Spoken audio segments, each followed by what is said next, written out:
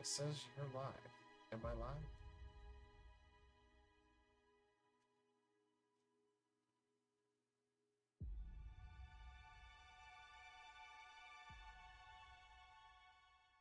How do I get chat?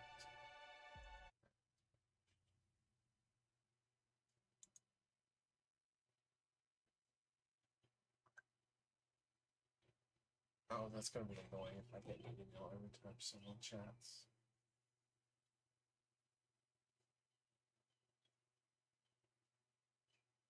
Oh, it just said, why is it emailing me that I'm live? I'm the one that went live. I think I would know that I went live.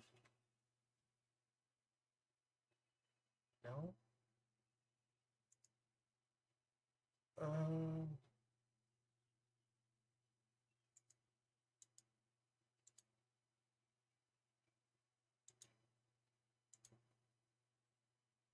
I was hoping that I would be able to see my chat in OBS like I do with Twitch, but it doesn't look like that's the case.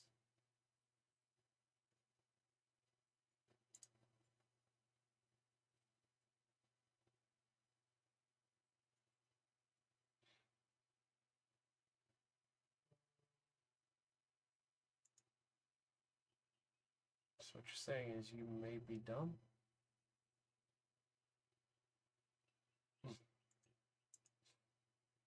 It's only maybe for me, huh?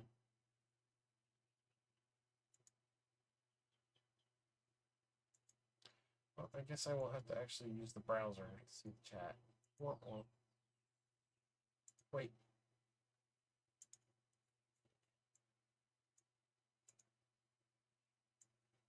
Be awesome if I could then move that into the OBS, but I guess it'll be fine.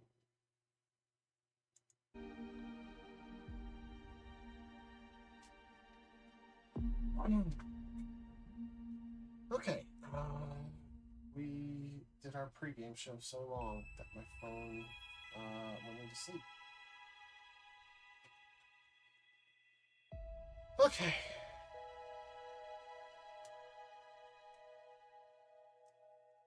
It is entertaining for me, so.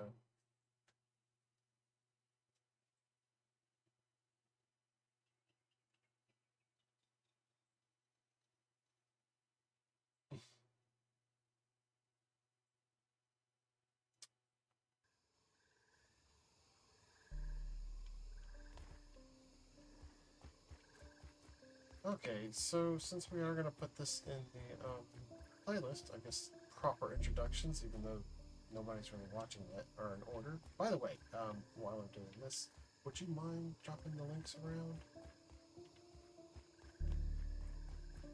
But, welcome. This is our proper first stream of Grounded, which we, after our first failed stream, and really it was only failed because I never hit the go live button because I don't know how to stream on YouTube. We realized this format would be better suited as kind of like a podcast thing. So we do have a bunch of talking points that we can talk about. And for people watching this in the future, this will be placed in the appropriate place in the playlist for Grounded. And you don't have to watch it if you don't want to, because we will not be making any actual story progress. We won't be collecting any milk molars. We might find some and we might mark them on the map. But yeah, we won't collect milk molars, we won't collect scabbies. We won't go to new areas. We're going to try not to do burgle quests. No promises there. This is mainly going to be a stream for us to gather materials and work on a base. That said, Buttface actually came up with the perfect name for this series, since we are going to podcast out of it.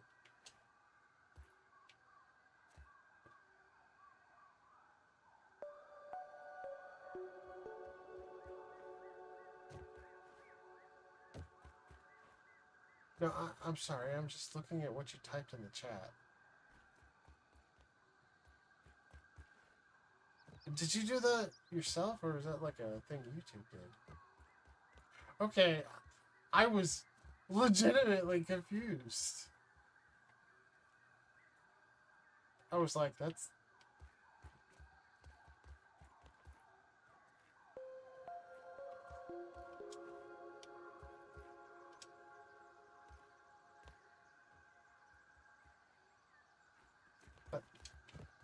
That's pretty good. Bringing it back to video games, which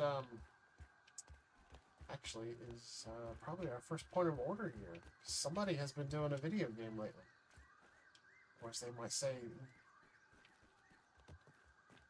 no, I haven't. No, that's not even first on the list. You're going out of order here.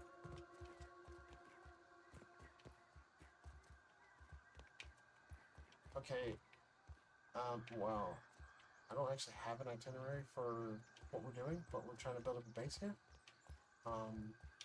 Materials we will need, besides general bug parts,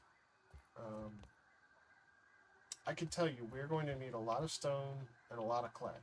Just all the stone, all the clay. There is a good rock quarry over there by the shovel.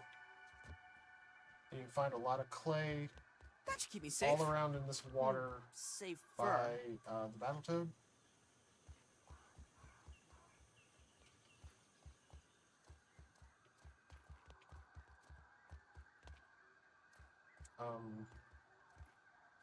Do you not... do you not know how to actually, like, duplicate a item, blueprint, whatever?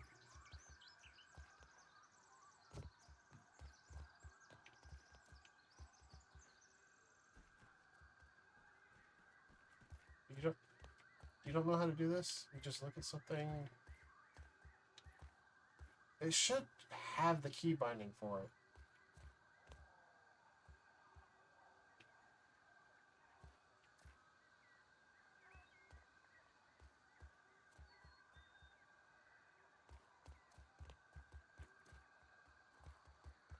Well, put my armor back on there. Get your own.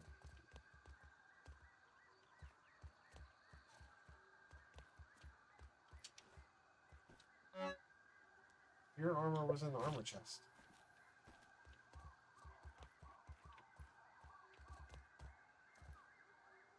Well, don't put it right next to mine, bro. At least put it on the other side of it. Yes, I have them arranged.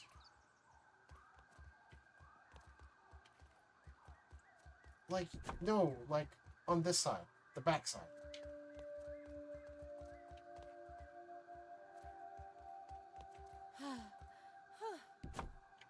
Or since you're not gonna have like every single set of armor, why don't you just put your own armor stands off somewhere else, wherever you want them? Yeah. I don't even know why you got the ant armor, because you're not carrying stuff.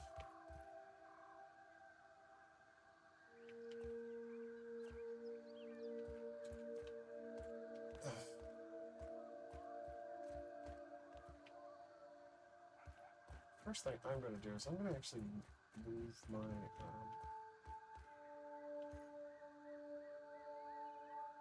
oh. Great.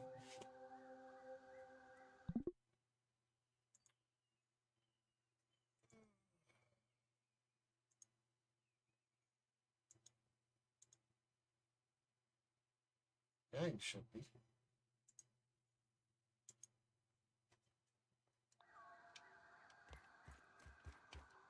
Nothing important.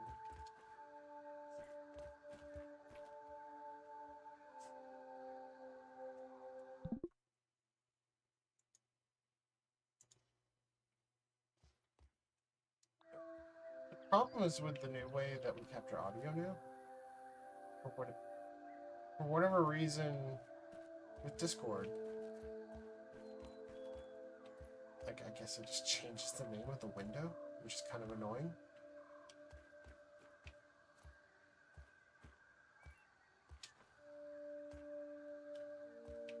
Anyway,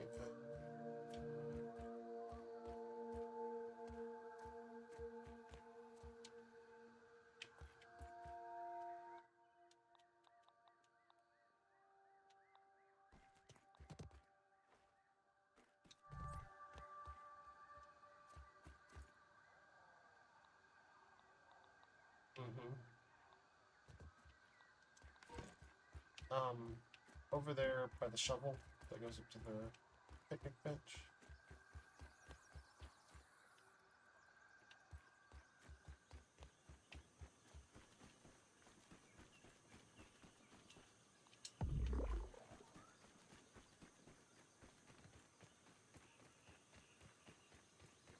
So, yeah.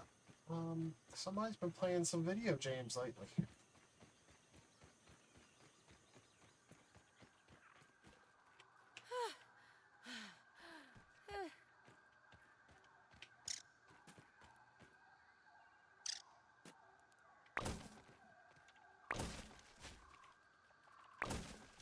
I'm definitely capturing them.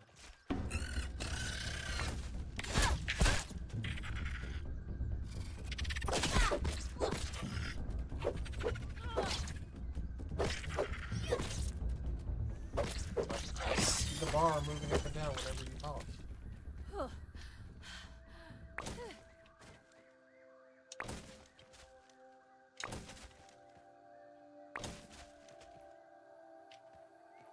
Huh?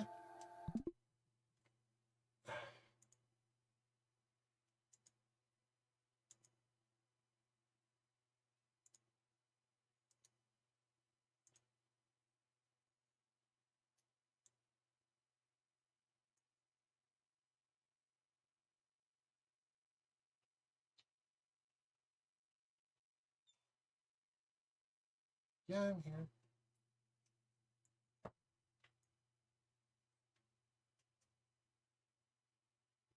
I have it set to 6.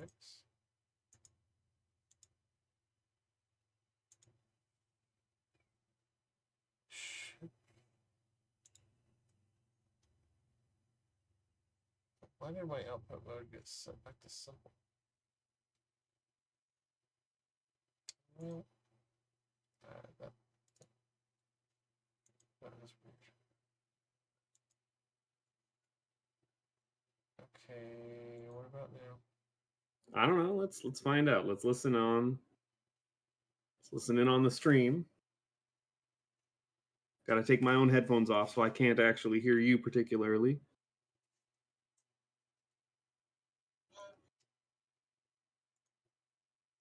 No, I'm not coming through yet.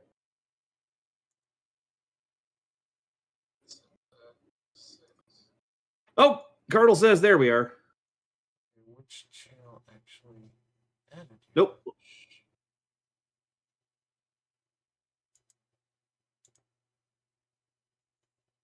Just No, I'm not coming through yet. There we go. Yep, you're good. start saying a long sentence. No. It's all.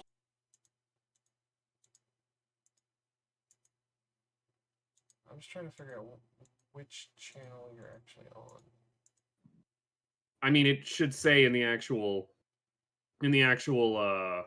OBS bit there. What was I looking for? Right, I was grabbing water. I was going to scoop some water. There we go.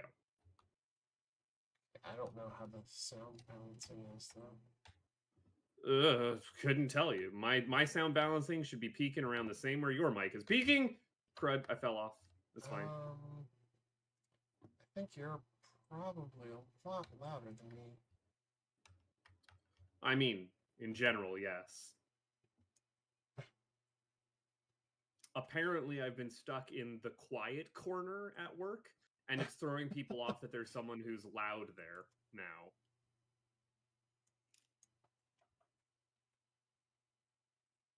I don't know who in their right mind decided to stick me in the quiet corner. How about you listen to it and tell me how the audio balancing is? Okay, I can definitely try that, but you're gonna have to talk, and I won't be able to hear you for a minute. That's fine. You can just say stuff that I can respond to. Because yeah, I can hear me. Oh no, the audio balance sounds fine on my end here. Okay. Yeah, we sound same level. We're definitely sounding the same level. I was literally eyeballing it. That's all I do. The game is loud in comparison, Cardle says. Turn that down, but I don't know how far down it needs to go. I generally try and have that sit around like the -20. Doing stuff. I have it at -7. It's kind of a quiet game until you're in No. I mean, like when the game is doing stuff, the little like bar should be popping around level 20. Oh, it's.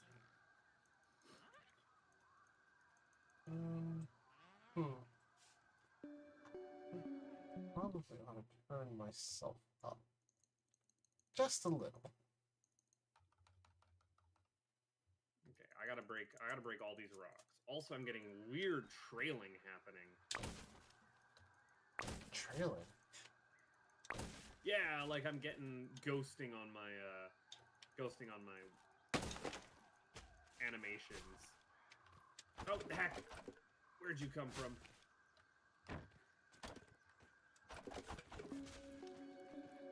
Blaumagier beetle early warning system has positive contact. Thanks for reminding me there are bombardier beetles over here. That's great.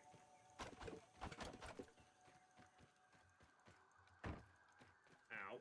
So yeah, Buttface has been playing the Sneaky James lately. I have been playing the Sneaky James. I have been Metal Gear Soliding for the very first time. And I've been enjoying it. I've actually had, and despite all of my protestations to the contrary, I did really enjoy playing Metal Gear Solid 1. I enjoyed the experience of Metal Gear Solid 1. I should correct myself. I didn't enjoy playing it. Because there was very little actual play that you do in Metal Gear Solid 1 compared to just sitting around and listening to your friends talk and doing bare minimum walk back and forth between the screens. It's almost a proto walking simulator if you really want to get there. There's just a little bit too much instant failure that then resets you back, 30 seconds. So why not just immediately fail? Speaking of instant failure, you missed a game on Let's Racing Time this week. What I missed? What was it? What did you guys do? A Bucky O'Hare. Never heard of it. Is that the green rabbit? Yes. This is a sickly green rabbit, I know. Bob was pretty generous to it and said that it was a good game, but it was hateful. Most NES games are good games, but hateful. A lot of games that people remember from NES are good games, but hateful. So I would go as far as saying it's not a good game. It's fun enough because the checkpoints are incredibly forgiving. The problem is, it presented itself as like a Mega Man kind of game.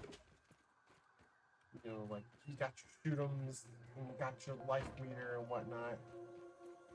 Would you say that you were doing the jump and shoot mans? Yeah, there was a lot of jumping and shooting. The problem was, I'm not sure why they bothered giving you a life meter, because I may have died from running out of life energy once. Like a single time.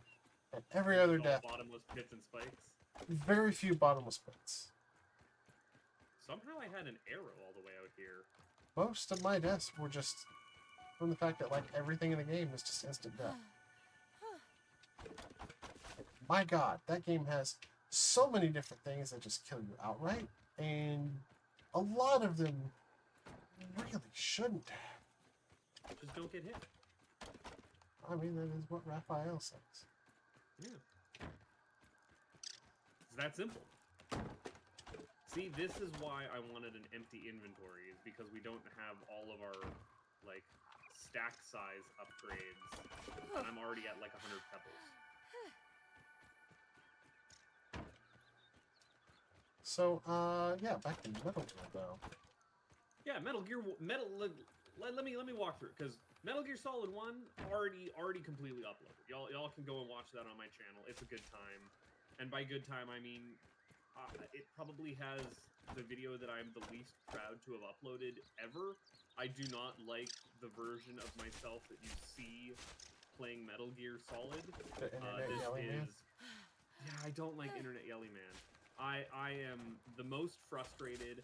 I wouldn't have like rage quit the game at that point during the Rex fight specifically, but there are some other instances where I'm not having fun. Climbing down the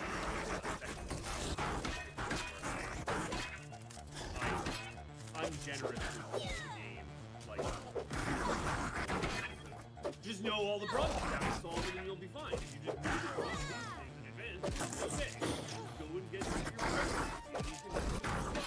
and like I'm tilted. If I was doing a test build of the Open to Live, like, I would have consulted strategy guys. I would have been like, what am I missing?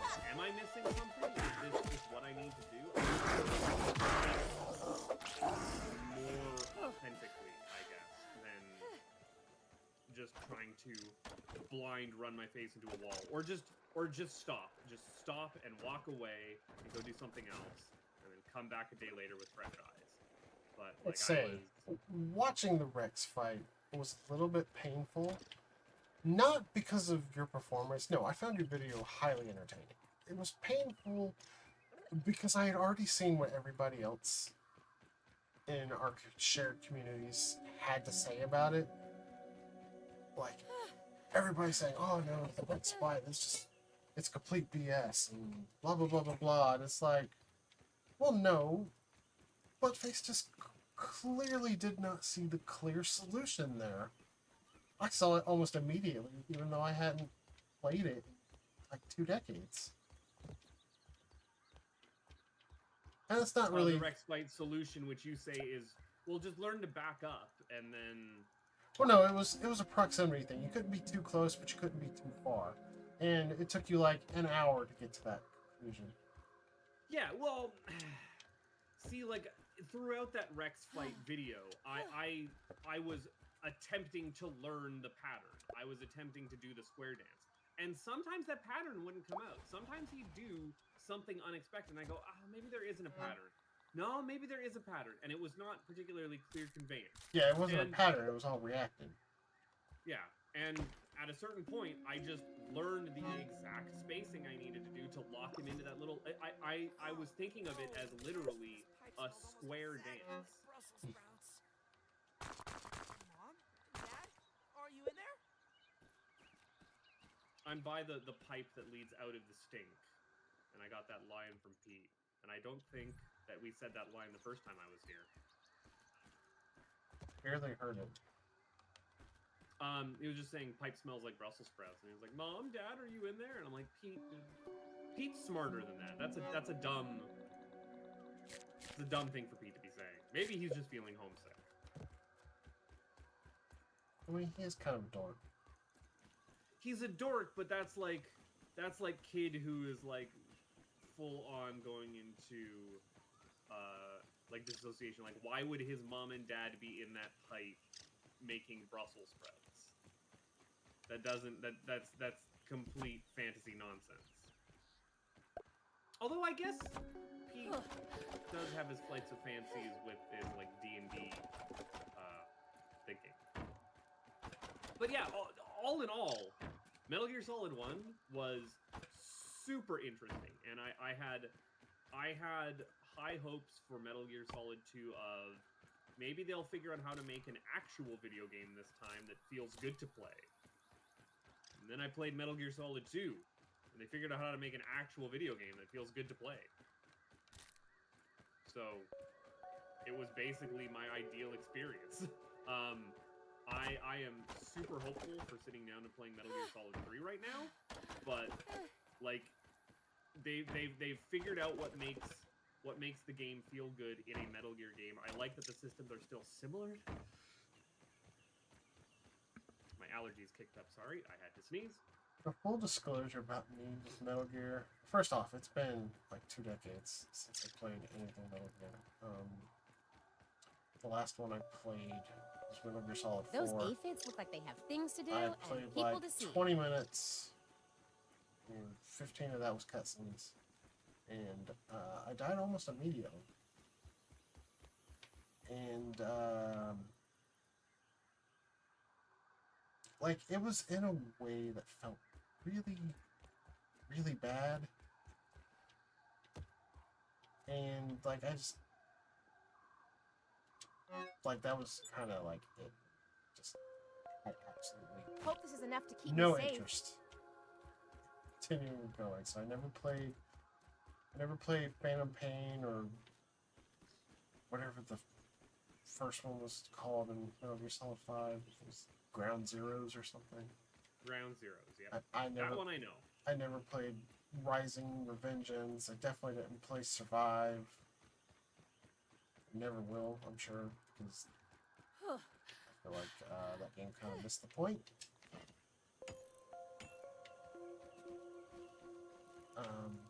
I did play the first Acid game, which I thought was a very good game, but it's like a totally... Is that the card game? It's like a tactical RPG done with cards, yes.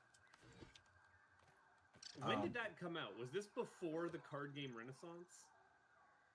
Where every indie game was a card game? It was a fairly early PSP game. Yeah, I would say that that definitely paved the way for people being like, what if we just did our RPG combat system as a card game?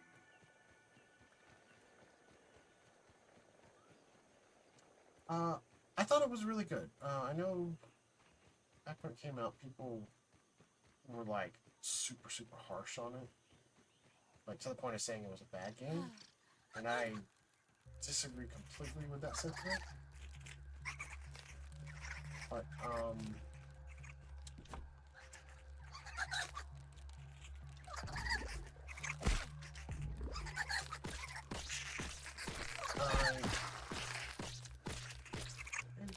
letting you collect your thoughts. sorry, I got distracted by mites. It's not really important to the overall story because it's a total non sequitur. Like I don't think there's any way it can even feasibly fit into the canon. If that makes The sense. non-canonical adventures of Solid Snake. Okay, there was another PSP game called Portable Op that it can feasibly fit into the canon, but because Kojima himself had no involvement with it, it's not considered canon. I also thought that Kojima had no involvement with Rising. That was a totally separate development studio. That's the... Is that a Platinum Games one? The folks behind Bayonetta? I have no idea. I haven't played Rising. Right, but you're at least familiar with it. Again, I am only I know- tangentially familiar with the names of these games in this series. I am familiar with it so much as in I know of it. Okay. I know it is about riding. Yeah, he's a cyber I nation, am the and weird that's dad about guy, it. remember. Like I try and follow what like studios and folks behind the studios are doing.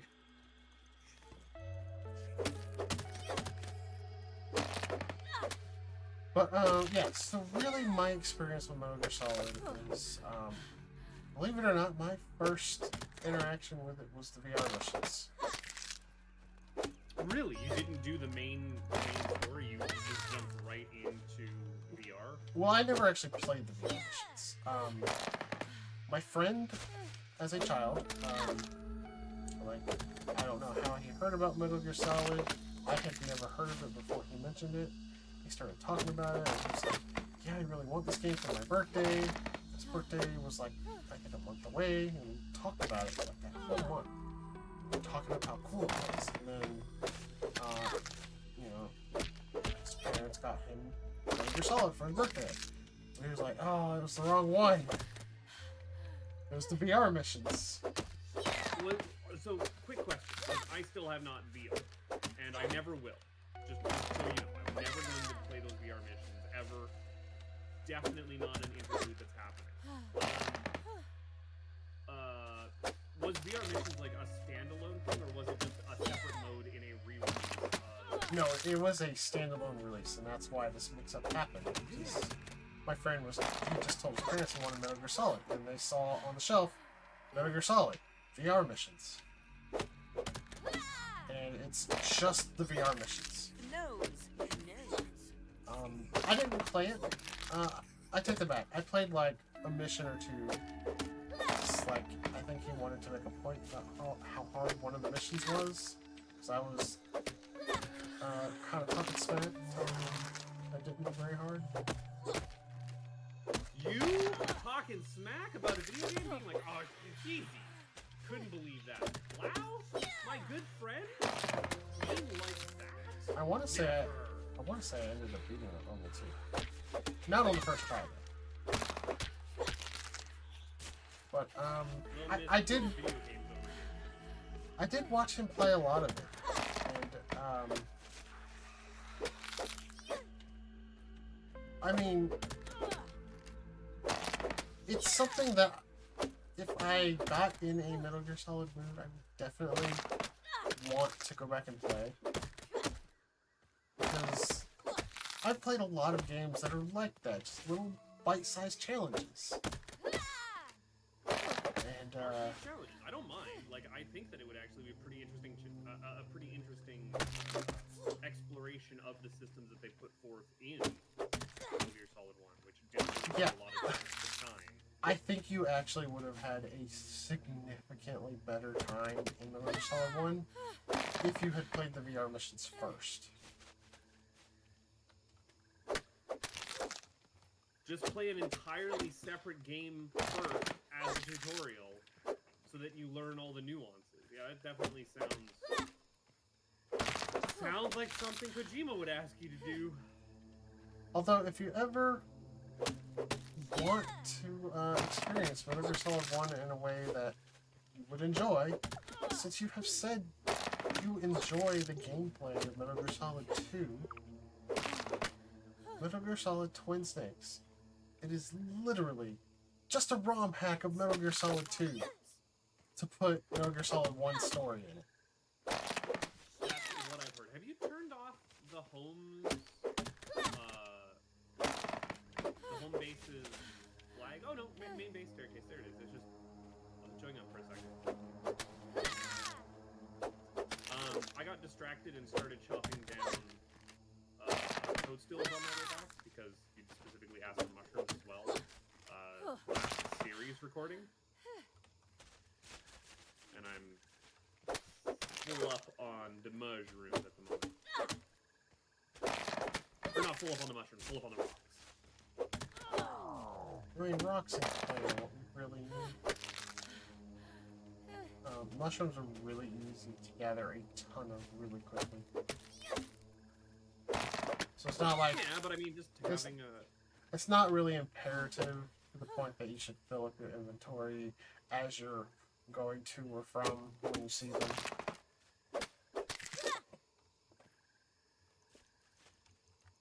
These mites need to stop being alive.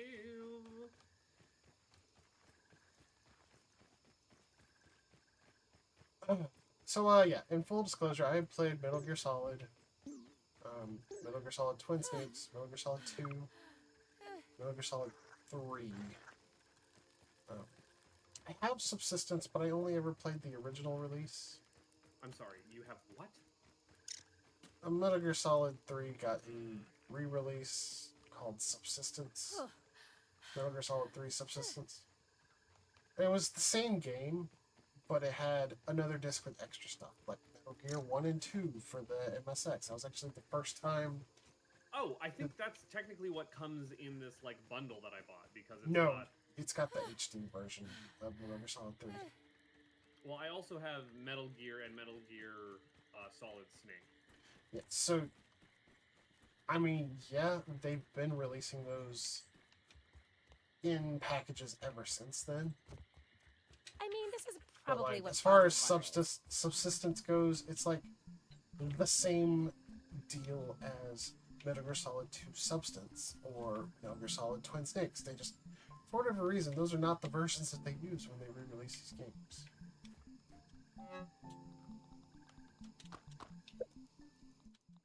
But, I'd eat this normally. I think it had a Metal Gear Online mode, which I'm pretty sure is turbo dead now, given that it's a PS2 game. And it also had Metal Gear Solid 1 and 2, which was the main reason I bought it, because that was the first time those games came to speaking audiences. I played a little bit of Metal Gear 1, but I just didn't have the patience to sit through it and figure it out at the time. So yeah, really, it was just Metal Gear Solid 1, Metal Gear Solid 2, Metal Gear Solid 3, Metal Gear Acid, and Twin Snakes that I played them. So that is my experience. You have beaten Metal Gear Solid 1 and Metal Gear Solid 2, and you are now Right up ahead. The goblin of the backyard. unknown amount of way through Metal Gear Solid 3. A foolish consistency is the hobgoblin To specify the exact I can moment assure you I've that no stopped one has playing ever Metal said Gear that, Solid Peter. 3 is I now know that Uncle Russian Cowboy was actually a furry twink in his younger years. And has maybe been doing literally everything for his entire life just to get back at a guy who showed him up at how cool he was at shooting things. And then Sokolov ran off, and I stopped the game. That's it. That's where I am. Oh, so you're still in the virtual station. Yes, exactly. I have yet to make it to Tanker. Or Big Shell, sorry. Tanker is first. Yes, I'm still in Tanker. I'm not at Big Shell yet. Man, I got a chuckle out of the mask rip at the beginning there. Oh, see, you did pick Metal Gear Solid 2 as your favorite. Sure. That's what happens when you answer Metal Gear Solid 2 that question. That definitely... Well, I couldn't say Metal Gear Solid 1 is my favorite, but like, just in all honesty. So do you want to know the difference? No, nope. Let me enjoy that on replays. It is I a... definitely want to do a replay of... I will say that... Replay 3, probably, if it ends up being anywhere near as good as 2. I will say that the difference for picking Metal Gear Solid 1 and Metal Gear Solid 3 as your favorite is so minor that you're likely to not even notice it. Other than the fact that you won't have the mask.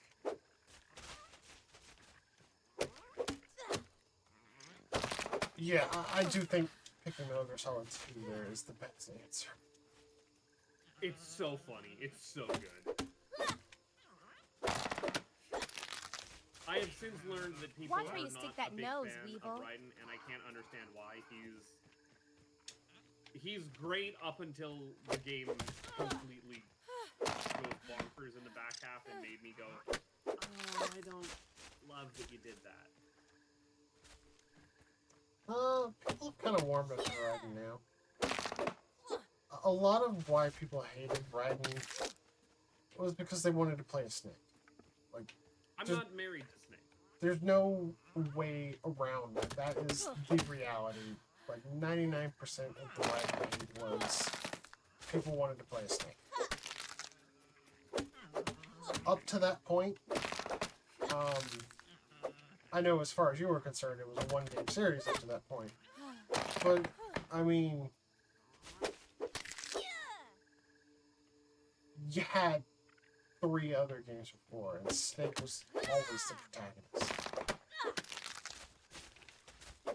And they even went so far as to make you start the game as Snake, and all of the promotional material only showed Snake.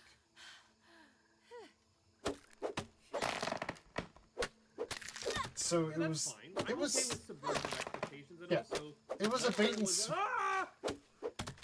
it was a bait and switch that, you know, nobody would really bat much of an eye at now, coming from Kojima.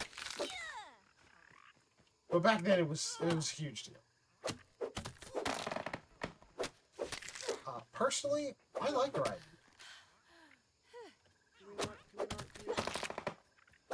Snake was a little bit too stereotypical big tough guy to me after I played Metal Gear Solid 1. So Raiden, you know, he felt a little more like an everyman. Does that make sense? I don't know if I would say that. It's just, he felt different. Raiden was definitely not everyman. He felt more like... Not by the end of that game. Well, yeah, I know not by the end, but at least to start with, he felt more like just a guy, whereas Snake felt like Hollywood action movie star. I guess he just felt more realistic to me as a character. At least it's clean-ish. He definitely felt out of his depth, which was Yes. a different... Surprisingly not terrible. I don't know if I would have read that as more realistic or just as a change of pace. I One think, that was welcome. honestly, the idea of solo infiltration missions like that is pretty unrealistic on its face. Like, I'm not saying that kind of thing doesn't happen, but I can't imagine that anyone doing big missions like that with high stakes wouldn't feel out of their depth. Like, even if that's something they train their whole life for.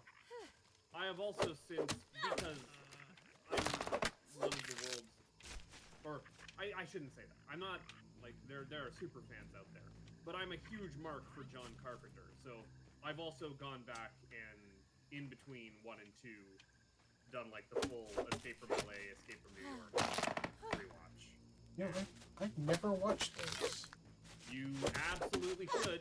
At least you should watch Escape from New York. Come on! Sorry, I'm confusing it now because I don't actually know my U.S. geography. You should watch the first one, which I think is Escape from New York. I think so. Definitely watch that one. It is a buck wild movie that is just the blueprint for Metal Gear. I think And you get Kurt Russell. You can't go wrong with getting Kurt Russell. I think I have seen a little bit of Escape from LA. Wasn't it an island? Like an island prison? Yes, it's a dystopian future United States where they make Arkham. Right. Yeah, I remember that much. I couldn't tell you anything that actually happened in the movie. Like, I mean, it's down to the plot structure of, like, Snake Plissken, that's his name, by the way, Snake Plissken. Yes, I know that. On his radio to his, like, colonel. And I think Iroquois Maybe is like a... betrayed at the end. Spoilers. I think, isn't Iroquois just like an Apache word for snake or something? That I'm not sure. Like, I think his name in the end is basically just Snake Snake.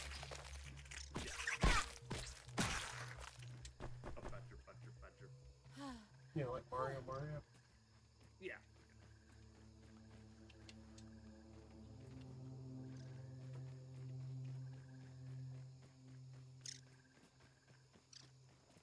But no, I'm all in for Kojima's nonsense. I'm definitely here for what I've seen of 3. I don't know if I'm gonna be ready for like the survival elements of it, but we'll see. I can do a survival game.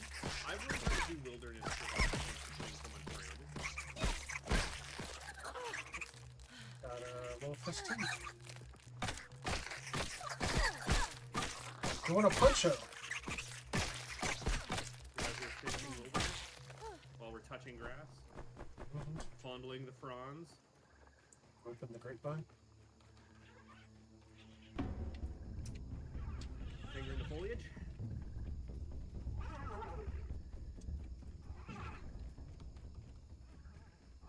And that was the end of the bit. We didn't go any farther. I didn't feel like it was good to go any further. Messing with the moss?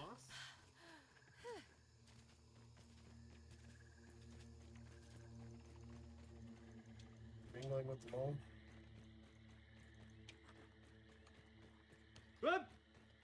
larva. Or rather, a larva found me. Tickling the thistles. I'll let tickling the thistles slide on a technicality, but that doesn't feel great. Isn't that like Canadian flower or something? What? No, a thistle is the national That's not so bad. flower of Scotland, I want to say. Scotland. I knew it was one of those weird countries. I'm sorry.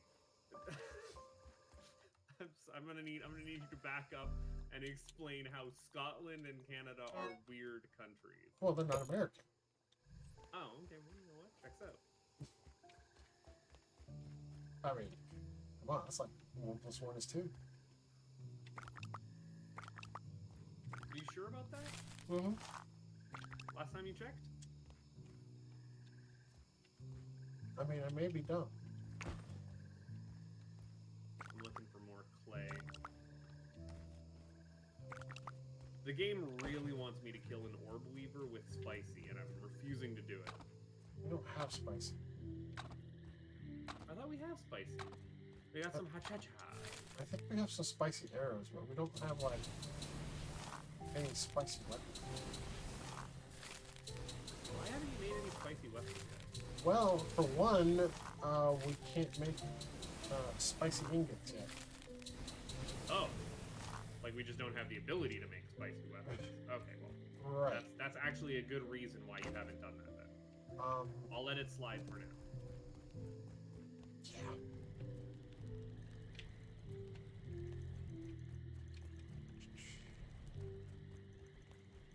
While I was getting you B-roll footage, I was looking for where we swam in to get that 4-leaf clover. Can't find it. It's gone. Lost to me. Oh. It's hard to explain, but there's a little tunnel in the water, the west of the Battletoad.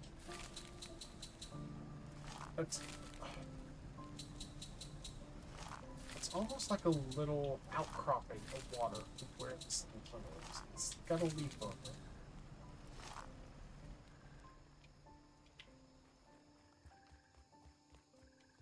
Yep, I just couldn't get there. You also don't want to know how long it took me, because, like, the way that underwater works is... I think it changes what light level you see underwater based off of the time of day. So I did have to wait around for, like, an hour for it to be day to go and get the footage for, the Beastie. Whatever it was called. And even then, it came out super dark. I did not do any color grading to try and fix that on my end. If you had wanted to, that was an exercise for you. Wolf spider! Watch out, it can burrow.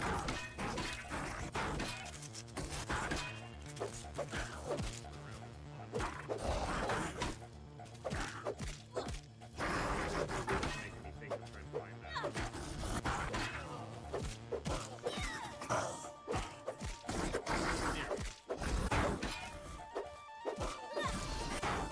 What else was on my shopping list? Playing rocks.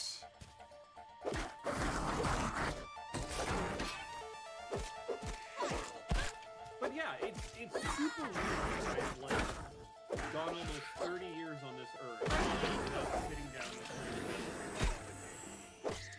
from an auteur like video game developer who is right up my alley, and someone that I've like put the time and effort in to do like the translation hack for his earlier game Police Knots, because I'd heard weird stuff about that.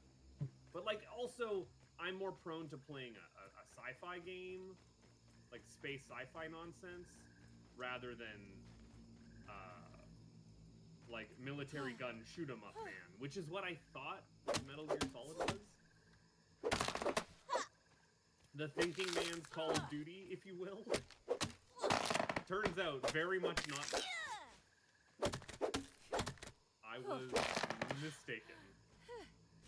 Yeah, Metal Gear Solid kind of became the progenitor of its own genre. It's like the stealth action genre. I don't know how much one or two feels like a stealth game, if I'm being honest, or what I consider a stealth game. One a little less so. You can kind of get away with just killing everything indiscriminately. Two, absolutely stealth game, because the dudes just never stop coming, and that's kind of a mainstay. Like once they're alerted and they contact headquarters or whatever, the dudes will not stop coming until you successfully hide yourself for the requisite amount of time. You've seen how I played one where if I got alerted, it was just, well, might as well game over because I don't want to waste the resources. Well, hopefully you won't do that in 3 now that you know you can literally shake down people. 2 definitely does have a moment where it forces you to do that, and you learn or you spend also trying to figure out what the heck you're missing.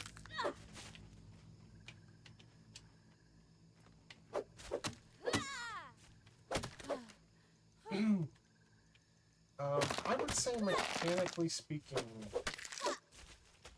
and again, I haven't played the games that came after it, but 3 was definitely the best. You would think the survival mechanics would be unnecessary and complicated and bog the game down, and maybe some of them are.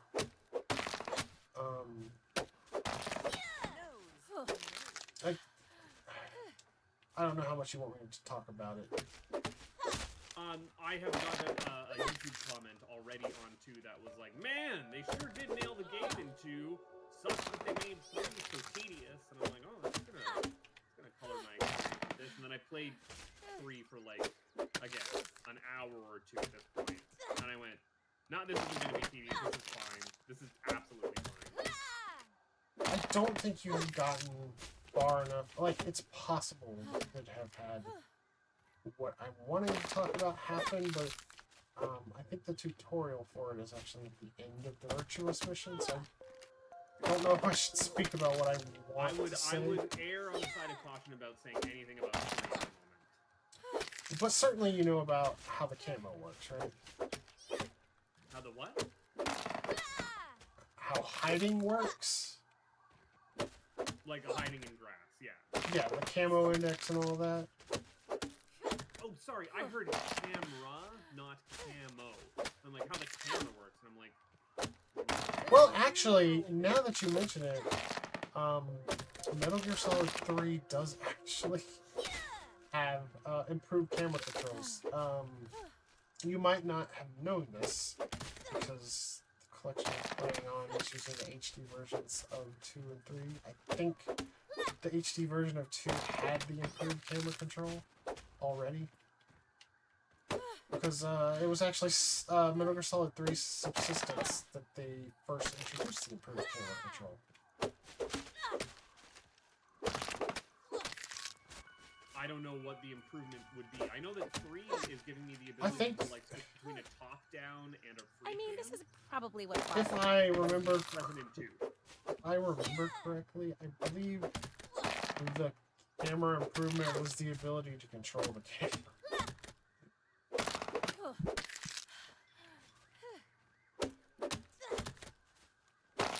Like I said, I don't really know, because I didn't actually play Metal Gear Solid 3 itself on Subsistence when I bought it.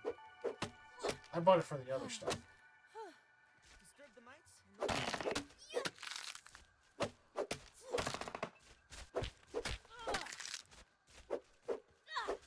Alright. I'm back at the main base. Have you started building things up here? Are you still doing resource gathering? I'm doing a chop. Do you want a hand with the chopping? Or carrying or moving stuff? Sure, if you want. Oh, I just did a full like stone and clay removal. So. Well, you might want to bring a lot of rocks, dry grass, and I think crude rope Can do. to make pallets. Rocks, Dry grass. Dry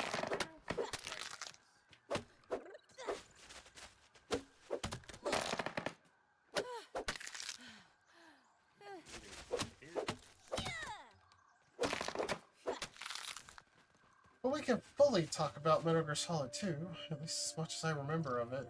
I will admit there's large gaps in my memory about the game. Particularly the big shell. I mean, yeah, of course the big shell, because that's what you haven't gone public with yet. No, But Big Shell's public right now. I just got Part- morbed all over. Part of big shell is public. Yeah, I got turbo morbed.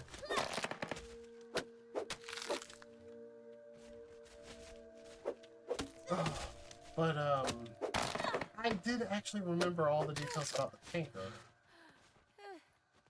Even before we played tanker. No, I just don't really remember a lot of details about the big shell. I remember the final boss. I remember the section with Emma. Oh, the section with Emma. Yep, that's the appropriate reaction. Oh, is that generally accepted as the appropriate reaction? Dude, it's an escort mission. Nobody likes escort missions. I thought that people might have been like, I was really doing an escort mission was one of the funnest in the entire gaming program. I'm like, no! Did a terrible one! Garbage!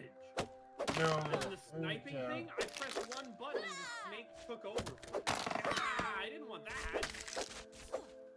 Yeah, people were not fond of the Emma stuff. Also, like, a lot of weird dialogue. I thought, Yeah! for whatever reason, I seem to remember her peeing on you. No. Someone else peed. I sent you all those clips. Did you watch them? Did you? Yes, you did. I sent you those shorts that I made. I mean, I watched the shorts. Ah! I pressed the button again! Yeah, there's a guard that pees on you. Emma doesn't pee. Maybe she just pees herself. 'Cause, you know, that's an Emmerich thing to do. I don't know if she pees herself. That one I couldn't tell you. I could have sworn there was at least dialogue referencing it. I'm gonna be honest, I tried not to pay too much attention to Emma. And then of course we get to the big attack from Hal.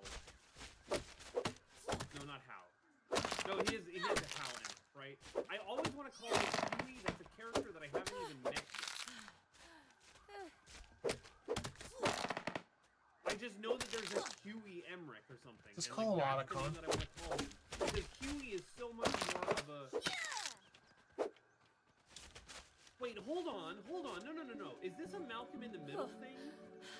What's the little kid from Malcolm in the Middle? Is his name Huey? I have no idea. And then the dad is Hal. Is that what I'm doing? Because I know the dad is Hal. The Bryan Cranston. Walter White? Yeah, from Malcolm in the Middle. With Frankie Muniz. Those aphids look like they have things to do. I don't think he remembers being in that. Actually, kind of doesn't. And it's kind of sad. Don't remember the reason. Did he suffer a head injury, or was it stress? It was something like that. I have no idea what you're talking about. A couple of years ago, Frankie Muniz did an interview and said he doesn't remember anything about his time recording Malcolm in the Middle. Oh, I didn't know that. I can't say that I keep up with the Frankie Muniz. I can't remember if it was from head injury or stress or stroke or what.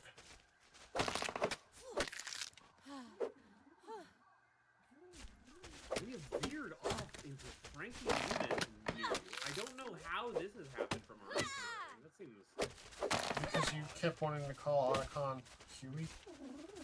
Yeah, I do. I do want to call Otacon Huey, even though Hal is his name. We're really off. Where did you Really go? got off in the weeds. Definitely. I'm actually trying to find you out in the weeds. Where'd you go? What did you do over here? What did you do over here?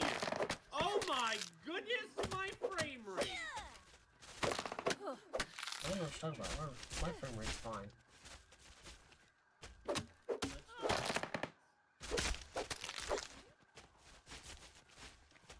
I need power, right? I didn't do anything. I don't know what you're talking about. I'm here. I don't know what you're talking about.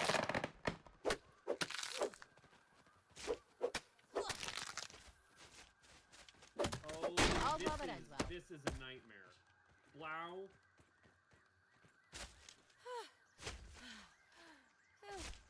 Whee!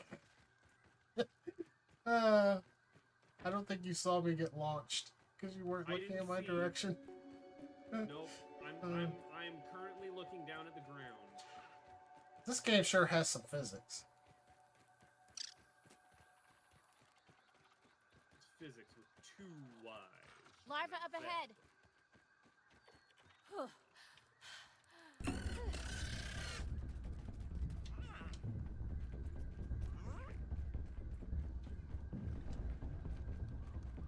Oh my goodness, this is just 52 pickup challenge edition. Why did you do this? Don't you have What Hauling was Hero your now? plan? Hmm? Do you have the Hauling Hero mutation? I don't know.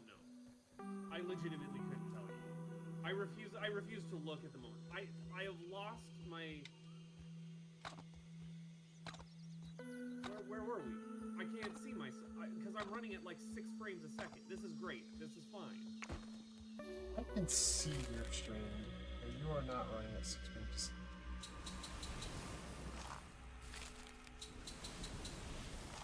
That is a gross exaggeration on your part. Why are you calling me gross? I'm not that gross. You're just a little guy. I'm not gross. Oh, this is giving the amount of overlapping physics objects here is giving me anxiety. I mean, I doubt you'll get Perfectly good butt face and gave it anxiety. along like I did when I was fighting that wolf spider the last time we tried to stream. We definitely did stream. We just streamed to an audience of never went live. Why?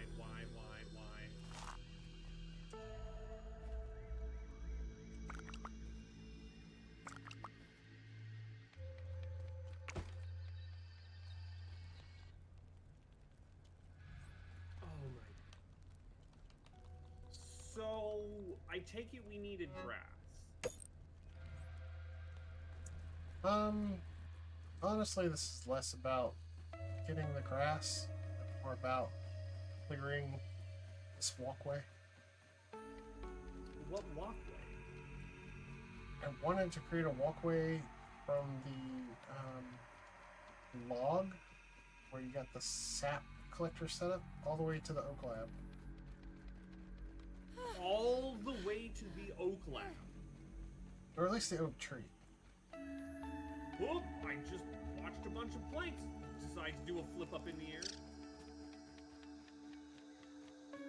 Speaking of flips, you didn't really use Snake's roll very much, but I saw you get excited about Raiden's Flippy Doodle. I do like a good flippy video game character. That always feels good. Now that you know full extent, at least I hope you know the full extent of Ryan's movement tech in Metal Gear Solid 2, can you imagine how game-breaking it is to be able to hang and roll in Metal Gear Solid 1? I have no idea. Oh my Roll, goodness. absolutely. Hang, I I don't know where that would necessarily come into. Oh, there's a lot of places where you're like on the second floor and you need to do a sneaky past a guy. And you can just hang and they have no way to detect you because the game wasn't built around that.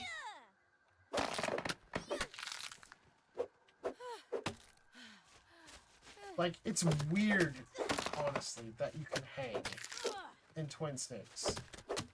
Considering that, like, no changes were made to the game to ever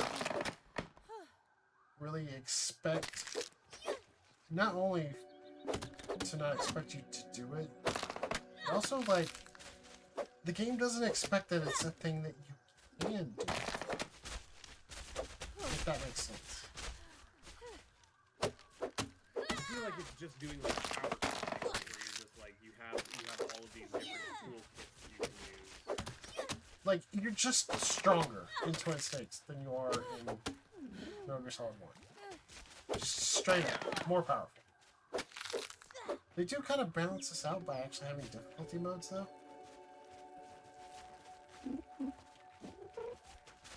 Well, I mean, original Metal Gear Solid 1 had difficulty modes At too. least it's It's clean. got like 5 difficulties. Oh, that's a lot. I think ranging from very easy to very hard. Oh, you know what? So this is something that I don't talk about in the series, but something that I did want to get someone who's played to opinion on.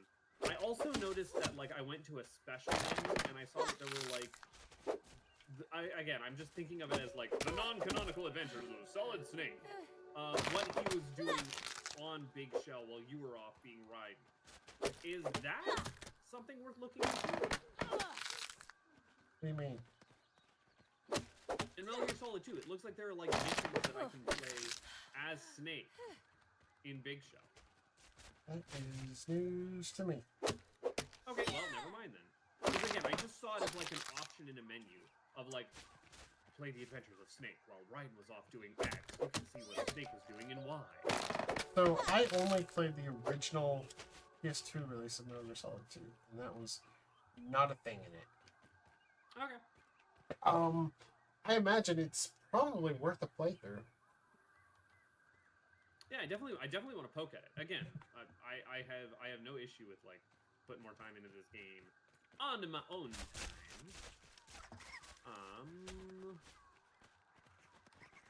You have made quite the mess. I want you to know that. Look, I'm touching grass, okay? Yeah, you really are. Like the name of this series is.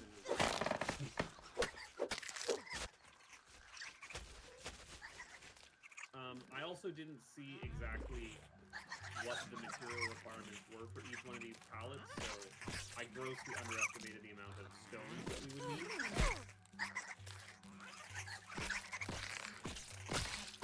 In fact, you may want to start, like, hauling these pallets back to our base to at least start construction on things with.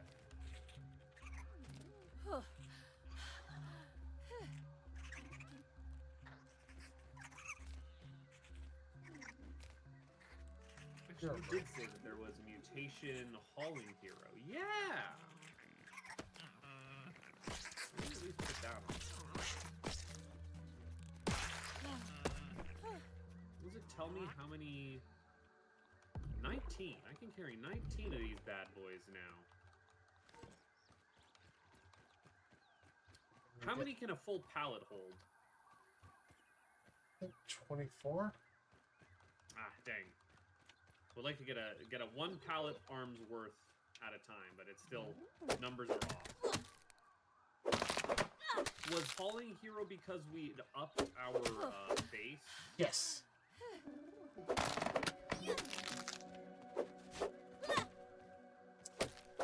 theoretically we'll have better hauling hero by the end of today's That's Touch not and so Drink bad. race. So,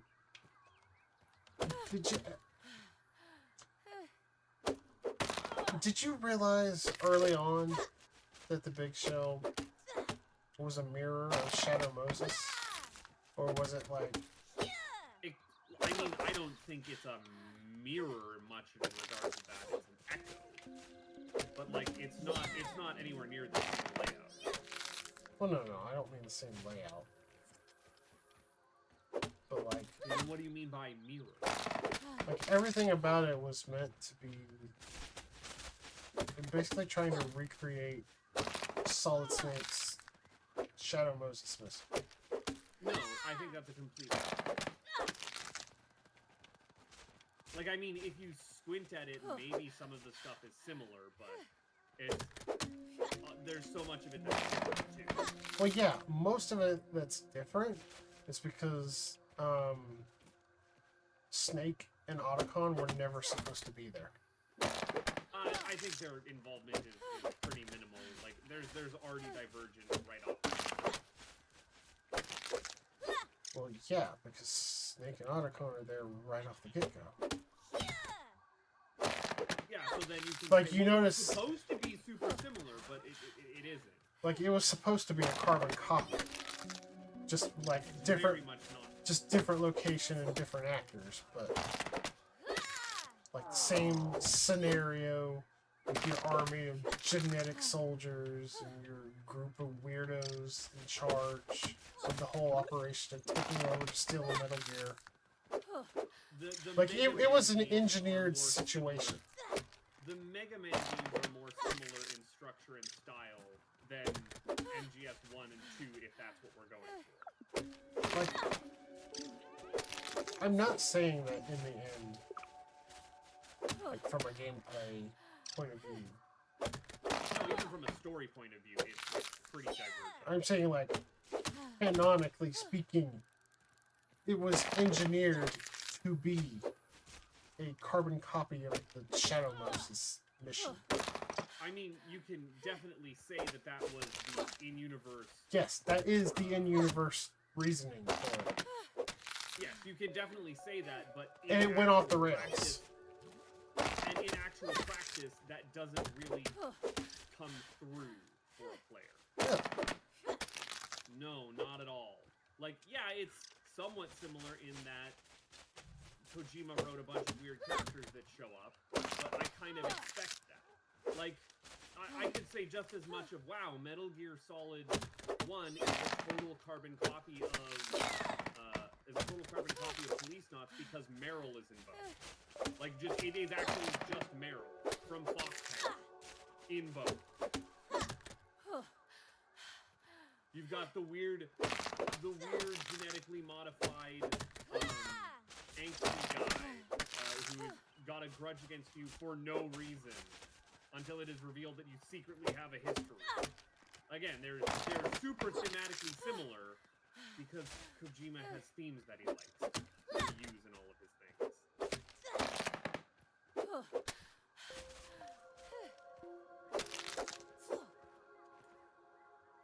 I mean, like, there's reasons for why they tried to recreate Shadow Moses.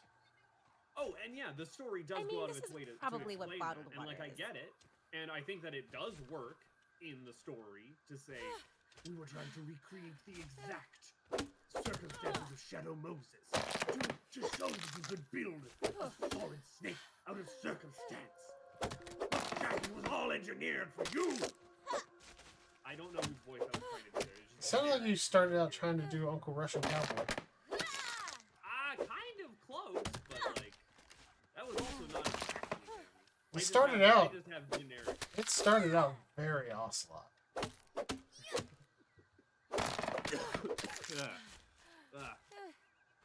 Sorry, that one took a bit out of me. Give me a second.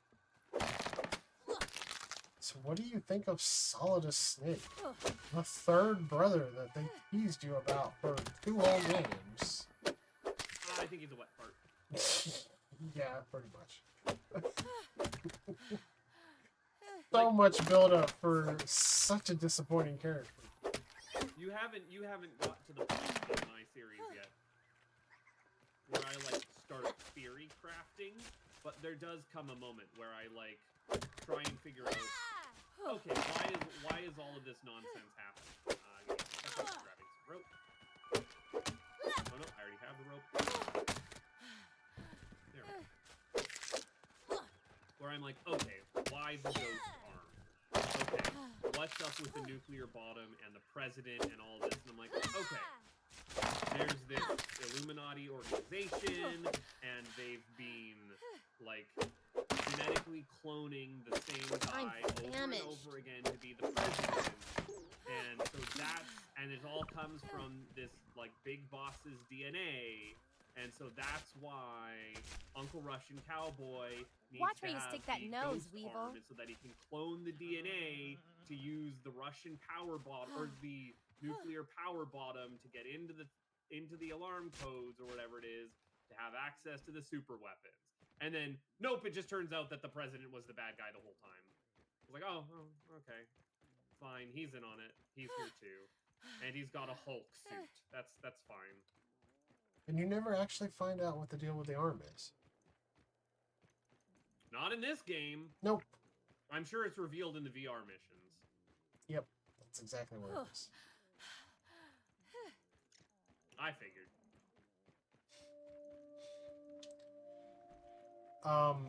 Actually, I haven't even found out what the deal with the arm is. I think I know what it is. My suspect now at the end of it is that because in Metal Gear 1 or Metal Gear Solid 1, I caught on at the very end that Ocelot is 100% just feeding Snake information, and that makes me go, I wonder if you're a double agent. And now I'm less sure of that. But I think a lot of it is just Ocelot doing his own I have thing and limits. bullshit. Or I guess I thought I did. Like I think he's an unknown actor doing his unknown thing. And that's fine. You can definitely have that. Wild card and all that nonsense.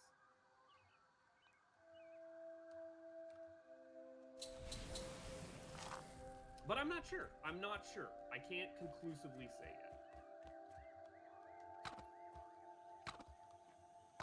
For the arm specifically, my theory is kind of a cop-out, if I'm being honest. Like, I hope I'm wrong, but my theory is that the arm is a red herring. Like, it's not real.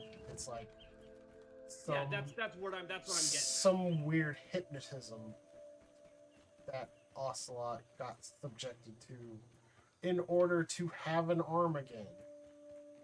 No, I don't even think he's like submitted to hypnotism. I think he is 100% just faking the possession, and the reason that he has the arm it has something to do with like I need to have Big Boss's DNA as like an access code for something.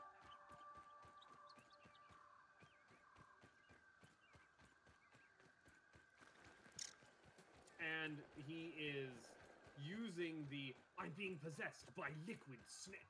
Ah, stop it. I'm being possessed by liquid snake, brother.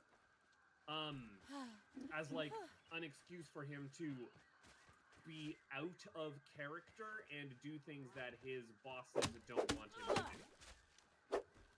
If that makes sense.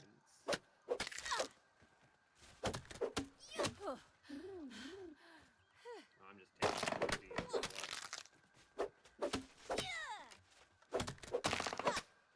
Better to have more than not enough. What do you think of Ocelot as a character? Now that you know he's kind of a mainstay, he's in all three of the first three games. I'm not sure what you're getting at of like, what do I think of him as a character? Yeah. I think he's interesting. I think he has a lot going on. I don't mind him. He's got a good screen presence. He's, again, kind of written like a wild card, so like I can't really understand his underlying motives. I think it's really weird that, and hold on a second while I talk. I think it's really weird that he's like, again, as I call him, Uncle Russian Cowboy, where he's got kind of a mentor figure vibe about him. He's also very strongly like cowboyish. Like he he's Can't off toss on it. his own, doing his own thing. He's got the spurs, he's got the revolver, and that leads him to feel very like American Manifest Destiny in and of itself, but to see that through the lens of, and so we will rebuild Mother Russia, is interesting. It's like Russian Manifest Destiny, which is a weird take. He doesn't care about Russia. Well, that's his excuse. Mother in Russia game two. rock for all I care. Well, in game 1, that's his excuse. That's what he said on the Game two- Taker. Yes, in game 1, his I'm Oh. doing this all for Mother Russia. And then Well, he was double agent in game 1, so. That's Right. not so bad. but it's an interesting way to write that character. Is all I'm saying. He was lying. Unless he wasn't. And in 2, he's lying. Because 2, he does a lot of lying. Unless he was lying in 2 about lying in 1. Exactly. Unless that was a lie. And again, I've only seen him up front in 3. Like I just ran into him and went, "Oh no, you were a twink this whole time."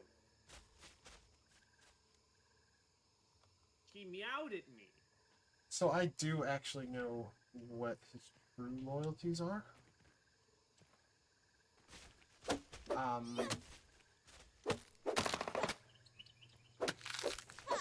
I actually... I would be fine if we never know what his true loyalties are. I would be okay with him being just, again, an enigma through and through. You're never quite sure what he's thinking. You're never quite sure what's actually going on in his head. You can Well, write a character like that. You do never really know what he's thinking, but,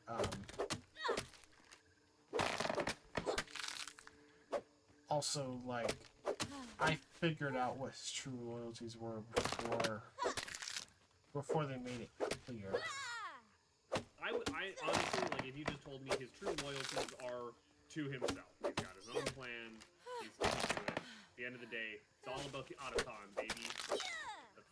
Or not Otacon, Ocelot. They need to stop having two similar syllables with O's there. That's triple. Can you stop it with the cut the grass in this direction? I'm cutting the grass in the other direction. Ah! I will say, they do give you the breadcrumbs to figure out the bigger picture as early as Metal Gear Solid 1. Believe it or not. Sure. Like, it is totally possible to figure out where his true loyalty is, having only played Metal Gear Solid 1. Well, maybe, but then you'd have to be, It's making like- some speculations based off of things that aren't necessarily textually Now. verboten. Sounds like someone's still a little salty about Paper Mario. I wouldn't know what you're talking about. I'm not salty about Paper Mario. I love Paper Mario. Paper Mario is one of my favorite games. That was a great segue, wasn't it? I definitely did try. I don't know. I love Paper Mario. I've loaded up another Paper Mario randomizer. I'm just plugging my way through that with the party member shuffle or the party ability shuffle thrown on, because Evie was telling me about that. Yeah, there is a new Paper Mario out. And by new, I mean old. It's the 1,000-Year Door. They remade 1,000-Year Door. I mean, 1,000-Year Door feels fresh even today. Like, It's a good game. 1,000-Year Door is a game that's going to feel pretty new and out there if you've never played it. That's one of them evergreen games. It's pretty great. For a It first-time is. experience. It is definitely my favorite of the Aphid Paper on the move. Marios. Although not my favorite Mario RPG. That would go to, well, Mario RPG. See, I can't even go that far.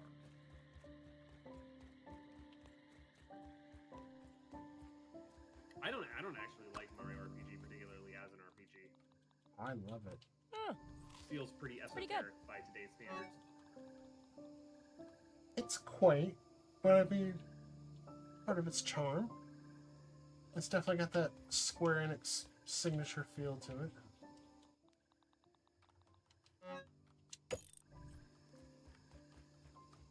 No, my favorite Mario RPG is Mario and Luigi Superstar Saga. Saga? That's not even my favorite Mario and Luigi. What is your favorite Mario and Luigi? Is it Dream Team? It is Dream Team. Or Inside Story? It's Dream Is Team. it Dream Team, really? See, I got burnt out on Dream Team. I never even finished it. I might like Inside Story better if Fawful wasn't the villain, because I absolutely cannot stand Fawful. Detest them with Absolutely hate him. I didn't even like him in Superstar Saga. Like, I actively deduct points from Superstar Saga for having Fawful. That's fair. It's definitely a strong flavor on that character. I do not like him. I hated the memes that he spawned. They were very obnoxious and really annoying when everybody was quoting them. I can't say that I saw that, but I also wasn't in like fandom spaces when that was. Yeah, you were still in diapers. No. I would have been ripe to be making those memes, and I just wasn't because Fawful wasn't much of a character. I do not know, genuinely, how he got so popular. Like, it's very clear to me. Oh, I can immediately tell you how he got popular. Is because he is Lol So Random incarnate. He's Monkey Bacon Cheeseburger humor. That raw XD nonsense. I guess that was dumbass late millennial humor. I guess. Yeah, that's what the internet was back then. Is iPhone has cheeseburger cat stuff, right? Well, no, that was Partners in Time that went that far. With the Leet Speak Hammer Rooms. No, that's Leet Speak. Again, we're a little Same era. Same era. Yeah, but different flavors. I didn't say it was the same flavor.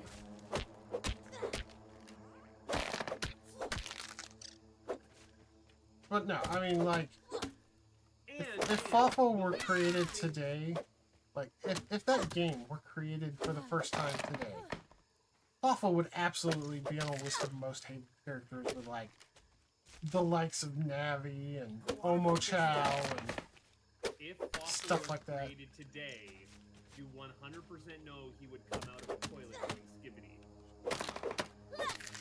And look at me and tell me I'm wrong. I have been hearing so much skibbity toilet in my house lately. This is your fault for having kids, alright?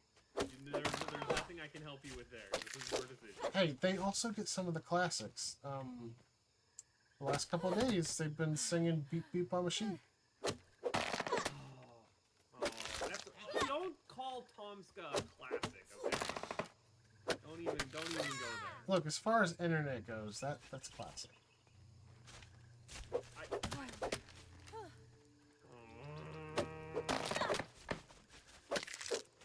But I feel we're hitting in the weeds here. Yeah, I'm trying to clean up your mess of the. What is this? Ah! Keep going as far as the eye can see. So, Paper Mario, Thousand Year Door. No, Paper Mario, the best Paper Mario game. Or are you wanting to talk about the new one that's not as good? Well, I don't really have much to say about it because I haven't actually started playing it. Yeah, but you played the original, right? Like, I have. You know that game is stellar. Yes, it Absolutely is fantastic. amazing. And from blueprint for what the series should have been going forward. what I hear, they've made the remake even better. I've heard. Yeah. Like General White, tolerable now. Oh, did they actually change the terrible backtracking chapter? Or chapter intro? They changed the terrible backtracking altogether. Oh, how so? Now you have a single warp room with pipes going to everywhere, including places that didn't previously have warps, like Glitzville. Oh, that... I don't like that change, Blau. Does that make you like it more? No, that makes me like it less, because one of my major complaints with that game is that every chapter just felt like you could... Like it was just access to a warp point, and there was no real connective tissue to the world. So Sure there is. felt very disconnected. Sure there is. You have to go there first before you can access the warp. No, How do you get to every chapter? Walk me through. Because you land in Rogueport, and then where does the first chapter take place? My memory's a bit Walk me fuzzy. through this here, Blau. The first chapter takes place in Petalburg, right? Yeah. And how do you get to Petalburg? I honestly don't remember. You go to the sewers and take a warp. Okay, sure. Okay, where's the second chapter take place? That's the Bogley Woods. And how do you get there? Don't remember. You go to the sewers and take a warp. Okay, Okay, where's the third chapter? that's Glitzville. How do you get there? Airship. You take the airship, which is an actual mode of transportation that feels Hey, Finn. like a warp point. What's the fourth chapter? I don't even remember. That would be where your girl shows up.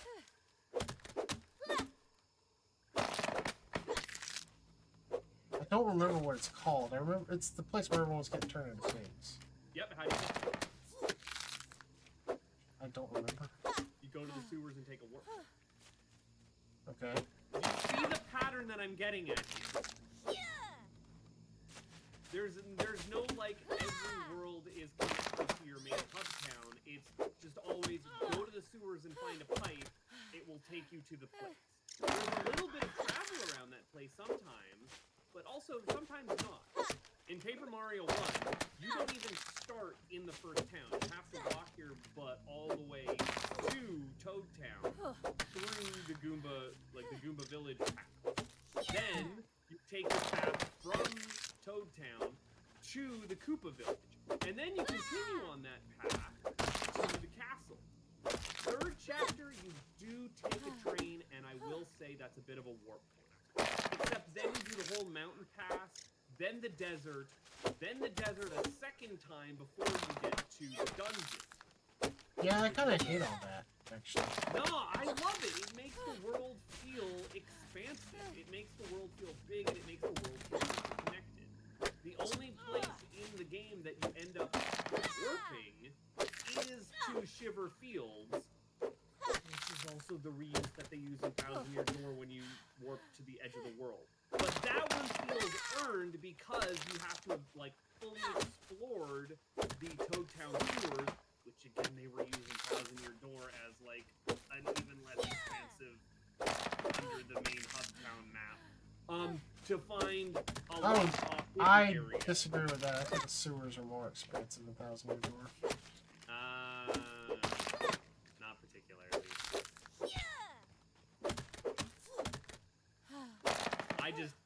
I really don't like the amount of constant sewer backtracking, and I also don't like the fact that, because even in Thousand Year Door, you say that all of the warp points are now just in a room somewhere, as opposed to being spread out between 3 rooms that just had those double lines. Yeah.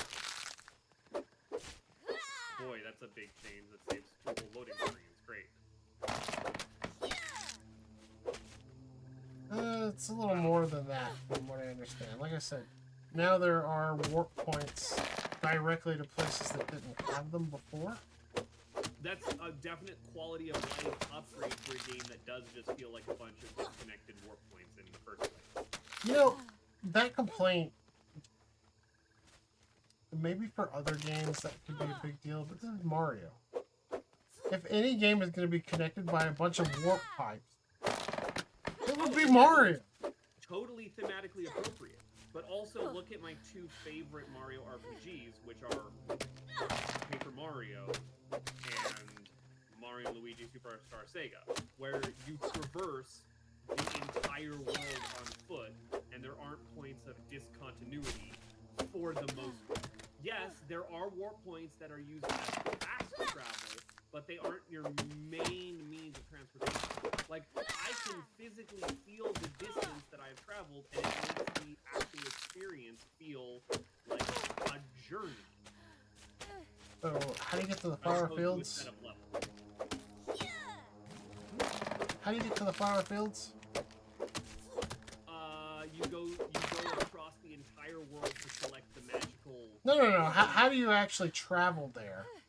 Not- to the door in Toad Town. Yeah, okay. So a warp point. Yeah, I'll give you that Toad Town does have a toy box Mm-hmm. and flower fields. That's fine. That's two exceptions. And they also make flower fields again a world-spanning thing to unlock. And the toy box chapter is pretty unique because it has you jumping in and out of that location and your hub town, which has now been overrun and needs to be put back together.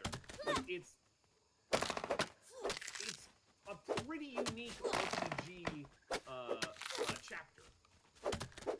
I'll give it to you that it's unique. No doubt about that. And even Flower Fields is pretty unique a chapter as well. Because you're basically playing Plants vs. Zombies. But, this is where you and I diverge in opinions, because I find a lot of that stuff from a gameplay stance super obnoxious. Like, Flower Fields has a ton of backtracking.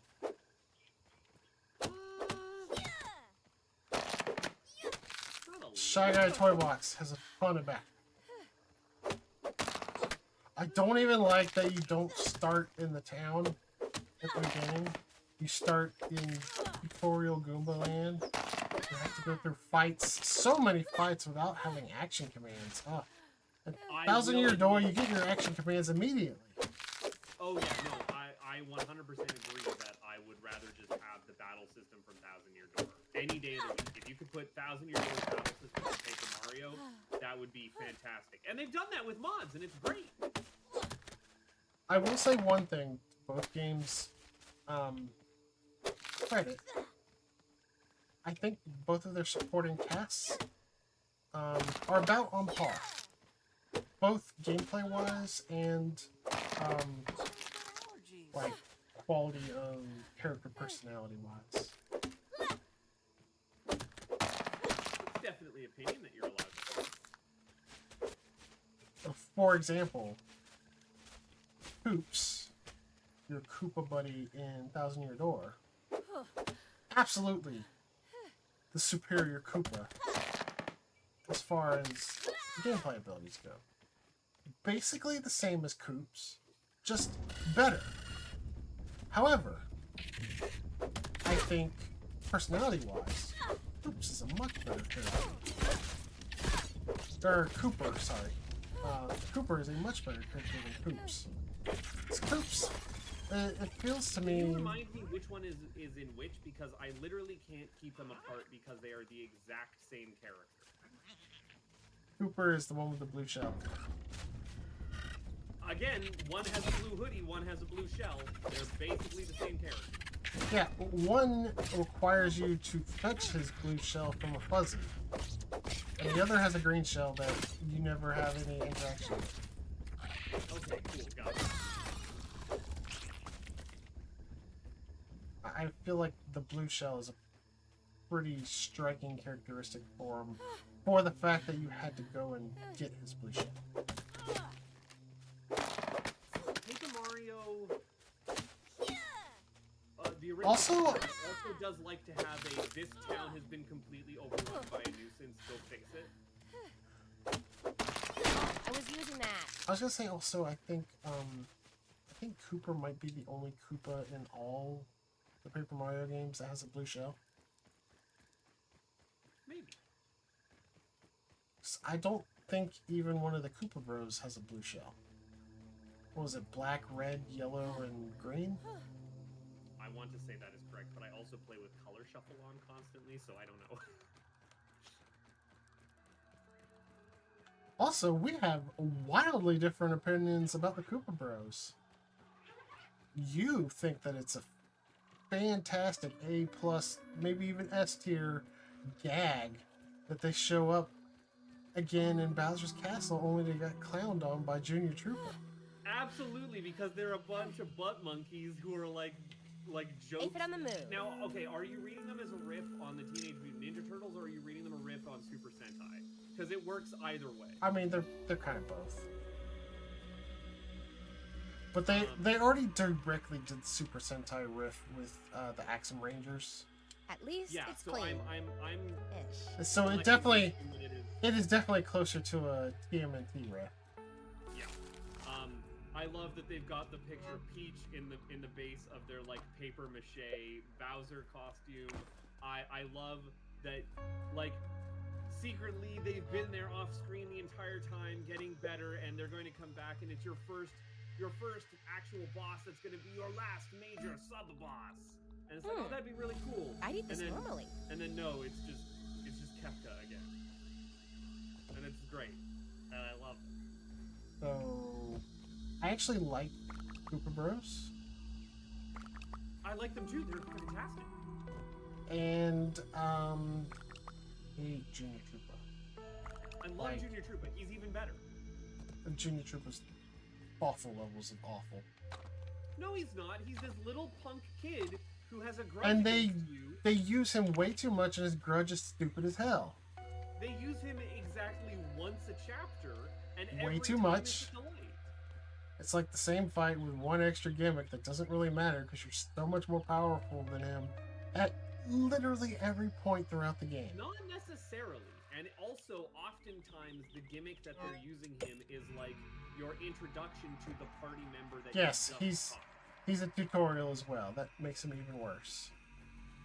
No, it's fine. It's fine. Bombardier Beetle, stay out of the splash zone. How are you just grass everywhere and constantly?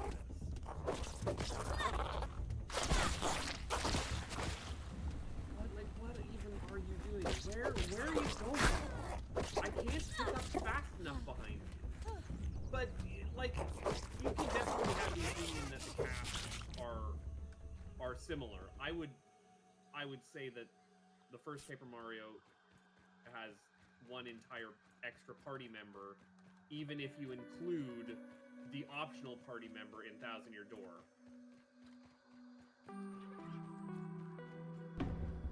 Can you not? I mean, what I was getting at is that while I definitely have an overall preference for the supporting cast of Thousand Year Door, I also acknowledge that both games have characters that I dislike and characters that I really like. For example, Bo is probably my favorite partner. Yep, Bo's great. But also, Thousand Year Door has characters like Bobbery, which Bobbery is hard to beat. not only much better than Bombette lore-wise, also much better than Bombette ability-wise. I mean, the party members that are direct enemy carryovers in Thousand Year Door are always just like, They're like straight upgrades, yeah. yeah, they're also rans with like, but this time it has a new feature. You can hold the shell and it will hit slightly behind you. You can throw the bomb and it has a Y-axis to it now. That means kids. Yeah, I would have loved to see But while you say new enemies use. while you say Paper Mario has a whole extra character over Thousand Year Door, I would argue it's for the better. Because let's think about it. There's one character in Thousand Year Door that is objectively better in all ways than the two Paper Mario characters he is effectively a combination of. Not the Yoshi. No, I get you. Like, he has the same overworld abilities of Paracarry and Lackluster, which are both two suck-ass characters. You might like their personalities. I personally... I like Paracarry's male quest. Look, I respect Paracarry as a male carrier. I think he's a very bland character outside of that, though. Yes. Lackluster, maybe some people would find his bad boy persona to be charming. I don't. To me, it feels. It feels like they took try too hard. It feels like they took Lackluster's character and then tried to port it over to Coop's character. Except without the bad boy persona. Without the bad boy persona, but still with the like romance subplot. See, I disagree. I think Coops, I think they were just trying to make them rock. I could see it. I could see it. But yeah, I'll give it to you that the same enemy type. It's just here's the same character but better. And I think that's across the board with that. But it's not always the case with their personality. Like I said, I like Cooper better than Coops. Coops is just Rocky. And like a more pathetic version of Rocky at that. Have you seen the original Rockies? I've seen the first one. Yeah, Rocky's pretty pathetic in the first movie. Just heads up. Like that's the whole point of that, is that it's like a pretty serious like character study drama of this washed up boxer who really doesn't have it in him anymore. Yeah. Those movies jump the shark pretty hard, but like So first that Rocky's a good movie and a really interesting character study. I'm not saying anything about Rocky other than that the character Rocky is pathetic. You said it yourself. He's Cooper is even more pathetic. No, Coops. Cooper. Their names. Cooper is, you know, he wants to be an archaeologist like his hero, who is quite a character in his own regard. And like, except for the bait and switch where it's not actually Colorado.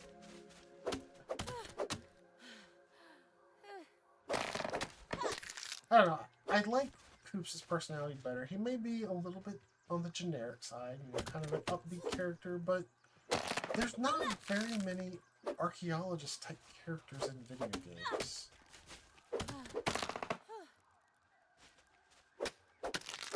I feel like it probably would have been better for Cooper to have the paddle ability, really. Honestly, being the the one that is interested in learning. I much prefer. I'm sorry. I will not hear any slander against Miguel. Well, this is in the game with Goombario, so. Oh right. Sorry. I mean, nothing about Goombario outside of the fact that he has the paddle ability really strikes me as an ultra social character. He deserves to have all the tea spilled. No, and I also I don't mind your first partner is the first enemy in a Mario game. Like I think that's thematically novel. And I also like that he is the one character who has very similar to Mario's abilities, which because jump is always more powerful than hammer, the way damage scaling works in those games. So if there was a way in the Paper Mario battle system where you could, I don't know, increase your party's overall power, like Goombario with charge and maybe a power plus or something, then all of a sudden does become grossly overpowered in some situations. No, I'm with you. People don't give the Goomba partners enough credit. I also understand both thematically and gameplay-wise why your first partner would be the first enemy Mario ever saw in a Mario Brothers game. Well, a Super Mario Brothers game, I should say. As well as... about what is and is not a Super Mario Brothers game. Have you watched that latest Jan Measley video? Who? You not watched the latest Jan Measley video? Who? Jan Measley. I have no idea who it is. Oh, Blau, I've got like 14 hours of homework for you. It's probably not gonna get done. Oh, no, you're gonna love this. How many Super Mario Brothers games do you think there are? Too many for me to count. What defines a Super Mario Brothers game? What makes a game part of the Super Mario Brothers series? Having Super Mario Brothers in the title? So then, I Am a Teacher Super Mario Knitting Patterns is a Mario Brothers game? Doesn't have Super Mario Brothers in it. Yes, it says Super Mario Brothers is in the title. That's the title of the game. Well, what did you say the title was again? I think it's something like, I Am a Teacher Super Mario Brothers Knitting Patterns. Look, Like, that's the thing. That's hold the on, thing in this hold on, 2-hour-long video. hold on. Before you go any further with this, I'm going to stop you here. I was not giving you an all-encompassing definition of Super Mario Brothers because This is a you are... 2-hour video. Look. I am a trans woman, and you are making the define a chair argument here. I understand exactly where you're going. I'm not making the argument that is this crazy person on the internet sat down and did a 1,000-person survey over the course of months at breaking down over 300 games. Like the amount of spreadsheet math that has gone into this is admirable. And the whole point is that it's really hard to define what makes a game a Super Mario Brothers series. No, it's not. You can't do it in a simple phrase answer, though. There's a lot of things like that. You just can't define it. Like, it's just not possible. No, It's super vibe-based. you can define it. You need more than a simple phrase to define it. Again, I got some homework for you. You're gonna enjoy it. But regardless, we're way off target here. I just think that the cast in Thousand Year Door has some real stinkers in it, and because it's automatically like less cast in general, that's really helpful. Well, I mean, I think Paper Mario 64 has some real stickers in the cast too. Like I said, Harry, bland, sucks in battle, never use him because he's really not a good character. Nope, it's got a really interesting series of side quests. That's a lot of world building and a lot of lore there. I can't get. There's still grass over here. I just turned a hill and found more grass. Lackluster, not a fan of the character type. Also, really bad in battle. Would be good earlier on. Would fall off hard. Should have been an early game character. Sorry, I cannot talk. I've been at work all night. But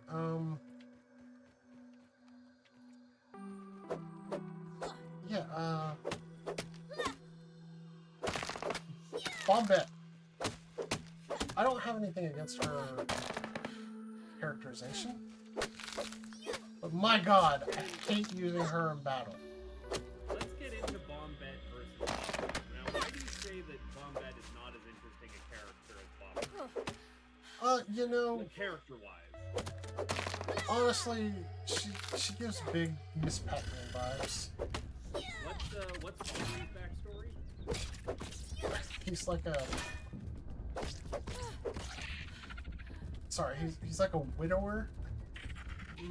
A sailor. And, there's so much to it that... Like, you gotta cut me some slack here. It's been No, but like long that's time the since big- I last played it, so I don't have a lot of the details. I need to make a real selling case about him. I mean, he's very interesting in that he's a widower and a sailor and Yes. a pirate, and like he's depressed and being like, Yes. you know what, just leave me to die here on this island. I have lived my life. I don't have any more adventure left. That's super interesting. He's a very complex character, which is No, so much more than you would ever expect from a very late game bomb. get out of Bombette. like I said, she's basically a Miss Pac-Man character. So you're not getting the fact that she is a rebel from an enslaved race of what are basically bred suicide bombers that are rebelling from their captors and trying to free themselves through a violent revolution? No. No, you don't get that at all? No. And you want to know Not why? even though it's explicitly in the text? Want to know why I don't get that? I would love to know why. Because the bombs that worked on the Koopa Bros fortress volunteered. Then why are they in cages? Because turns out the Koopa Bros are really bad employers and they didn't like working conditions and decided to rebel against their employers by blowing up on them. So what you're saying is it's actually like a workers' union overthrowing them as opposed to Yes. a conscripted war. Okay, sorry, that's definitely much less interesting. No, that's really interesting. I don't know what you're talking about. That's so cool. That is such a cool backstory, on par with I'm a sad sack who gave up on adventure. Definitely not on par. Absolutely on par. You put that in front of anyone who was like, man, Disco Elysium sure had some storytelling. They'd be like, hell yeah, brother. Hell yeah. I mean, even if I was with you and thought it was equally as interesting, like, all of that serves no purpose in story at large or Bombette's characterization as soon as that chapter is over. And what about Bobbery? Is my exact throwback there. Yeah, it's a very neat story beat for the character introduction and for that chapter, and then it's gone after that. No, it's still there. Is it? To any more or less extent than Bombette? Yeah, like it comes through in his dialogue. Like it doesn't continue to come through in Bombette's dialogue. Once she joins you, she's pretty much just the girl bomb. Yeah.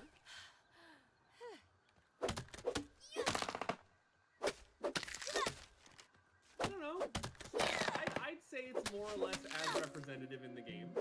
But again, that's just my opinion. I haven't done the actual math about how much reactive dialogue there is between the two games. Can we not with the doing this right now? Oh, I'm almost sorry, there. I'm fighting here. But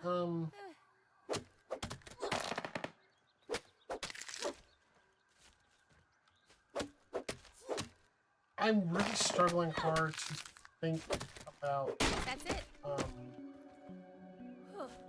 think about things outside of that chapter involving Bombette.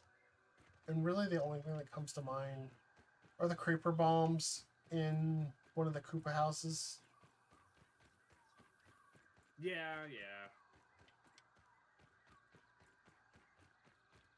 I don't know. I have a much more vivid memory of Super Mario 64 than I do of Thousand Year Door, despite having played it less. Only because I guess the types of people I watch on YouTube are more prone to playing that over Thousand Year Door. Weird. Super weird that one's more fondly remembered. Weird. Wouldn't say it's more fondly remembered, but it's the one people, I guess they find it more accessible. Oh, that's weird. Just anecdotal, anecdotal evidence. When I say accessible, I'm not talking about the Aunt, gameplay. What's the I'm news? talking about the fact that it was easily emulatable. Okay, let's look at another aspect of gameplay and game design here. All right.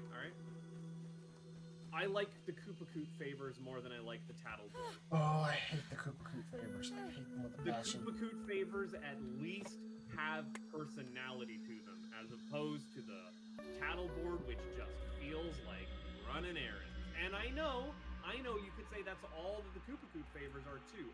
And there's something about being stuck with this one cranky old guy the entire time that sells it as more of a story beat than a bunch of these one-off little character interactions. No, it's too obnoxious. That's the point. Like if you had any complaints about General White, you have no right at all to praise General Koopa White is Koop. mandatory. General White is mandatory. The favors in Koopa Koop are optional side content. So that's what makes Koopa Koop great and General White not. Yes. If I gave a hoot about General White, then I would be fine chasing him around and doing side quests for him. He's not a ongoing character like that, though. Well, I would argue that as far as a thing in the game that is worth praising, that doesn't matter if it's mandatory or not, I think it's obnoxious to do. I think it sucks to do. I hate doing it. The rewards suck. Don't think the dialogue's even that great. It's just a cranky old guy with bad memory. It's got some good bits in it. It has a few good bits. Most of it's just obnoxious.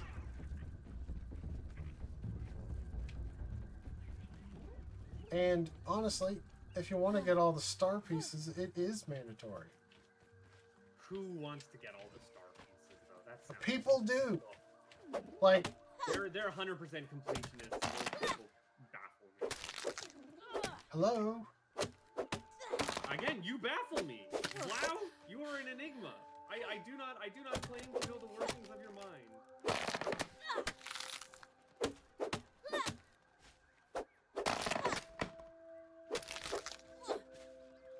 I am not the kind of person who puts themselves through suffering in video games for the act of getting completion. I do it because I enjoy the suffering, or I don't do it at all. I was about to say, didn't you just play Metal Gear Solid 1?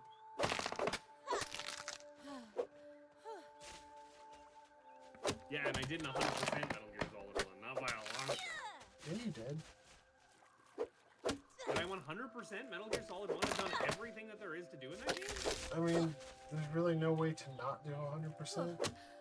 Well, do it on hard mode and never get caught and never get caught, or kill as few people as possible. That would be a challenge run, not 100%. Yeah, but if there was an achievement associated with it.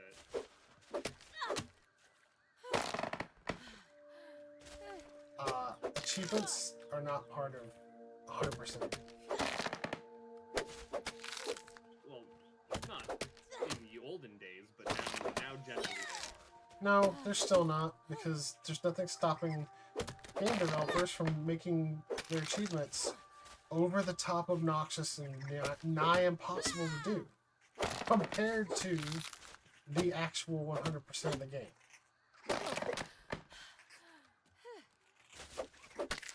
I would say that there's very little between 100%ing a game, getting all of the achievements, and doing either all of the star shards or blue coins or whatever you want to call it. Like, that line is pretty fuzzy there. You know, as much as I hate the blue coins in Mario Sunshine, I'm not going to say it's not part of getting 100%, because it is. Yeah. I also agree that it is a part of doing the 100%, and even that, to me, is beyond the pale. I'm just not about that. I don't think the blue coins as a concept is beyond the pale. I think the way it's implemented in Sunshine is the problem. The game doesn't... Don't show up on every mission. Yeah, the game doesn't tell you which missions they show up on. It doesn't track which ones you've gotten. It only tracks how many you've gotten per level. And that is buried.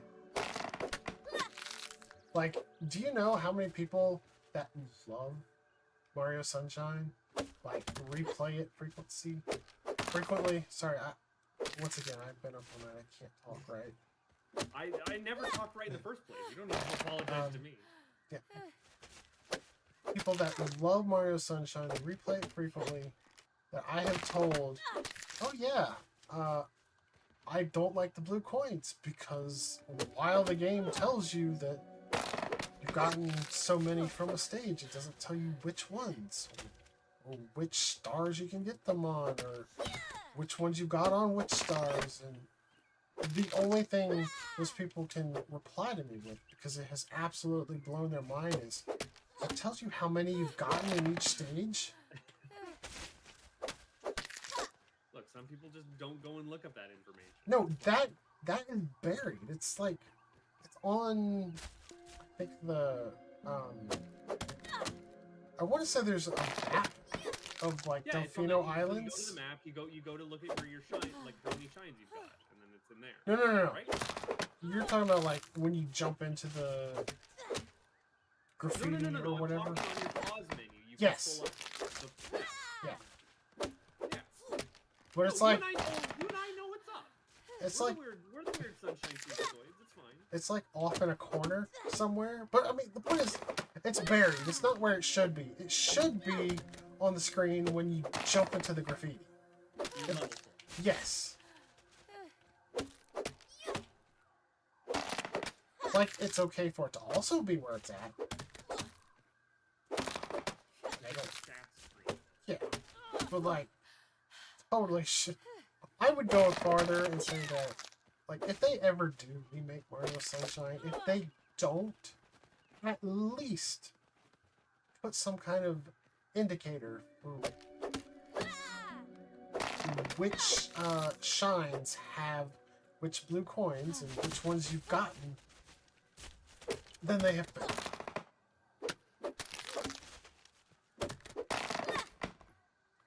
But I guess we're getting off into the weeds again, huh?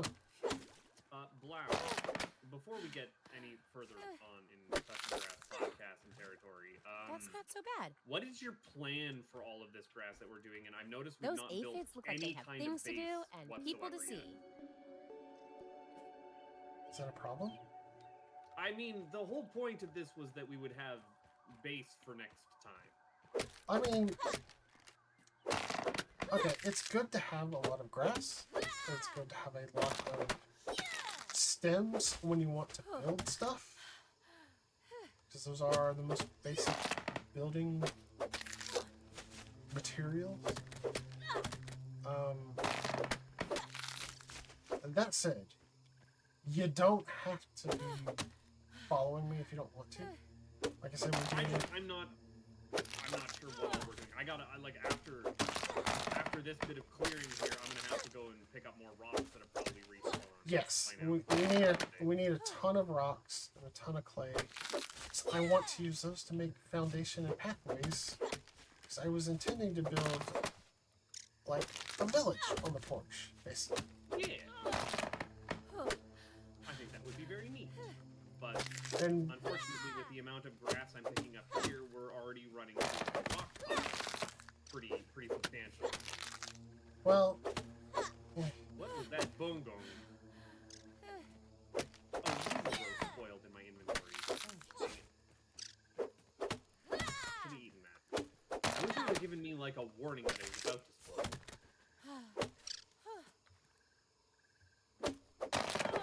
it explicitly states it in the game. What? If you open your menu, it explicitly states it's about to go bad. Yeah, but it didn't. I wasn't in my menu. I was doing stuff in the world. I wanted a warning that it was about to spoil, not a warning that it had to spoil. Okay, I think it's time to let you air your grievances about the explicitly stating things. 'Cause you are super butthurt about that. I don't know what you're talking about. Mm-hmm. This is your chance for everyone to hear. Immortalized forever. You have been so mad about it. You've been bringing it up like every day for the past week. I just think that it's a pretty, you know, it's a pretty lame way to go through experiencing media. No, no, If it isn't no. You explicitly stated that it can't possibly be at all relevant story-wise. you're not gonna cop Just out. sit there and speculate it.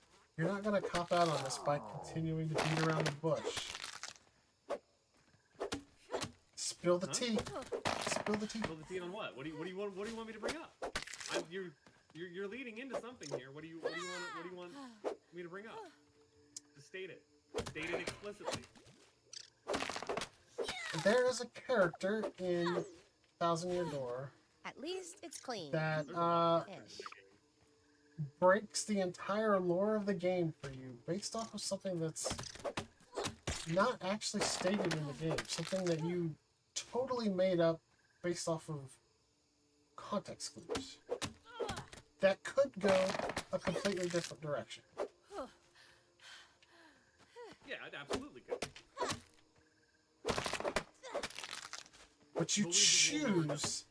choose to believe that this character creates plot holes when there's an explanation right there, just as plausible, that doesn't. Right. So you could either have the fact that this character is completely ignorant and either willingly or not, as in didn't know that these events had happened, or has just willfully suppressed that knowledge. Or you could choose that there was just kind of malicious intent there, or just oops, I probably should have brought this up and I just never did. But again, I don't know what character you're talking about. You have not explicitly stated them yet. You could be talking about anything. It's impossible to know. Why are you like this? I have no idea what you're talking about. Like what? Explicitly stated.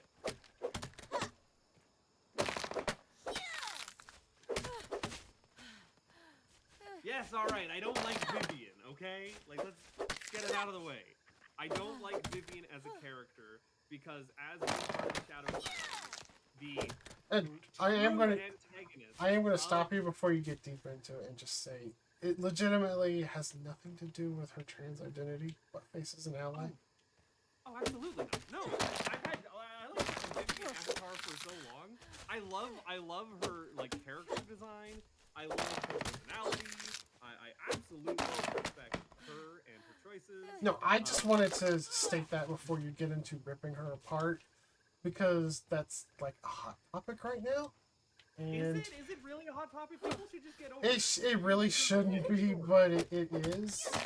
Because, you know, certain people will do whatever they can to crap on others. Those people are butt munchers. But yeah, I just wanted to go to your defense preemptively in case anyone wants to try and say, "Oh, you just don't like her because she's trans." Like, no, that's 100% not the reason. I don't like her because the character has some questionable lore implications. In that she is part of the Shadow Sirens, an organization that is the true antagonists of the story. They are the literal, like, shadowy organization that has been orchestrating things all along. They are the Lale Lulelo. And as such, they had been specifically Bedlam, and to lesser extent, the third one who doesn't speak and whose name I've completely I forgotten. believe her name is Marilyn. Sure, I'll believe you. That sounds like an She old woman witch speaks. name. She speaks in idiotisms, by which I mean stuff like "guh," "duh." She may be an idiot. She may be dumb. But yeah, like, specifically Bedlam is a reference of, like, I've waited, I've done exactly as you ordered me, Queen. I, who's there the entire time, have resurrected the Shadow Queen through my 1,000 years of machinations by spreading these rumors. Also, my sisters are here. I again remind you, sisters, which means that they must have been around at some point together, regenerated from something. I would have to assume the Shadow Queen herself, given the very similar nature of their designs and what the Shadow Queen represents, and the fact that this is a, like, enemy type, I want to call it, that originates from Paper Mario. Don't quote me on that, but I don't think that, like, she's OG creation in the same way that, like,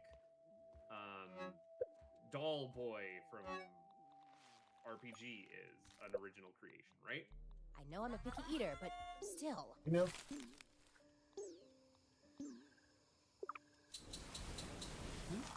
Gino? Gino, yes. Sorry, you're cutting in and out on mine.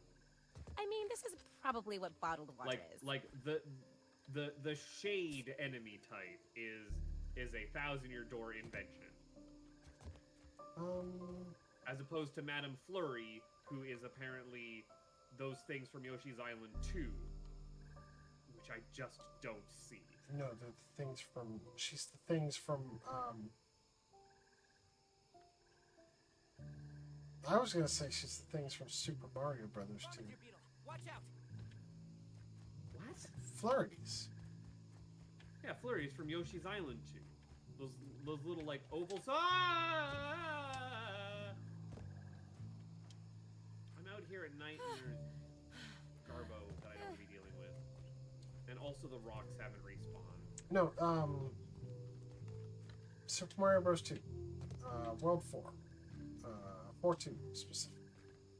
The little white guys on You the mean ice. the little ice guys? The Yeah. turbulent things? Yeah. What the heck? No. They're called flurries. I would... They're similar. Yeah, you're not wrong. I mean, Anyways, I'm not closed off to the idea that she could be something different, given that she's got the whole wind element thing going on, but I'm just putting that one out there. Flurries. No, you're not wrong. That maybe anyways, I think Vivian is a unique character created. Same with like the X-Nauts. The X-Nauts are their own. X-Nauts definitely are. That is a 1,000-year door original. Firefly. And I'm fine with that. Wish or something. Okay, I gotta pay attention while I fight a dumb thing.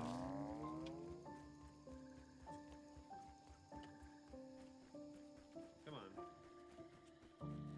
Bonk me.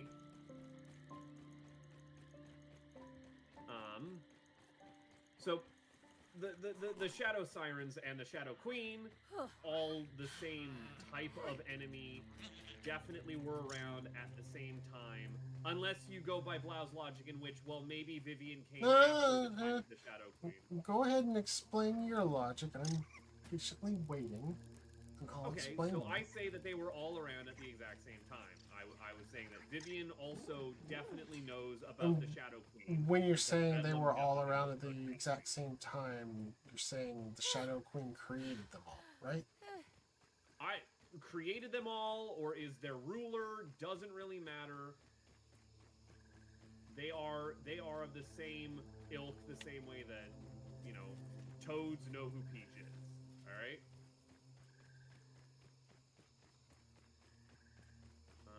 Okay. Fought the things that I need to fight, and we're all good. Do all Toads know who Peach is? Show me a Toad who doesn't. Wouldn't there be some in the Bean Kingdom that don't? Show me a Toad that doesn't. Wouldn't there be some in some of the later Paper Mario games that people don't like to Those admit atheists exist? look like they have things I to don't do I and don't people know. to see. Again, you'll have to present me with that evidence of like, Prince Peach, I've never heard of her. Who's that? I'm a Toad. I mean, yes, potentially from like I mean, wouldn't there be Toads in Thousand Year Door that have never heard of her? Because they're not citizens of the Mushroom Kingdom? is Rogueport not I am under the impression that it is far away from the Mushroom Kingdom. Considering she goes on vacation there. yeah, but I would also say that Yoshi's Island is still part of the Mushroom Kingdom. But again, this is like deep Mario. I think Yoshi's Island is part of the Mushroom Kingdom. The Mario goes to vacation there, so does Peach, so the vacation argument falls apart there. Fair enough. Anyways, this is all tangential, is that the Shadow Sirens were around at the time of the Shadow Queen, and one of them, of the three sisters, definitely knows the Shadow Queen, like 100% actually in dialogue states that. And the entire game they have been working towards resurrecting the Shadow Queen. And Vivian just fails for the entire remaining 4 chapters that she's in to ever mention the fact that, oh yeah, behind the door, that's what's there. And also my sister's been up to this. Doesn't know, never included in this plan, or wouldn't even mention this is what my history is. The only way that this works is if she was, 1, completely excluded from this plan, either by her sister or the Shadow Queen, but definitely at least has to be both, or just didn't know and came about after the fact, and was then also completely excluded.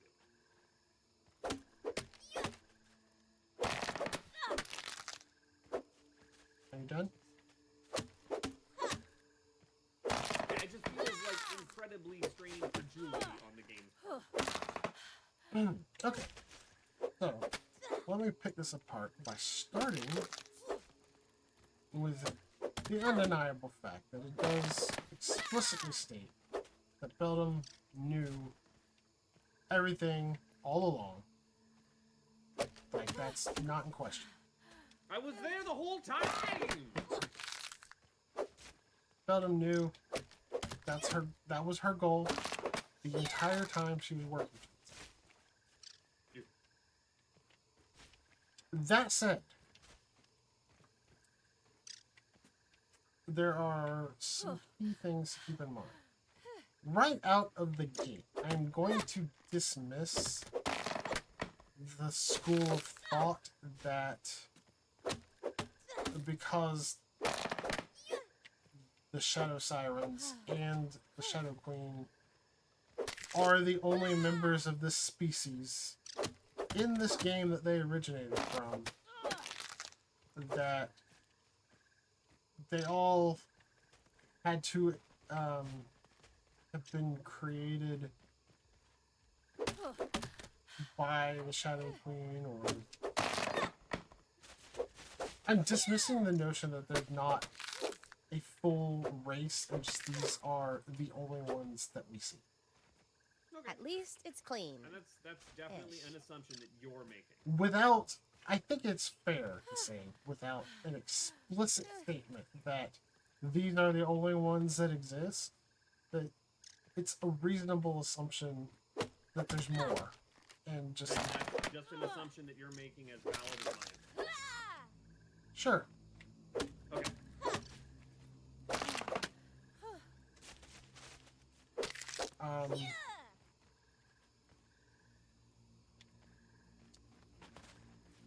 I would also like to say that there is a very clear age difference between the 3 Shadow Sirens. An age difference of? Unspecified in number of years, but You thought you said it was very clear. by their appearance, you can very clearly see that Beldam is much older. Okay. Much older by thousands of years, by hundreds of years, by tens of years? Like I said, it's unspecified, just she has the appearance of a elderly... 1,000-year-old entity? 2,000-year-old entity? Why are you fishing for specific numbers after I have told you twice now that there aren't specific numbers? She might, but she's at least 1,000 years old. Maybe more. I am simply saying that just looking at their appearances, you could tell she has the appearance of an old hag, while the other 2 look like young women. I would even go as far as to say Vivian looks like she could still be a teenager. Sure. And I'm just saying that one of these does not look, or you cannot judge that, well, this one looks old, so therefore that means that they were around 1,000 years, and this one must have been around for 500. I'm not quantifying how long they've been around, but I am saying there is a clear age difference. The game does also go as far as to state that Beldam was the oldest and Vivian's the youngest. And Marilyn's the one in the middle. But that's just a fact. Yep, so they could have been born 3 years apart. could have been born 3,000 years apart. Yep. We just won't know. Just can't possibly know. But I think it's a safe assumption that Beldam is significantly older than the other two. Yes, probably. That's fair enough. So she's, 5,000 years old. Vivian's only 1,000 years old. I mean, even being as generous as I can in favor of your point, at least a 50-year difference. Right, and I'm saying, like, Beldam has been there from time immemorial. She is aged significantly. She's become sallow and aged. So that's point one. There's a clear age difference. Beldam clearly was a servant directly of the Shadow Queen. Mm-hmm. That's not questionable, and she's much older than the others. So the next point is the way Beldam actually treats Vivian. She frequently doesn't tell them the details of their plot. What's currently going on, she doesn't, like, the current mission at hand of thwart Mario or whatever. She frequently doesn't tell Vivian pertinent information. Like that in the past, though, right? This is only after Vivian came out that she started to get pretty nasty with her. I don't know.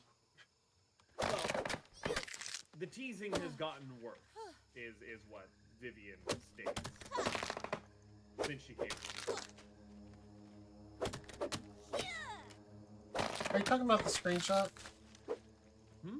Are you talking about the screenshot that I shared of the remake? I don't know what you're... I don't know.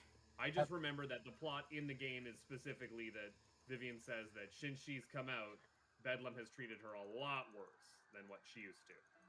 Well, it had to have been from the remake, because the original localization treated her as a cisgender woman. Right, but she still makes reference that Bedlam's teasing has been... The screenshot in question was Vivian saying, "Truth is, it took me a while to realize I was their sister, not their brother. Now their usual bullying feels heavier." Right, their usual bullying. I think the original was something like the usual bullying is worse or something. So, I think at least with the way it's worded in the remake, I could say that's not necessarily an indication that it got worse. More, it feels worse after she realized she's trans. Okay, all right. I will allow that subjective reading of that text. I also can't remember what it said in the original exactly. I also, it's been at least 2 years since I played the original. And I don't doubt that it probably may have said, if not verbatim, what you said. It's something that clearly conveys that, since, like I said, she's presented as a cisgender woman in the original English localization. And it's very clearly charged as a transgender line.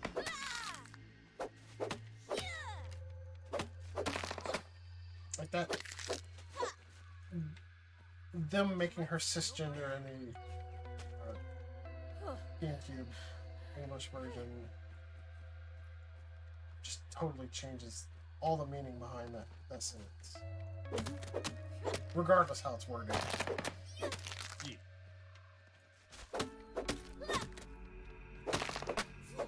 So, my point is, Beldam, she's super transphobic. She treats Vivian like horseshit.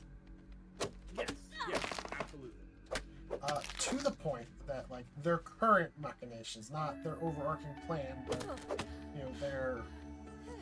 their villain of the week plotline, she often gets left out of the details. it still gets blamed for failing on. Yes. And I think this is indicative that it is entirely reasonable to say that it is possible that Vivian was not around or Shadow Queen was sealed away. And that Beldam never shared Why? that information with her. Why would Beldam never share that information with her? Something that she's been working towards for the last 1,000 years. Why would that information never get shared? Why would she? Because she needs her sister's help with the problem? I mean, they're sisters. Does she need to do anything further for their loyalty? Why are they around then? If you're saying that Bedlam is entirely a lone actor, why is she letting these others be tag along? I mean, they are her sisters. She already has their loyalty. You really need to explain more, especially to someone like Vivian, who she already doesn't like, treats like shit, doesn't have reason to trust herself because of the way she treats her. Or was it because she's transphobic and it's gotten a lot worse now?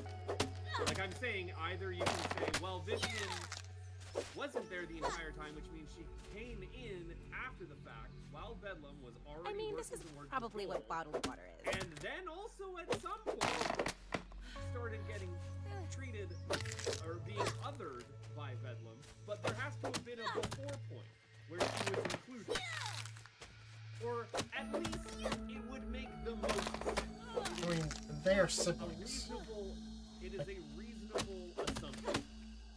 I'm saying they are siblings. It's reasonable to assume that even if she treated her like crap from the get-go before she came out of the trans, like she still would have recruited her sibling to do her bidding.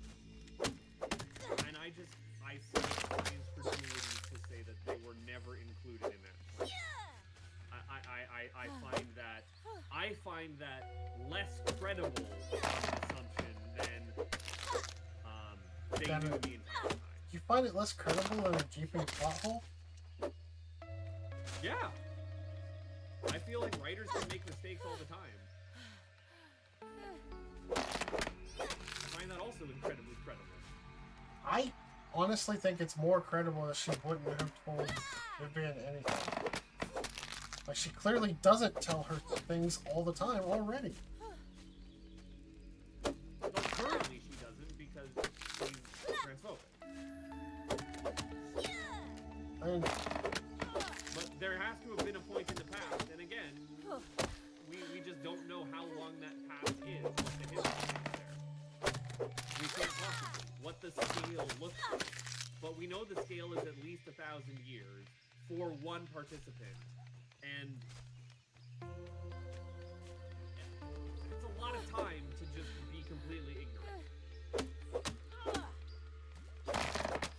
I mean, nobody except Beldam knew for sure. Like, that's the only person in the entire game that knew about the Shadow Queen that we are presented with the confirmation of. Right, and again, I'm saying it still strains credulity on Vivian's part of like, hey, why are we doing all of this? They never bring it up. I don't know. I'm just gonna go along with it. I don't think it does, because she desperately wanted to be accepted by her own family. And that is something that I can personally relate to. I personally cannot. My family go shut it. And honestly, I can personally relate to it for likely the exact same reasons that Vivian has. What? Oh, not you, not you, not you, not you. Please, wrong. This also kind of really is like a deep dive into why it's actually extremely important that Vivian be presented with her full transgender identity and not covered up as a cis girl.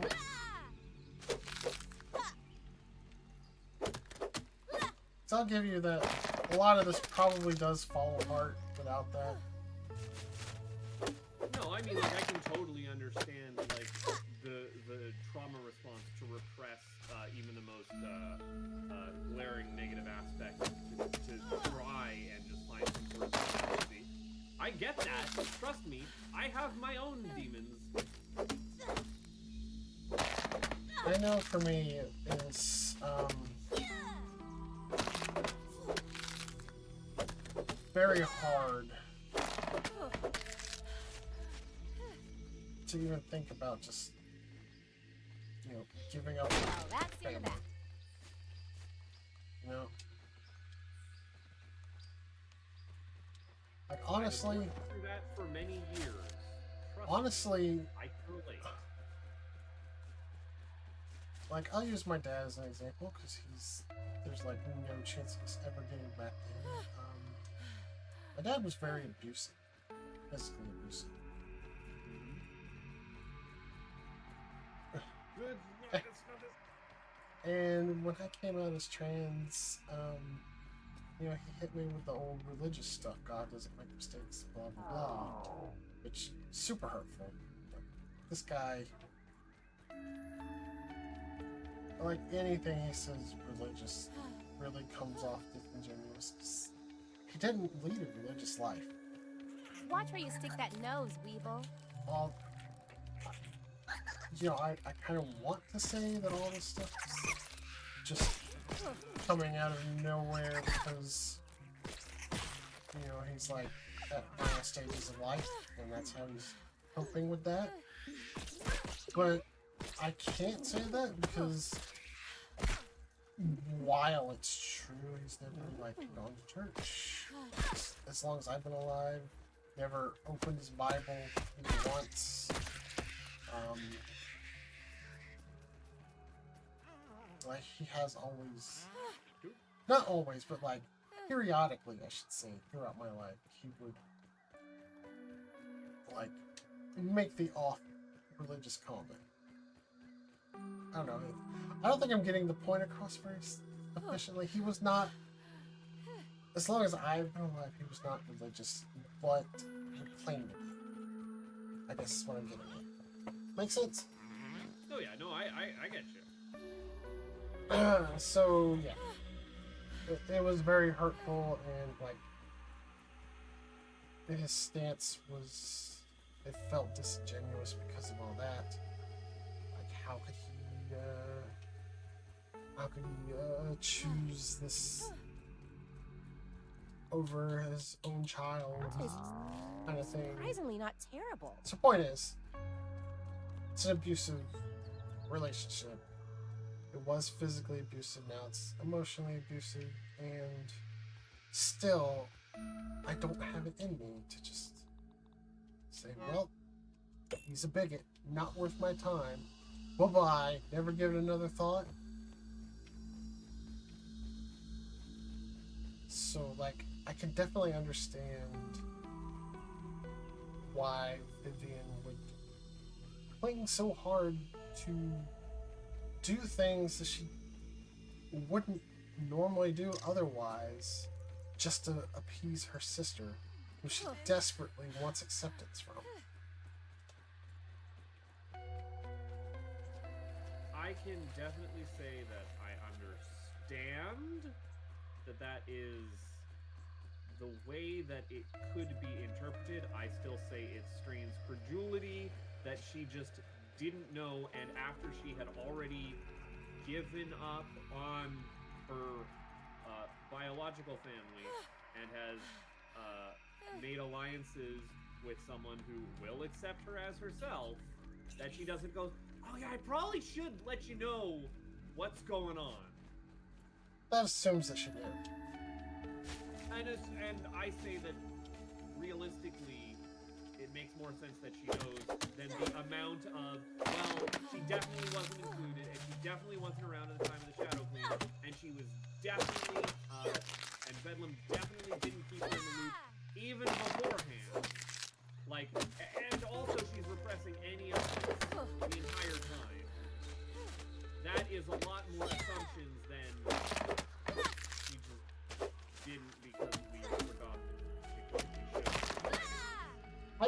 it being more assumptions makes it less valid. I think by definition. I disagree completely. Why does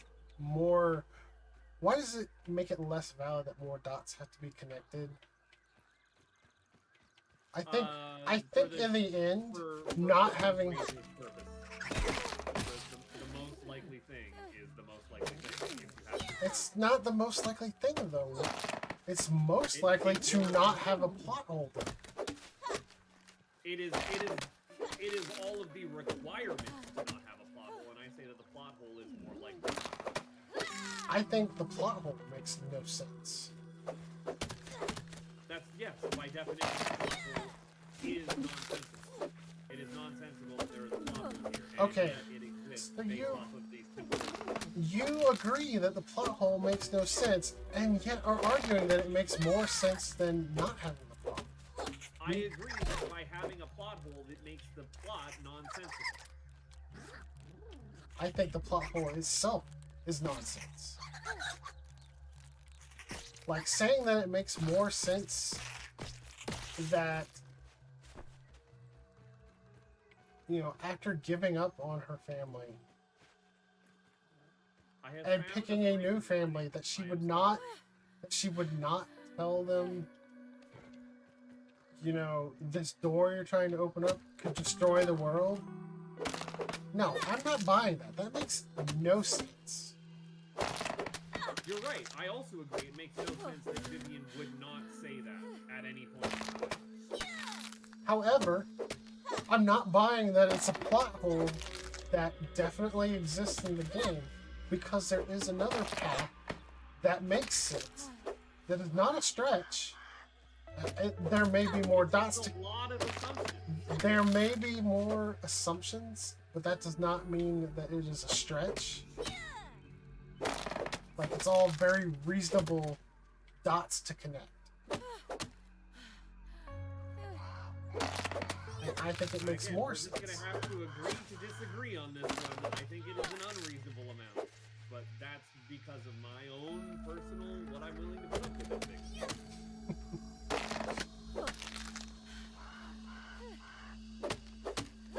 You need things explicitly stated, but are fine with having a lot of reasonable assumptions. And I'm okay with reading between the lines, but I want to have as little assumptions as possible. You can see where we're both being a little disingenuous, I might say. I'm not being disingenuous at all. Well, none of your assumptions are explicitly stated. No, but they're not unreasonable assumptions. Not a single And one my of them is assumption- unreasonable. And my assumption is also not stated, and it's also not unreasonable. It is unreasonable in the fact that it makes no sense for her character, and it leaves a gaping plot hole. The only thing that is reasonable about it is the assumption of human error and that they left a plot hole.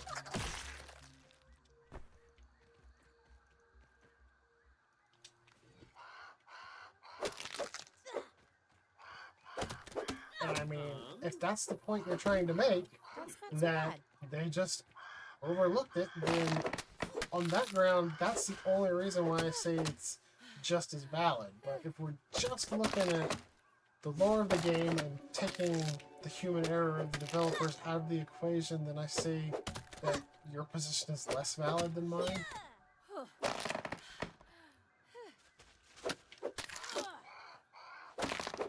Again, none of it comes down conclusively one way or the other. I just have to sit here and say, yeah, I think that your read on it is incredibly generous, whereas mine is treated on face value.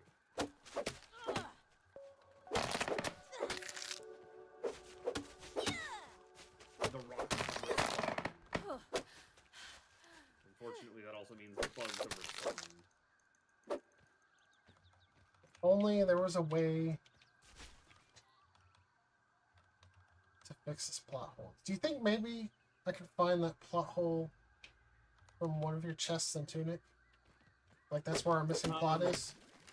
I would assume the missing plot is hiding probably somewhere in your Outer Wild game. We have to look. you want to get into our next topic of what our like hobbies have been for the last little while? Because it's not that we haven't been streaming Grounded. We've been streaming a lot of other things. Did you think that was a good segue? You definitely I would say that segue screams credulity. I thought it was clever. Well, we'll just have to agree to disagree. See, this is backfilling. This is backfilling a segue to actually make it work. This is thematically appropriate segue.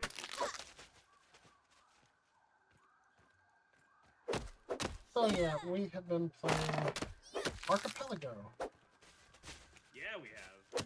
Do you want to explain what an Archie is? Because that's just a word that means like a series of islands. It's a word already. So I will explain what it is. I will start with the full thing, and then I will break it down for those that are not able to follow, which apparently is a lot of people. Like almost everybody I've explained it to is like, those were words, and I know what those words mean individually, but I don't understand what you're saying. So, Words are hard. an archipelago is an asynchronous, online, multiplayer, multi-world randomizer featuring a lot of different games. So, to break that down, a randomizer is when they take all of the items in a game and they shuffle them all around. I think most people that watch things on Twitch or whatever, on YouTube, are probably familiar with a randomizer. It's like, you know, okay. They don't just like, it's not just like all of your items are randomized in stats or whatever that would be for like an RPG. It's normally where you would get thing A, you could get anything. So there are a series of checks and there are a series of items. And every check in the game is wherever you could find an item, and every item in the game could end up, in theory, in any check. Yeah, I was about to get to that, actually. No worries. Ooh. I was going to use the example of like the big chest in Swamp House in A Link to the Past in a vanilla game is a hookshot. Every time you play the game, that is a hookshot. Just like every time you play the game, every other chest is the same thing every time. But in a randomizer, it could still be your hookshot. That would be a do you even rando bro moment. But it's equally likely that it could be your hammer, or it could be your master sword, or it could be a small key, or it could be a single arrow, or it could be a bomb upgrade, or it could be 50 rupees. It could literally be any item in the game. Have they put trap chests in? I don't think there are in the links. Oh, that's unfortunate. That's because the game's already so dense, I imagine.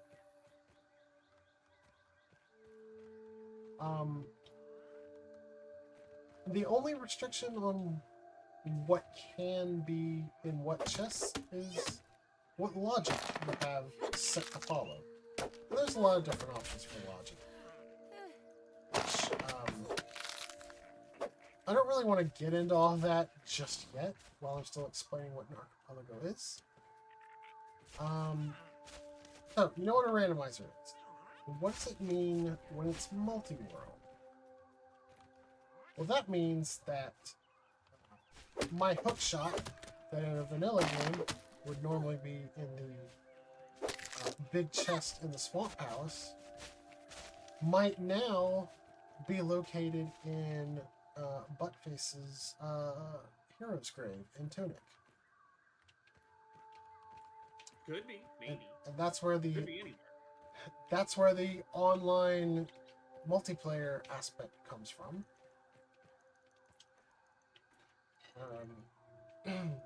As for the asynchronous part, it's not actually required for us to play at the exact same time. That's part of what makes it asynchronous. but also the fact that we don't have to be playing the same game makes it asynchronous.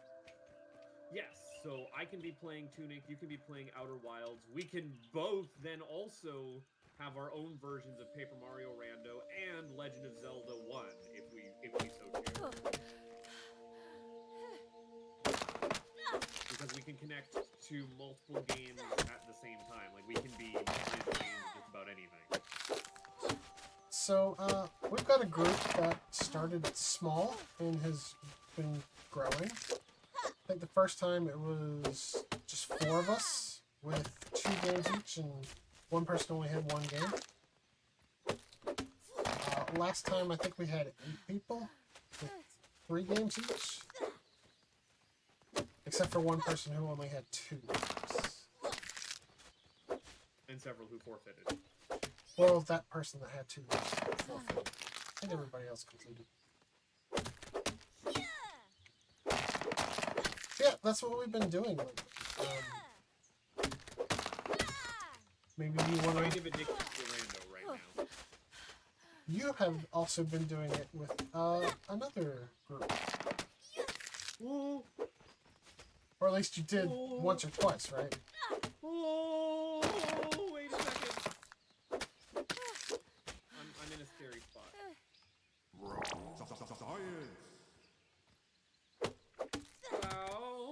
Mhm. I fell down a place that I don't want to be in. Are you in the Stinko? The artist formerly known as Stinko? Things are bad here. I fell down a hole near Harvey and I can't get out. You mean Dan? Why am I thinking Harvey? Yes, I fell down Dan's hole.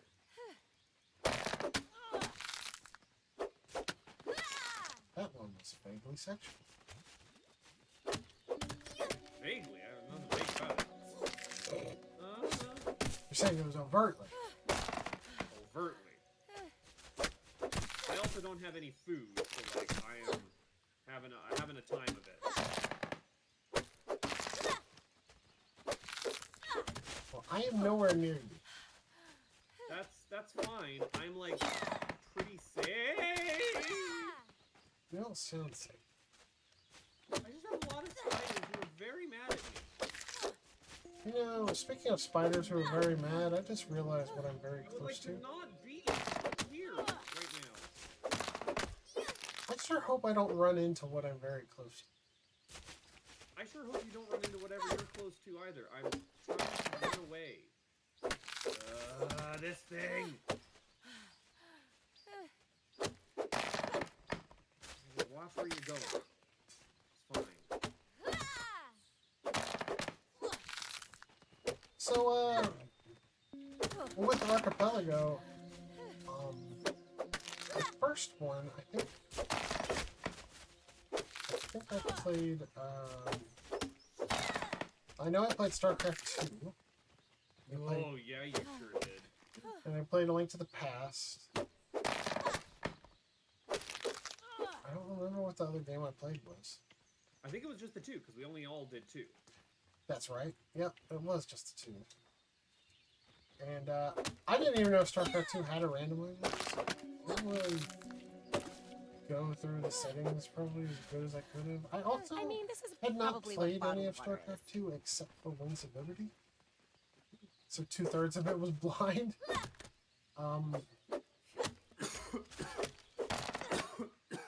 As it turns out, Mute myself there, sorry. My mute button is not a little sensitive. in Archipelago there's a term called BK. When used in Archipelago, it means you have reached a point where you cannot beat the game. You have checked everything you currently have access to and cannot progress any further. And what it actually stands for is Burger King. And I guess it's a reference to a very early Archipelago that I think may not have even been asynchronous yet. Like, I think they all had to be on at the same time. I think what it was a like SMZ3 multi-world. Could have been that too. But whatever the case was, guy was stuck. Couldn't do anything. He's like, well, I'm hungry. I'm going to Burger King. So he goes to Burger King, gets his food, eats it, comes back, and still can't do anything. That's where the term comes from.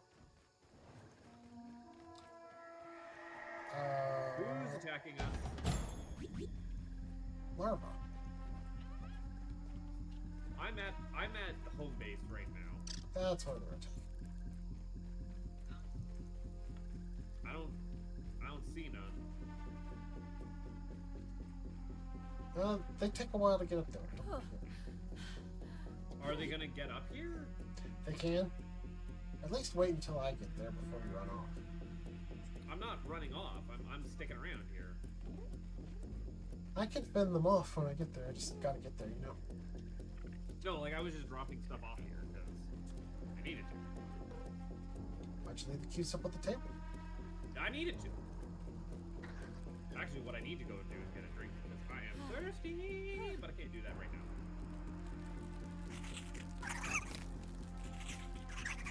I can't see anything tonight. They're not down. One of them has run off, I guess. Right? There's not 3 heads here anymore. Unless they're at our other base, but oh no, I see them. Here they come. We got one of these little guys. It's just a little guy. Yeah, one of the exploding ones.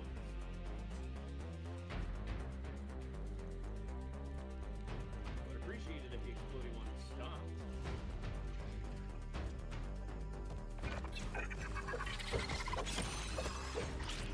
Okay. I didn't know the infected larva could come with a larva too. They did. Nice and clean.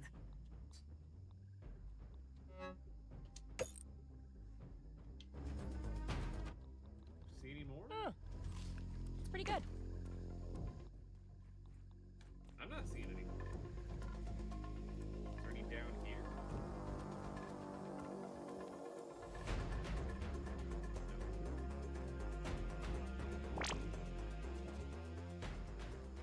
Did we get 100 raw science because They we lost defended? interest. Yeah. Base defended. Cool. I jumped off a bunch of the goodies that you wanted here. Are we good to start, like, laying out a foundation? Or do you want me to go clean up all of your grass right now?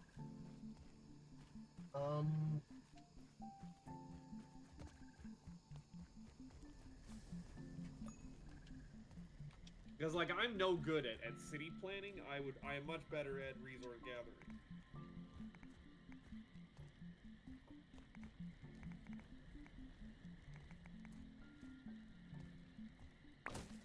Point me in a direction, Haas.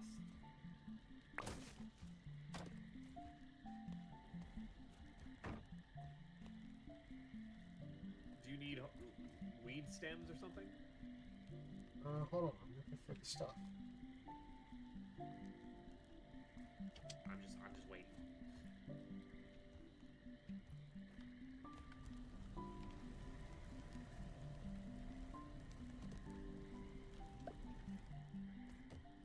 Does that work? Don't build it yet. I won't. That doesn't work.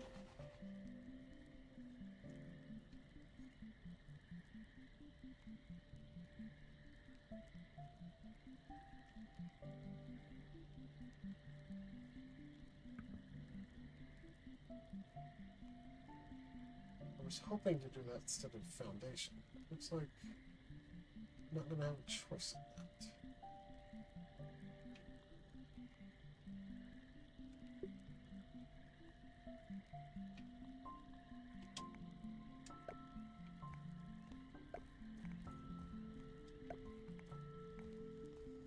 Is this our, oof, yeah, we're gonna need some resources. I guess I will go and try and gather more clay. Maybe that will have respawned. I wonder if I can keep that aphid as a pet. I'd rather have a spider, personally. After, we're normal size again.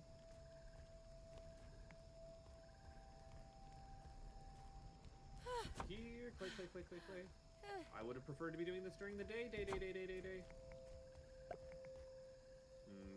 Doesn't look like clay's come back around the water here.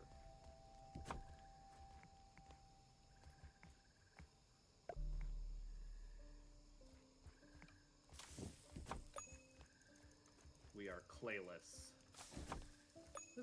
Please stop, Weeble.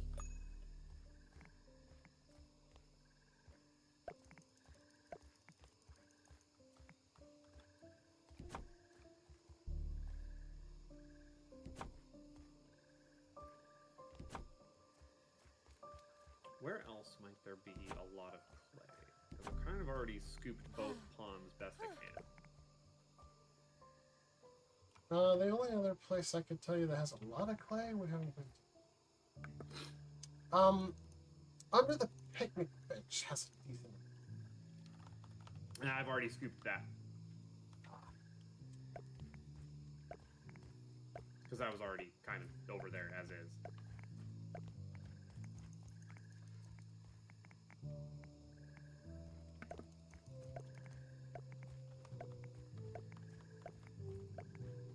Man, I just can't see anything here. It's too dark. It's too dark.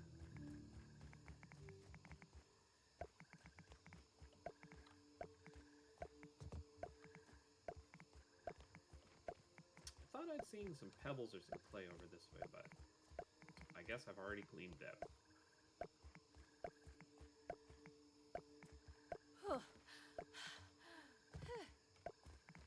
Light up the night sky, Firefly.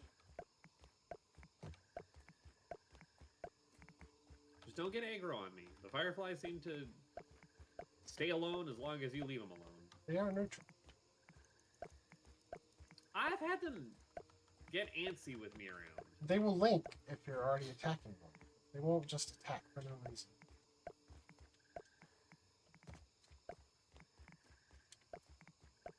I also worry walking around at night because that's when the wolf spiders are out.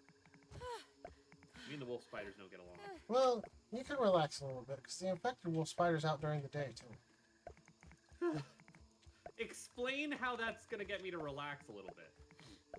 Because it's not an explicitly nighttime phenomena. Well, getting back to the topic before I got sidetracked on my end here is, yeah, I'm really enjoying Archies. I didn't think I would. I thought it would be a bit more of a pain, and I will admit it is a little bit when people aren't playing similar games. You have a little bit more But- experience with that issue than I do. Not a whole lot. When we'd first set up Archie, the first time that I tried it, we had one person playing Adventure just as a proof of concept that, yeah, this is not going to work. And I'm like, okay, well, stop self-sabotaging yourself. Of course, if you play a game that you think is not going to work, and by all rights shouldn't work, it's not going to work. And then also, they'd never played the Adventure Randomizer, and so they didn't know that they'd been getting all of the items they needed to beat the game, which was BKing the rest of us. But when we all sat down and played Mario 64 as part of an Archie, it just worked. With Deathlink on, I might add. Mario 64 Deathlink, good time there. Ow! Are these bombardier beetles just not right now? Oh, it would be helpful if I had that out, yeah. But yeah, doing Mario 64 with Deathlink as a multi-world is a lot of fun. As, like, your move item is hidden in someone else's game.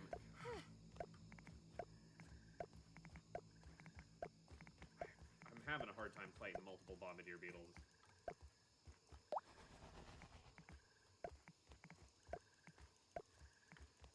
It's just their acid damage does so much.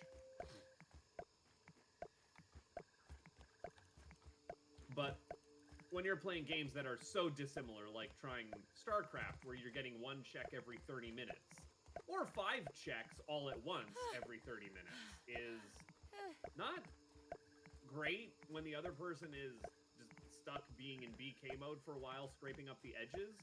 So the games that I'm choosing, I try and have like pretty open, where I feel confident in being able to do, you know, a good 50 or 60 checks right off the bat, and then by the time I've worked my way through that, usually it's opened up elsewhere for other people in their games.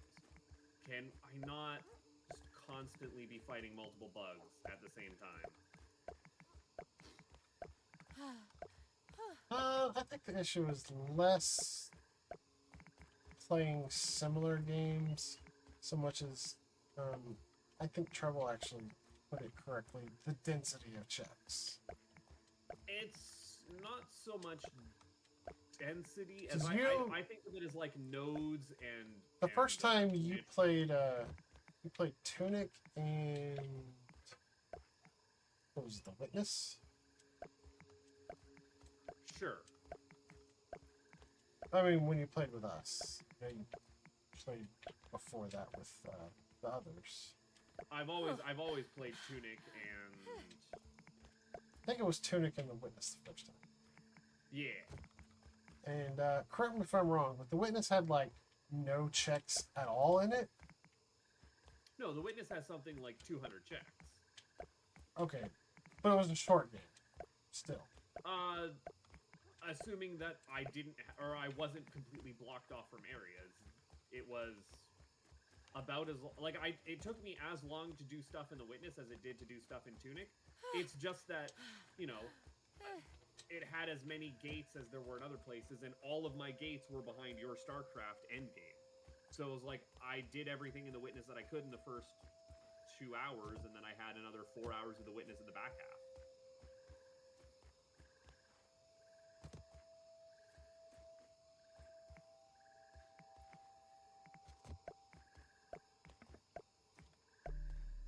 I've got mosquitoes being mosquitoes on me.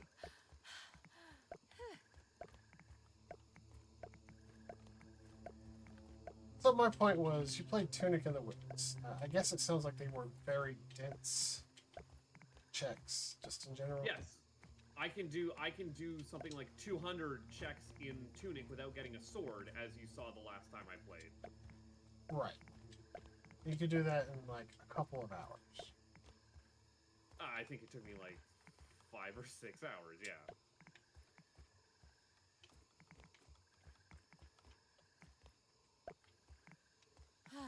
Same with Paper Mario, is like, you have a lot of checks that are open to you, and as things open up, it opens up a lot more checks. You're opening up checks, or you're opening up things to do in batches of like 20 to 30 at a time, as opposed to just one string of things where, well, I need to do check 1, and then that will let me do check 2, and then that will let me do check 3, and then that will let me do check 4. That's not so great for Archies. So You want to have a lot of options open to you at one time. I think a lot of the pain felt from checks being locked behind StarCraft was that I didn't even touch StarCraft for like 6 hours.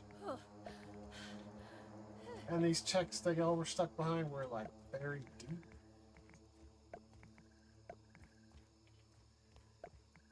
And a lot of that problem was StarCraft had like 600 checks. Because And you can't do multiple checks at the same time. You're stuck. Oh no, I could do multiples. There was never a case where I could only do one check at a time. It was But it's usually like, I'm going to go and put in 20 minutes, and I'm going to go and get these next 5 checks. Blaumagier. there were some missions that had like 14 checks. It would be like a 20-minute mission. Okay. I think the problem there was just like you had a game with like under 300 checks, another game with under 300 checks. Steffi had a game with under 300 checks. I think it was like way less than that actually. It was like maybe 100 checks for Rogue Legacy. Maybe a little more than that. But like Mario 64 also has under 300 checks or whatever it was. Yes. It's just when everyone plays something with similar density, you get a lot more of a smooth experience. That's what I'm getting at. The problem there was, let's let's see, Evie, I think, was playing Crystal, which also had like 600 checks or something.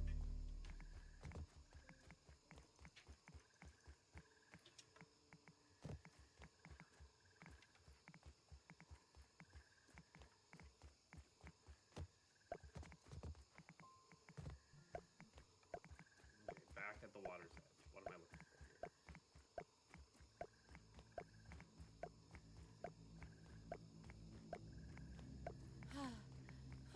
I was in Larva Town for a minute. But yeah, to counter the thought that StarCraft was not a good pick, the next 2 times we played, Night sky, Firefly. StarCraft wasn't the problem.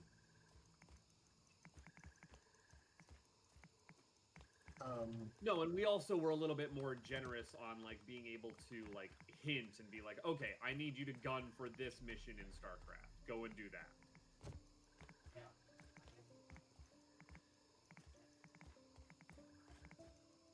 Can you not land exactly where I am, Firefly, so that I don't bonk you with my shovel?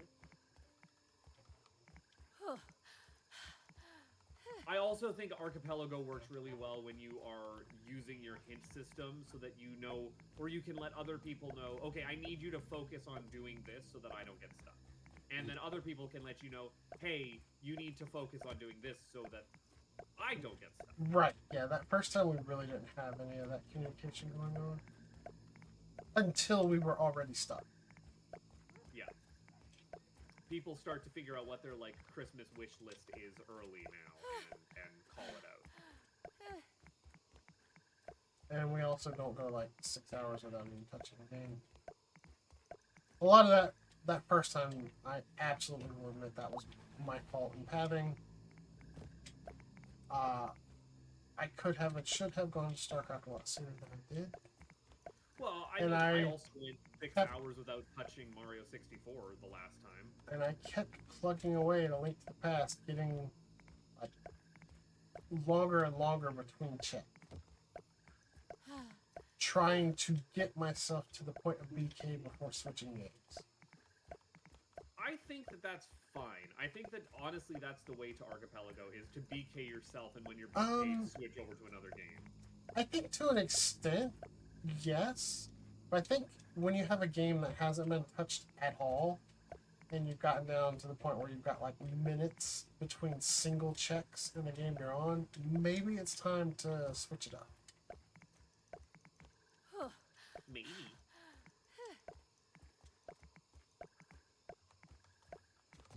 I don't know. I was doing some pretty stupid stuff there in Tunic near the end and was still getting people things. Like, just running into the miasma constantly. Oh, you want to talk about stupid stuff? Should have seen me getting my freaking spacesuit in Hollow's Lantern and Outer Wilds. Yeah. It's amazing that you were able to do that! Sorry, I got wolf spidered. Oh, it was so dumb. I had to park my spaceship in a very precarious position and just hop in and out as I read each line of dialogue one by one.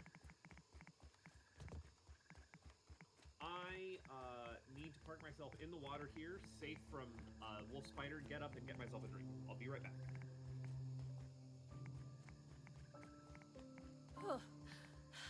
Just Entertain the kiddies while I'm away. Psst, psst, psst, psst, psst, psst. Oh wait, you said kitties, not kitties.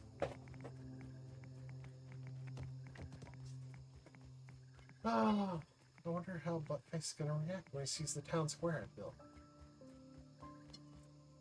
He's probably gonna get all yelling at me like, "Wow, what have you done?"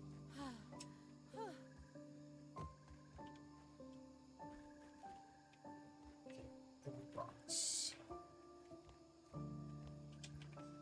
Rocks.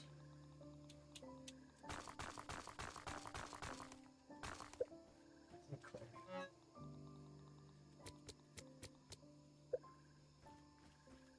There, I'm back. I almost drowned. Welcome back. It was a bad time. I got back and I saw myself and was like, you have 5 seconds of air left. And I was like, oh no!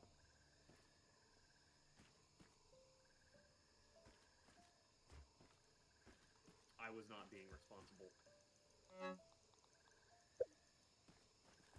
What I should do is get myself some, like, honey tea for my throat. I already didn't do that.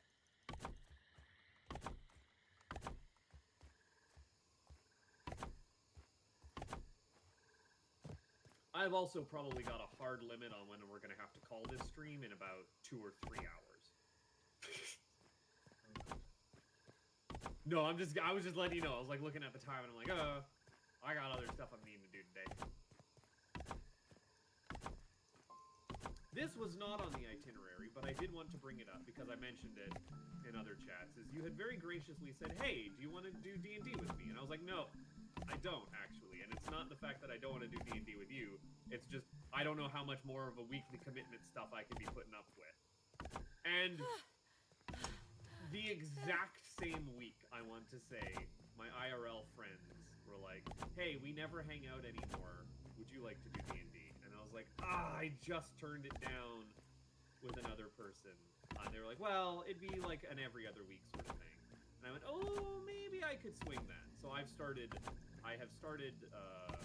doing prep and stuff. We had our session 0 2 weeks ago, and this week we are doing our session 1 of Witchlight. And so I'm excited to get into that. But I feel a little bad that I had been offered a chance to sit at a table, and I turned it down, only to then take on more responsibility as a DM with, like, my IRL friends. So, just fair warning. I've been feeling bad about that, and I hope that I didn't offend you. Your justification doesn't even work, because I also told you it wouldn't be an every week thing. No, but I was not in a place where I was ready to, like, commit to that, and then IRL friends cornered me, and I'm like, oh, but I do miss hanging out with you guys. And I already have a weekly session that I plan to hang out with you on. So, like, I didn't feel the need to double up. No, it's fine. There are rocks here under the hedge that I'm grabbing. I don't own your time. Huh? I said I don't own your time.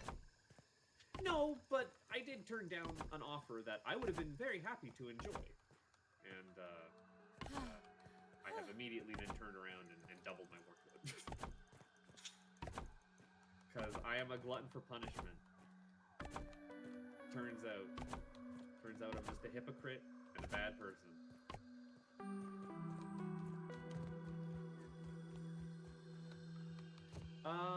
Have you laid out more foundation, or are you off back chopping grass? I am still at the base. Ooh. I'm coming back with 100 more or so stone. It's not gonna get us far, but it'll get us somewhere.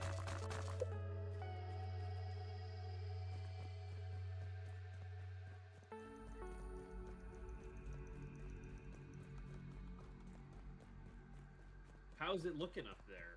I wonder if I could keep that aphid. Well, why don't you let me know? I'd rather have a spider, personally. I will. After, we're normal size again. I actually am quite curious to see what your artistic creativity has been doing. You ever get into The Sims? No. You Sims'd it up? No.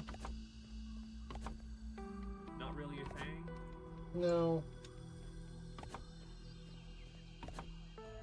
What other kind of, like, house building games or, like, architecture stuff are there?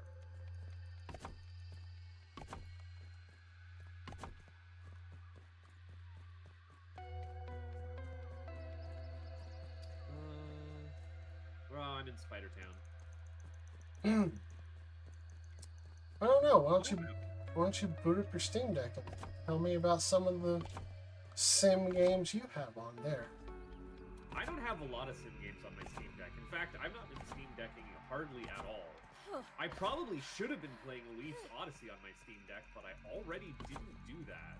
Oh, I've been doing so much with my Steam Deck lately. I would like to. I just find myself, because most of my gaming time I'm spending either doing Archies or recording Metal Gear, and I like doing Steam Deck stuff, which is like laying in bed. Like it is such a cozy, relax piece of hardware. It is amazing how good that system is. Yeah, when I first got mine, I wasn't really playing a lot of Steam games on it. I was just like installing a bunch of like Mega Man fan games and stuff on there because I could. Now I've got the Blizzard launcher on there, and I've been playing StarCraft. I've been really familiarizing myself with the controller customization that it offers, which is extremely robust. It is incredible. It is the gold standard of controller customization. Oh yeah. The only thing that I wasn't really able to do was create an exact duplicate of StarCraft 64's controls, because I had like context sensitive stuff. You were saying it was fairly customized. I don't want any trouble, Mr. Larva. Unfortunately, it just wasn't possible. Couldn't be done. But I found probably a better way to set up controls for StarCraft and StarCraft 2. And all of the Blizzard games I have. I can play Diablo 3 on my Steam Deck with a controller, and it feels just like playing it on my Switch. For some reason, they never added controller support to the PC version. What? Really? What? Yeah. I'm shocked by that. They did for Diablo Immortal, which I think when it launched on PC didn't have controller support. I thought that was a phone game. It was. But probably because no one was playing it, they ported it to PC.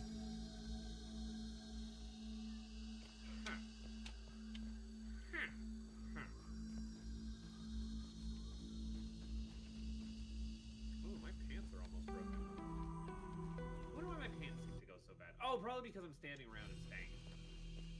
You have made a pebble pathway.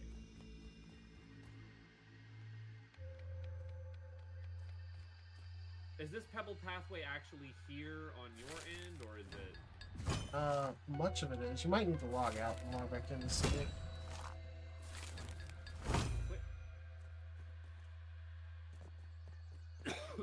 Actually, something that I could use your hand with, jumping back topics, is I've kind of been getting an inkling to load up Super Paper Mario, and I wonder if that would be easy enough to do on my Steam Deck. Yes. I've actually got several GameCube games running on the same emulator, Dolphin. Yeah. No, I've had stuff. It's just I worry about Wii emulation. You talking about the controller? Yeah. You might have some issues. I haven't done the Wii stuff myself. But as far as getting the games to run, it should be fairly straightforward.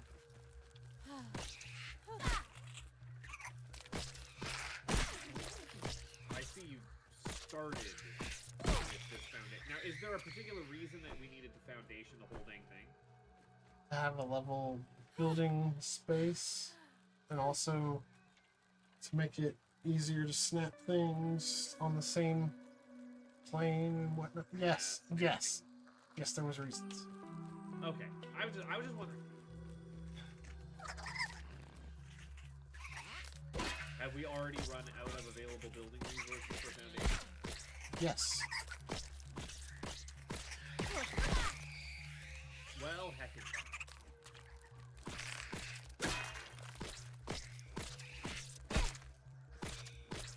and yeah, it does look like we're gonna need 2 to 3 ratio.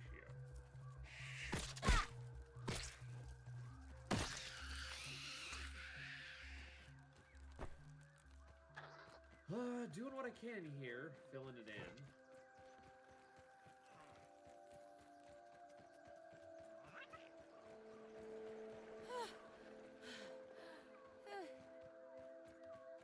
just with what's in my inventory. Where'd you run off to? Your grass warden? Uh-huh. Bringing grass up? But yeah, Steam No. Deck wise, like it's been great, like in bed stuff. You know what I want to get back to on my Steam Deck right now is I never did finish Sea of Stars, but actually what I need to do is knock out the rest of Yaklad, the Yak Canoe. Well, lately, well, first off, I said I got the Blizzard stuff installed. I finally played through part of the Swarm. Playing through the Archipelago kind of got me in the StarCraft 2 itch to finally play through part of the Swarm and Legacy of the Void.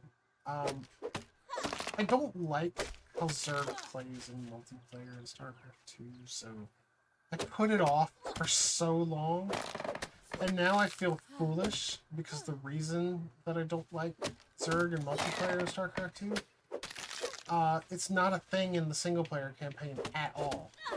Oh, what is it? So, this is a disparity between StarCraft 2 and StarCraft 1. But they made queens something you have to actively micro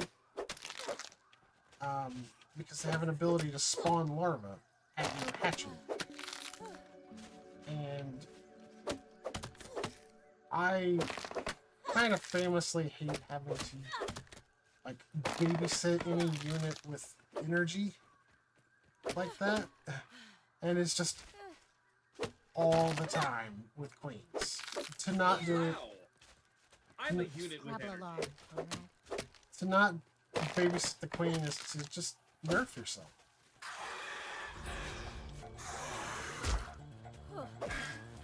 But yeah, that ability doesn't even exist in the single player campaign. There are queens, but they can't do that.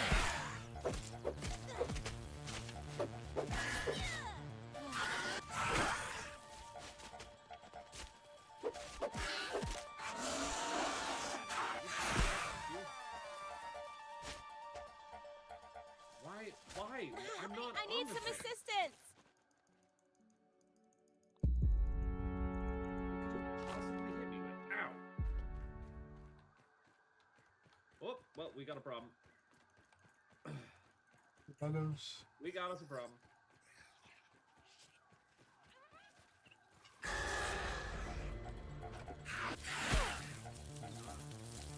Rabbits. More to our lipstick. Call pad. Whew. Looks like it's all still here.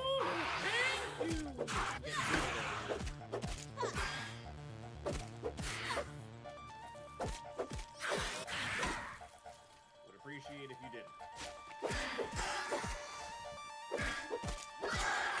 This has been pretty peaceful, except for when we get jumped by bugs. That's when you get jumped by bugs. I'm actually going on my way to get these bugs because.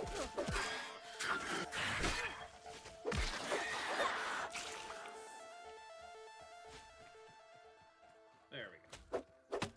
You know, just the bombardier beetles around our house. But yeah, I went through Heart of the Swarm, and it was fun. I actually enjoyed playing Zerg again. A feeling I have not had since Blue. Zerg was the first race I played. It was a lot of fun there, but didn't enjoy it in the multiplayer of StarCraft 2. Primarily because of the queens, but there were other reasons.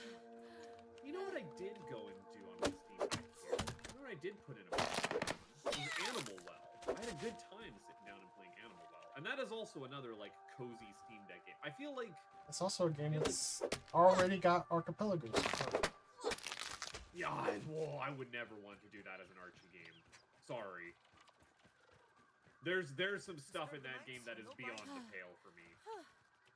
I think there's some unreasonable stuff in tuning, let me tell you. I don't think there's unreasonable stuff in tuning. You don't think that there's unreasonable stuff in tuning? I'm talking tuning base game. Yeah, I don't think there's anything unreasonable in the base game. Really? You don't think the golden path is a bit unreasonable? Are you talking about the same golden path that every time I have had something to say about it, you defend it? I'm saying like, it's unreasonable to try and do as a randomizer every time, not just the first time you sit down and solve it. Would you say it's egregious? I wouldn't say it's egregious. Is it egregiously clean? No, it's very clearly clean. Same with the stuff in Animal Well. It's just Animal Well has stuff that's even further beyond that. No, the only stuff that I'm not kind of digging, I actually don't know anything about, which would be the ARG stuff that you said Tunic has. That's like I also post-game stuff, think right? it's beyond.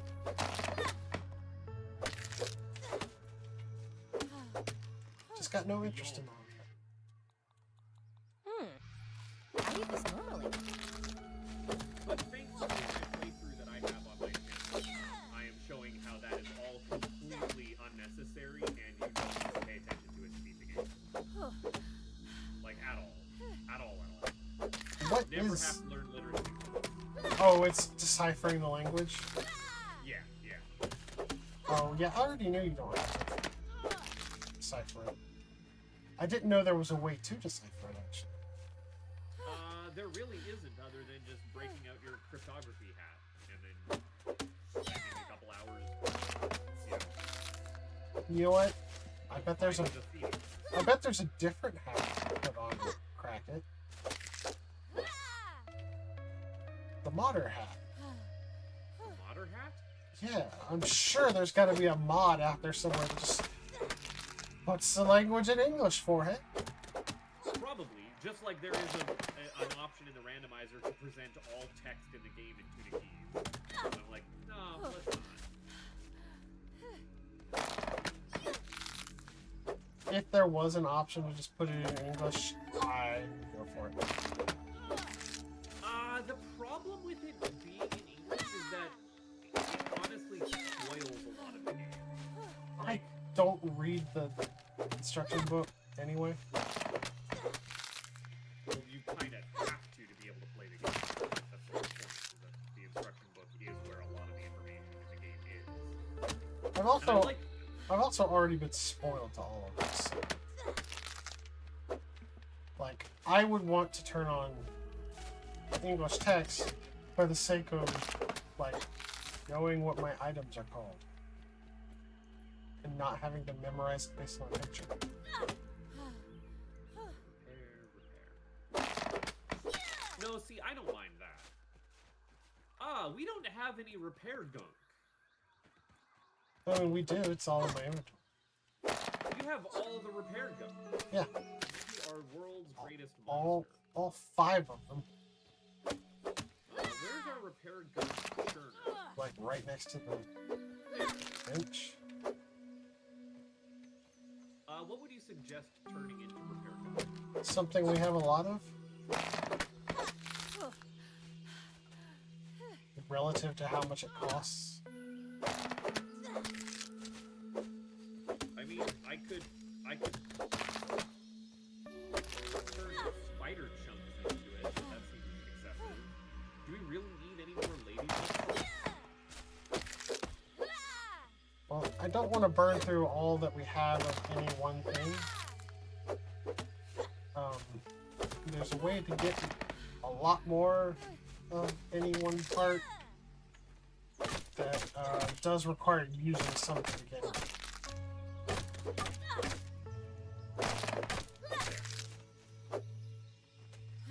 I've turned out some glue for me.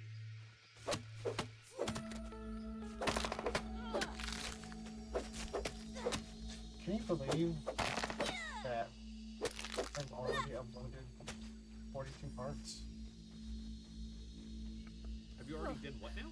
I've already uploaded 42 parts of the Let's Play.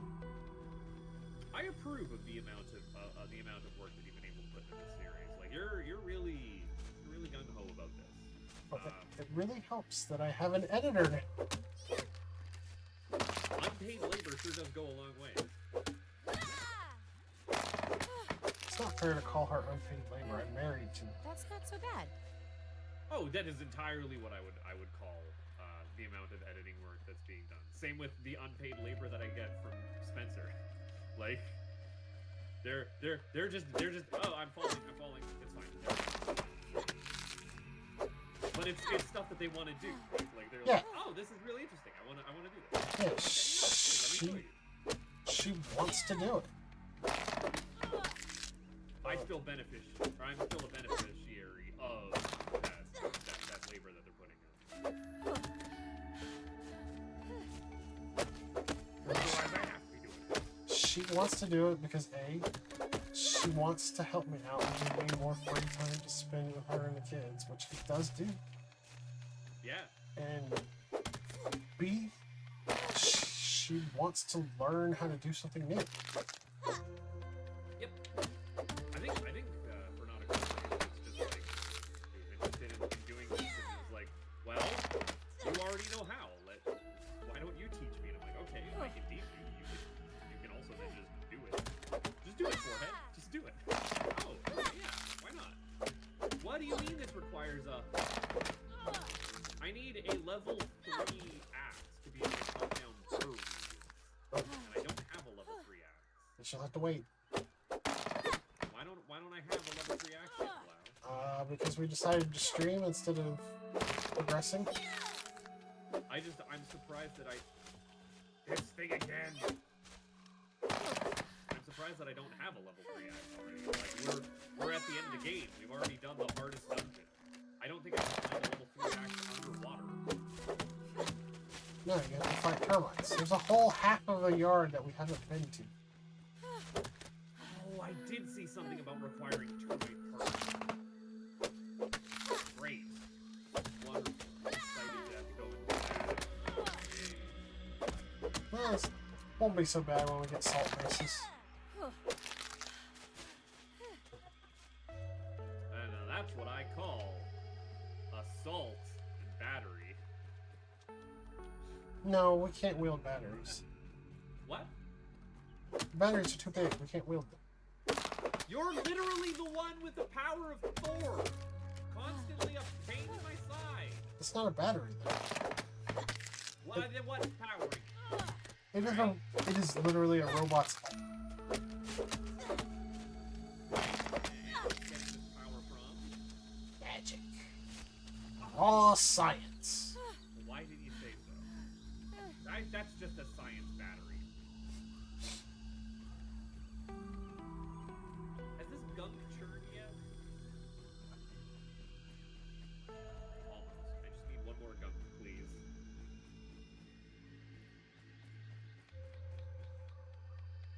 Thank you. I need to repair my sombrero. Reparo sombrero. We've already got too many episodes with that kind of scheme going on. Stab. I'm sorry, you can never have enough episodes going. Okay, let me just name a few of them for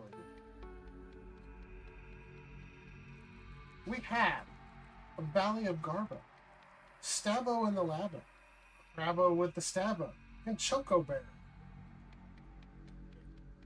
Yeah, and what of it? I'm a little lad who has gaming conventions. He'll stick to it.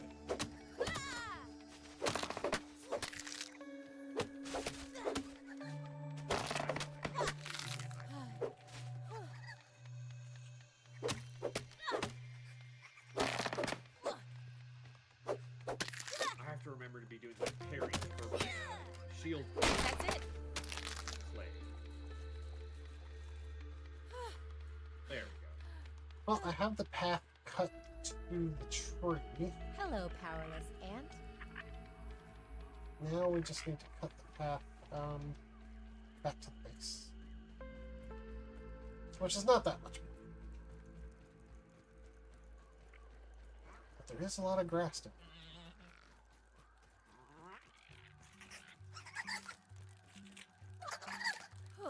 Why do you want the floor cut like that? Don't we have the ability to zip line now to wherever we want?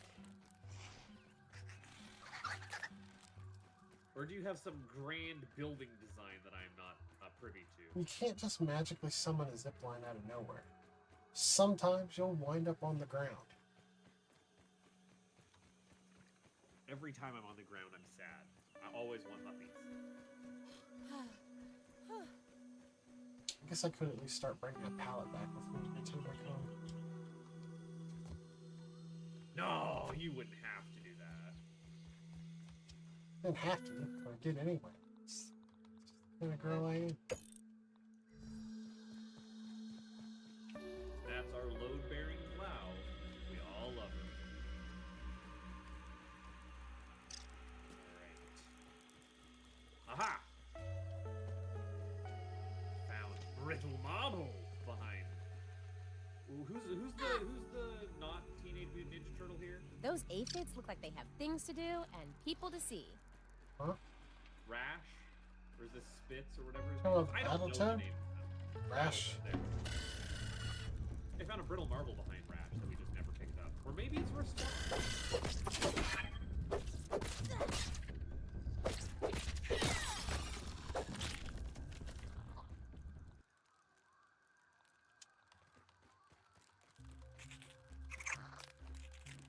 I would say you should have enough for a foundation to start building, like, walls on it. Yeah, I wanted to make a very big, like, town square to start building on. Yeah. And we can expand, if necessary, from there. Look, if I had my druthers, we would build downtown from Wet Dry World. But that's just me. You can do it if you want to. You can leave your You friends can leave behind. your friends behind. Dang it! Thank you for meeting me there halfway. I appreciate it. No, I left you behind. What? What? What? You Did you just... not watch those shorts? I have some really great shorts of me just going whack over and over again. You said I could leave you behind. Can I get through here, please? Thank you? I'm stuck on grass. The grass is touching back. If only when you come up with a name for each episode. Episode 2, Grass Touches Back. The grass and the furious.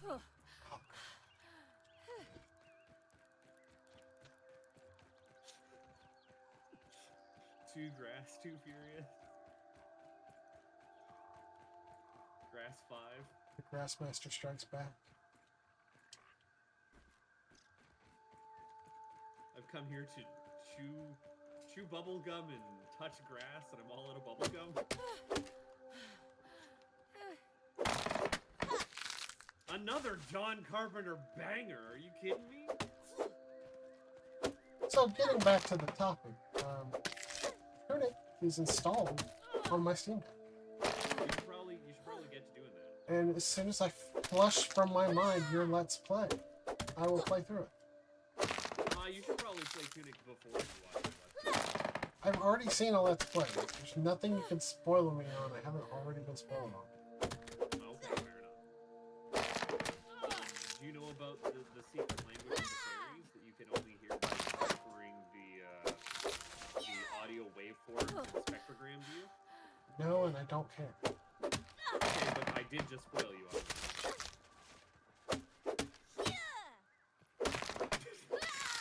Did I not say there's nothing you can spoil me on that I care about?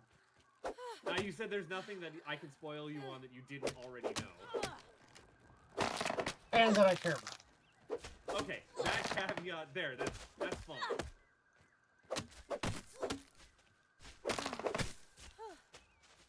Also, like, that sounds like something I never would have engaged with regardless. No, and it's like something that you're not going to do without first doing the ARG stuff. And also, it's completely asinine where the fairies' language can't decipher it. They're just like, thanks for freeing me. It's really great that you've done that. And it's like a 4-hour process to try and translate. It's like not the juice is not worth the squeeze. Alright. Just gonna let you know.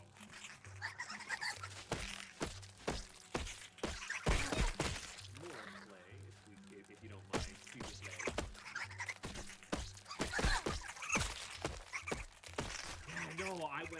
working overnight, like I would bust through a tunic clear in an evening. That's just such a cozy game. I'm sure one day I will be as comfortable with tunic as I am with like past. I would say they're pretty comfortable. They look If comfortable. you're playing tunic on half damage. If you're playing tunic on full damage, then it's a little bit more unreasonable. Oh,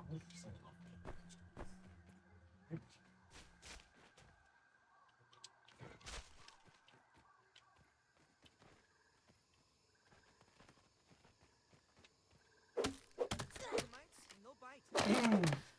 but yeah, after I get through StarCraft 2, Legacy of the Void, and the Nova campaign, I'm actually also trying to go through Paper Mario 64, but with some HD textures, which I'll admit they're not my favorite. The guy that made the mod pack is redoing them after being inspired by the Thousand Year Door remake, and the YouTube video he posted. It's much better. So that's the thing. Them I look white forward to. borders, I do not appreciate. Yeah, the redo doesn't have the white borders. Nice. But even with the white borders, I prefer it to the blurriness of the original. And, like, it's blurry even if you're playing on an emulator with pixel perfect clarity. I don't know, it looks off, and it's off-putting to me compared to the rest of the series. Like, Peach's hair looks orange. Why does her hair look orange? Did you see I ended up with a Rosalina sprite for I the did. randomizer I just did? Did. The Archie? And she had blue lipstick, too. Yeah. Are you there? Yeah, I'm here. You hear Oh, me? I can hear you. Random just crashed on me. Uh-oh.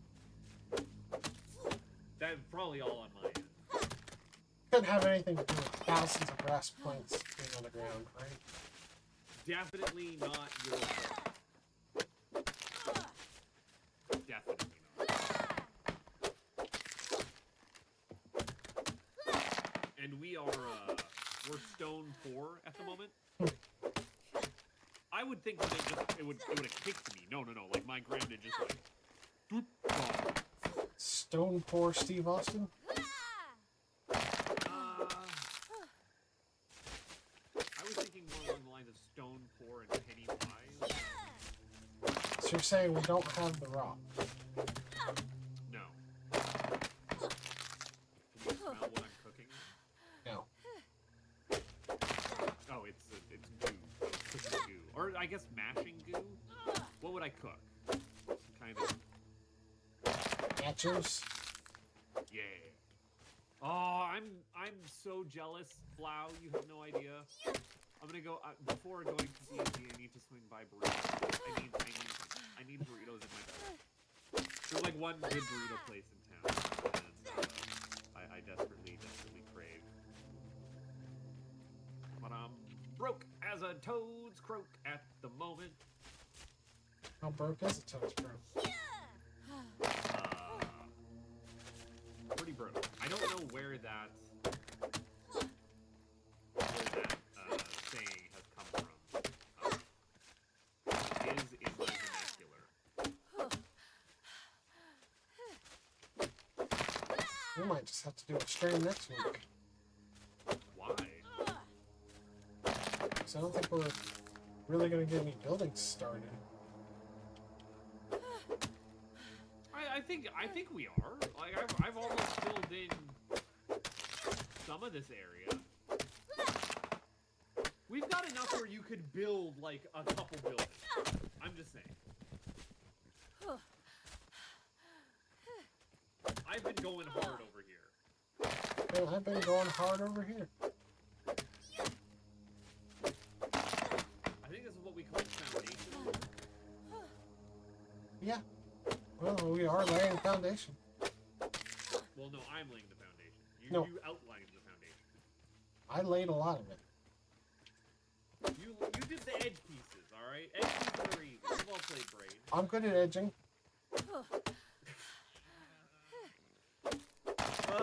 She went there, folks. She went there.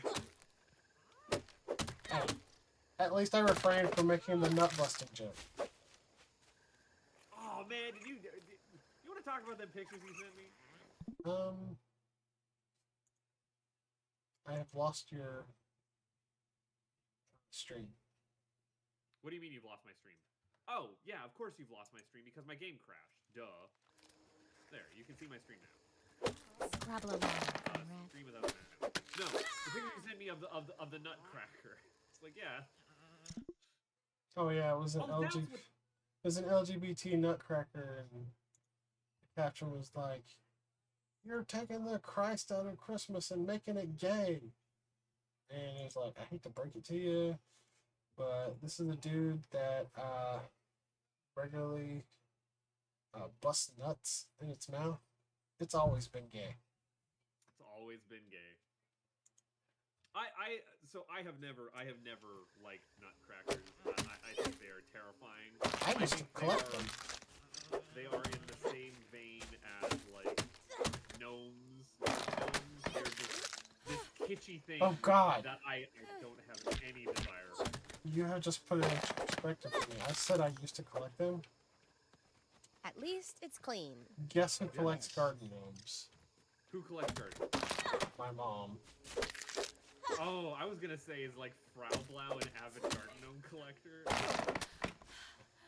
Do you know what my mom collected? You wanna know this one? Precious moments. Nope. German smoking dolls. Oh, okay. They're like, again, they're like gnomes or nutcrackers, except they just all have like little pipes that you could light incense in. And they're like from the old country. Little German smoking dolls. They're creepy and unnatural, and I do not like them. See, I never thought nutcrackers were creepy. They're just Christmas decorations to me, and I love Christmas. So. Nope. Turbo creepy. Look at just the exposed teeth and gum. That screams unsettling to me. Do not like, will not truck with, bad times. That tastes surprisingly not terrible. Someone said there was more to the picnic bench. That was cleared out. Time to do a double check. Oh, okay, look, there's so many angry bugs over here. I'm caught on grass yet again. Do you have my my screen again? I do. And that is then reconnected to the stream output. Yep. And they can still hear me. Yep. I mean, nothing changed on my end. Okay, I just want to make sure that, because when my game exploded, I didn't want everybody to hear it. The only thing on my end was that I lost your feed.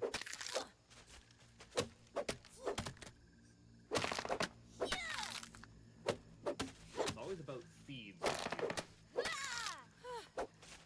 Feed me, Seymour. The greatest Muppet movie of all time.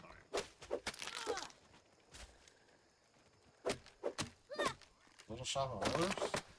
Yeah. Is that Jim Single Henson? greatest. It's Frank Oz. That's not a name I know. Yes, it is. I mean, I may be familiar with the work, but that is not a name I'm familiar with. Frank Oz is the puppeteer behind Yoda and Miss Piggy. Okay, You know Frank Oz. I legitimately did not know that. Have you watched Knives Out? No. You've not watched the Benoit Blanc mystery Knives Out? No. No. Frank Oz also plays the notary. I thought we've established that I don't watch movies. And this is why I'm doing a podcast with you. to broaden your horizons, to be like, you know what, you should watch more movies. I thought it was. Come back next week and say, I already didn't do that. I thought it was so we could build a base. That's incidental. The podcast is the real excuse, right? The podcast is the airing of grievances, the shouting out of cool things, and then the educating of each other on fascinating topics. Speaking of fascinating topics, Watch why out. don't you tell me about microwaves? See, that's not a fascinating topic. You're already off. I didn't give you enough context. I didn't give you. This is. Yes, an you area of- already didn't do that. Yeah, no. The microwaves topic, where it just says microwaves here, which I might add is just as vague as Steam Deck or Archipelago. But the topic, microwave, is specifically an airing of grievances with the fact that microwaves need, and you can hear the passion in my voice, you can hear the deep conviction that I feel toward this subject specifically. Microwaves need a silent mode. I am sick and tired of putting my food in the microwave, and turning it on for a minute and a half, and walking away, because I'm already doing something. I'm microwaving my food. I'm a busy lad. I'm living a busy life. I have other things I need to do. And then the microwave goes beep, beep, beep. And I'm like, yes, I understand. The food is done. Now that has alarmed me. You have installed into me the thought I was that I am using that. ready to go and pick up my food. But no, the microwave will beep again and again every minute or so until I walk over and open up the door. And the food isn't cooled off. The food is not properly propagated the heat throughout its surface because, of course, the microwave cannot heat something to a homogeneous temperature. It has not reached an equilibrium point within the viscous food gunk that I have decided to heat up there through nuclear means. No, it needs to sit and rest. There needs to be a refractory period after the alarm has gone off. But it will still incessantly beep at me. And this is not just, well, get a different style of microwave. I have, over the past decade, gone through 4 different microwaves at various places I have lived. I've installed 2 myself, and all of them, the incessant beeping. Back when I used to eat Hot Pockets, like regular part of my diet, I have lost count of how many times I would find a Hot Pocket that I had heated up the previous day when I'm going to heat up another one.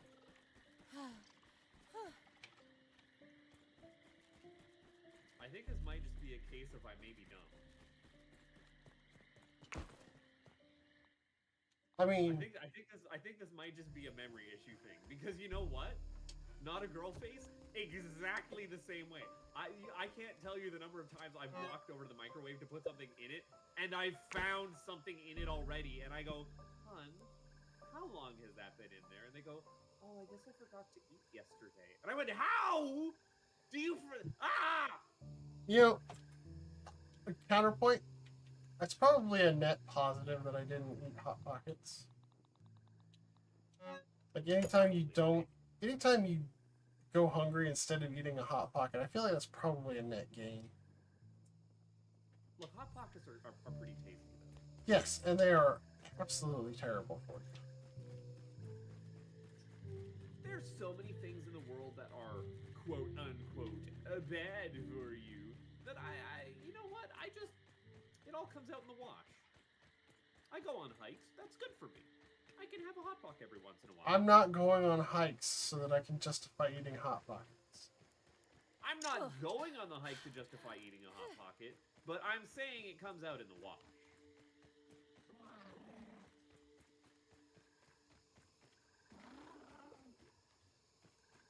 Yeah, I don't think I actually have anything else to add to the microwave discussion.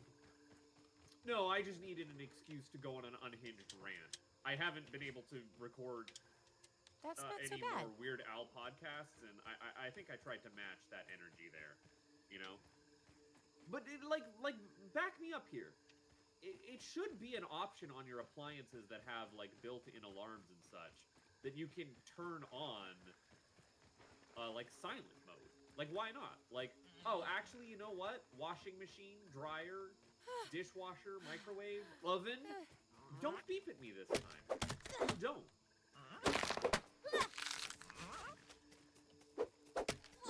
Why not give that a thought?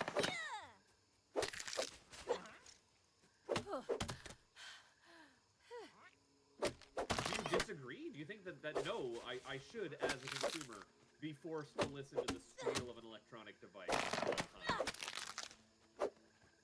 I mean, on the one hand, I can relate to this concern, but on the other hand, I also know that the reason I relate to it is absolutely me being very stupid.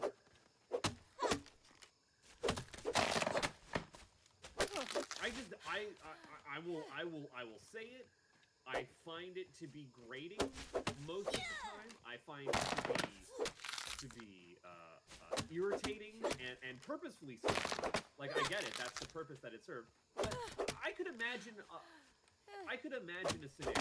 Let's say, for the sake of argument, that I had children, that I had a newborn baby, and I've been up until 2 a.m., 3 a.m., and I'm starving, and that kid just went to bed, Muscle and I want top. to go and make myself food. I go and heat myself up some food, and I don't, in my vigilance, stop the microwave with exactly 1 second left on the clock, and it starts beeping, and it wakes up little Buttface Jr. I would want to burn the house down in the microwave with it. You probably deserve to be burned with it as well for naming a child Buttface Jr. Well, you know, now, have I told you what I named Buttface Jr. and what I've already been vetoed Those against being aphids able look to like they name have Buttface things to Jr.? do and people to see. Is that Brannigan? No, I want to name if I ever have a kid, and I never want to have a kid, but if I were to have a kid, the name that I've always found very appealing would be to name Buttface Jr. Ulysses. I think Ulysses is a great name. I guess if you're a Civil War general. I was not thinking that. I was thinking, you know, like the Greek legend Ulysses, and then Yuli for short. Do you know what I would name Buttface Jr. if Buttface Jr. was a little girl that I have not been put on? No. That not a girl face approves of? Have I told you this? You might have. Do you know? No. It's Vivian. I would want to name Buttface Jr. Vivian.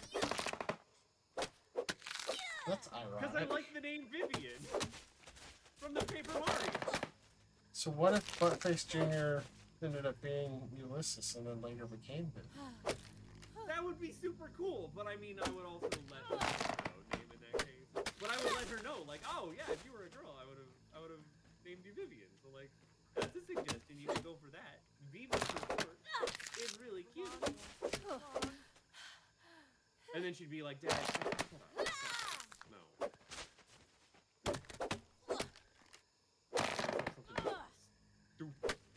But see, this is the problem with society. People who would actually be good parents don't want to be parents. And people who are just the worst just want to spit out babies so they can abuse them.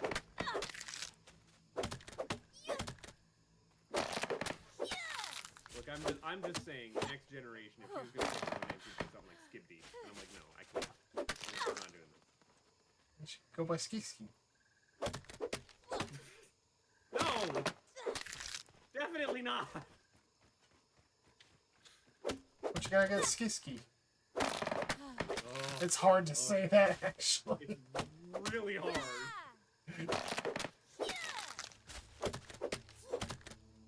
Ski Ski. That's the name of, like, an old Bavarian grandma. Oh, hello, Dad. It's me, Ski Ski.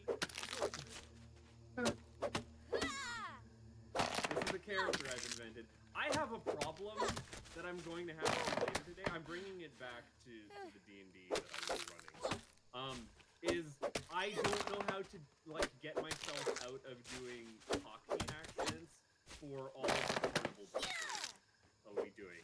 This everyone's gonna sound like this. Oi, come on down to the carnival, we all lost the game. And like that's as I'm reading through the adventure, that's all I'm hearing in my head. And everyone's just gonna sound like that because it's one of the 17 voices I can do. You gotta have one that's like, come one, come all, see the wonders of the circus. See, that's going to be Mr. Light. Ah, for you see, he's the light-hearted clown. Like that's. Oh no, a clown's gotta have a voice like, what did the banana say to the tomato? I don't actually have a joke. I don't actually have a joke there. What the banana said to the tomato. What did the banana say to the tomato? Nothing! They're fruits, you fool! Dumb joke, Blau. I didn't have a joke, but I saved No, it. you.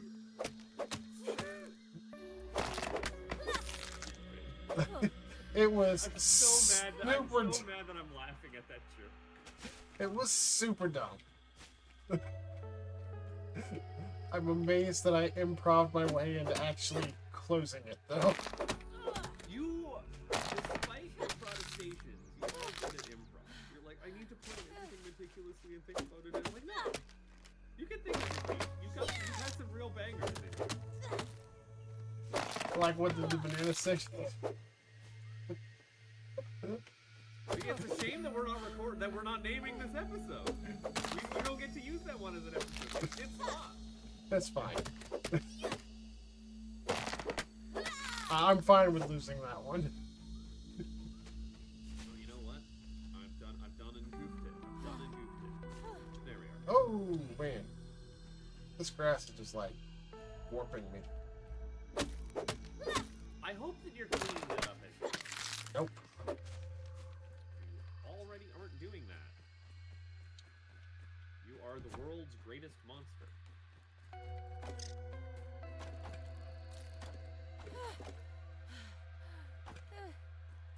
Yeah, I'm just letting you know, like you can come up here and start laying out some like building walls.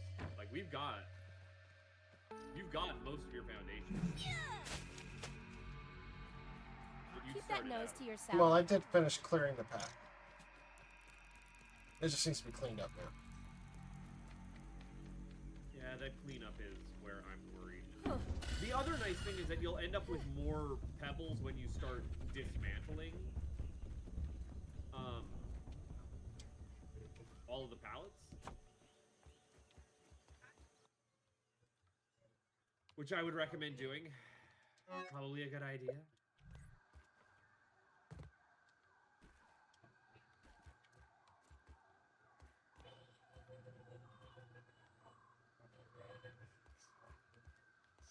You stole my Yeah, armor. look at that. I did what now? You stole my armor. No, I would never do that. I want it back.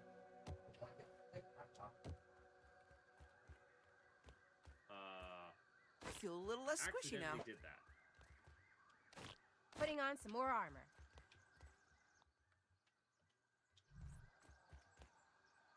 Okay. Coming back this word. You get out of here, Mr. Krabby Stabby. No, that was the last episode. No, I just got a larva on me. He's got his spikes and he's less than enthused about my presence.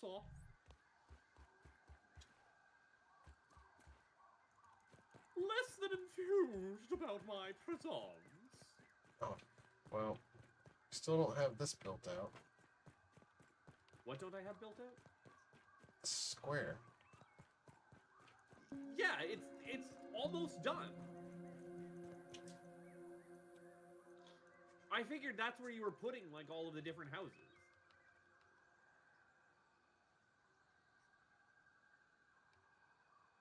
Like on that foundation.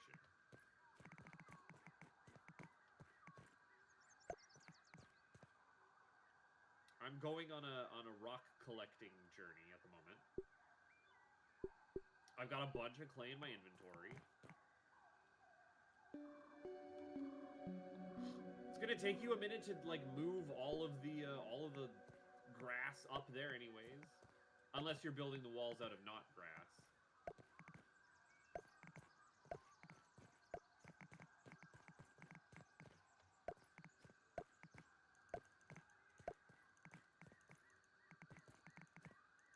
I'm slowly getting more clay also, but it's taking forever underwater. I really hate that this has the Minecraft inclination of things underwater take longer to dig.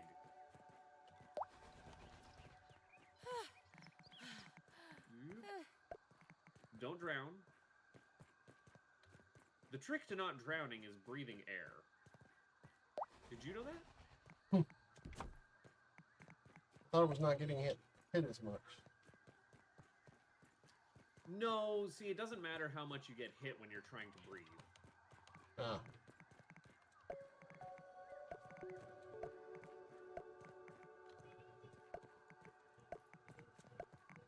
Yeah, I would bet that these rocks over here have come back. Which also means the bombardier beetles have probably come back, which is unfortunate for me.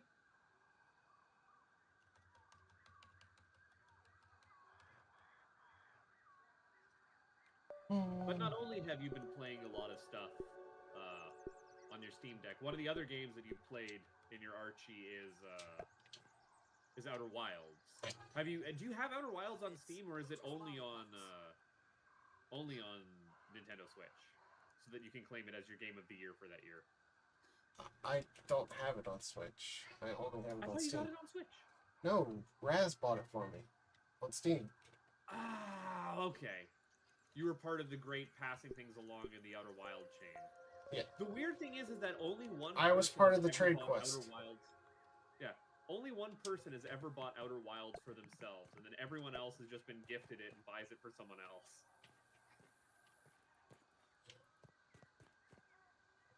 It was me. I was the fool who bought Outer Wilds for himself because no one could buy it Paid for attention you to with that your game. Canadian funny money. yeah. Them Canadian Faco, the Canadian Faco bucks. But I also have an issue with Outer Wilds. An issue that is specific to me and me alone. And it bothers me, because words mean things until they don't. It's the beauty of language, it evolves. That is a beauty of language in that it evolves, but also, like, words have meanings, and the meanings of those words are important. Like, they're descriptive. And if you're using a word to mean one thing, and I think you're using a word to mean something else, we can end up in this weird situation where we both think we're having a conversation when we're not. We're talking past each other. And that's actually a point in Outer Wilds too, you know, about how, like, you have to always take translation. I'm getting attacked by all sorts of nasty things, and I don't have any healing on me. Time to run away from that.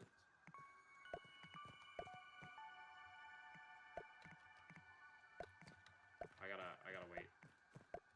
I gotta wait a minute.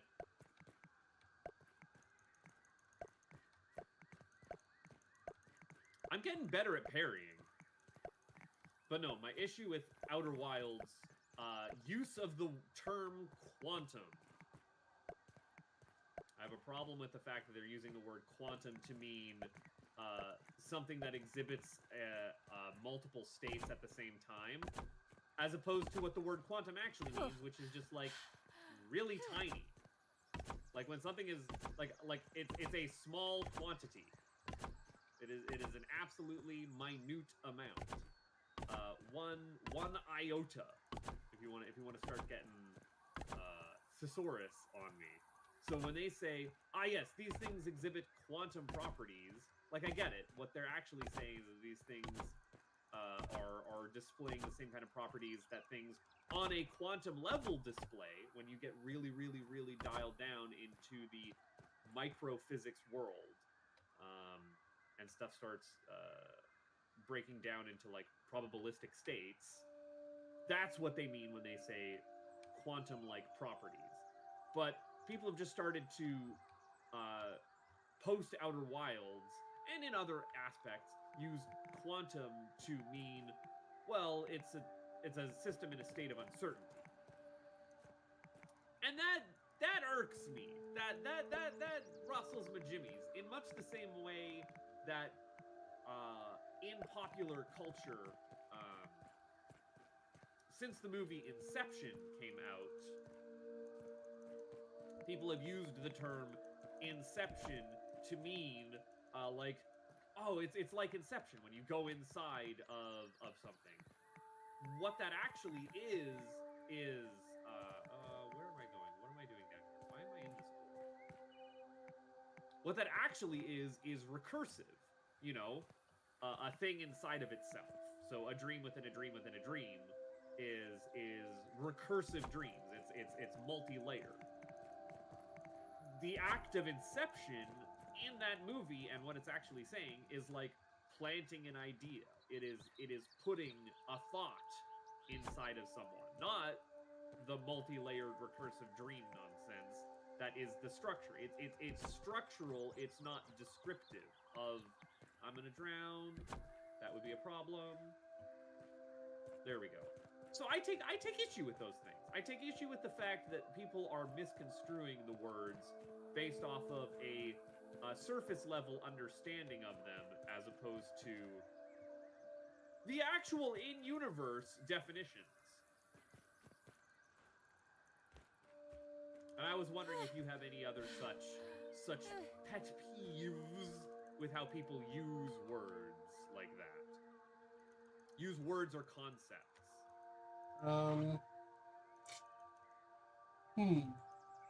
Where you know the technical definition, but the generally accepted popular culture reference point is misconstrued. I mean, yeah. I have two actually that I don't know if I want to share because this conversation can really go in all kinds of directions I'm not comfortable. Okay, fair enough. That's all right by me. You do not have to get those grievances out in the open. Well, I would say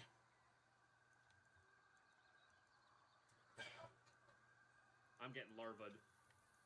I don't like the way race is used interchangeably with ethnicity. Fair enough. Because that is definitely a sticking point these days. It's kind of similar to how I don't like how people use sex and gender interchangeably as well. But right. So like recently, the whole big thing about the new D&D thing, trying to change race to species or some other term, and it was like if people used it correctly, race is already a synonym for species. Right. You know, that's where the phrase human race comes from. It's because it's being synonymized. Synonymized? I'm bad at English. But we have been using race interchangeably with ethnicity for so long that that's language evolved, and that's just what it is. The nuanced distinction has been eroded. And on a similar note, I don't like, and maybe it's not my place to voice this one since I'm white, but I don't like when people use African American to describe black people that are not American. Fair enough. I'd right, rather have a because spider, that is in and of itself a descriptor after, we're normal size again. Of geographical origin, which is not necessarily. So it's not really something I thought about much until I was driving in the car one day. This was several years ago after the Olympics, and they were talking about Usain Bolt on the radio. And I swear, I'm not making this up. One of the radio heads actually called him an African American. And I was like, he's not American. Not American, exactly. And you know what? Similar to that, Blau. It has always bothered me, and I'm sorry, I'm gonna call you out on this. It has always bothered me that you, US of Aians, have capitalized on American. I'm as much an American as you living in North America.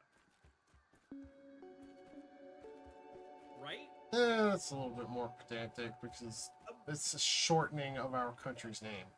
I realize. Right, your country is named after. I realize the issue is that the continent shares a name with our country. And you know what? I'm fine with the continent sharing the name of a country. Australia gets a pass. So does Antarctica.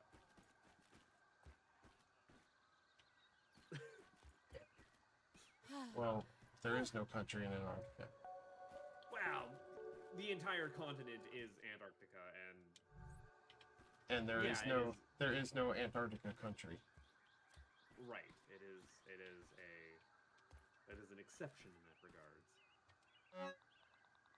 But point still stands, Australia. Yeah, well, that's the only country on the entire continent. Right. And Americans have monopolized America as the name of the continent and the country. Don't blame us. Blame people like Christopher Columbus and Amerigo Vespucci. I sure will. I can blame them for a lot of things. Oh! I see what you're doing. Oh, I love this. This looks great.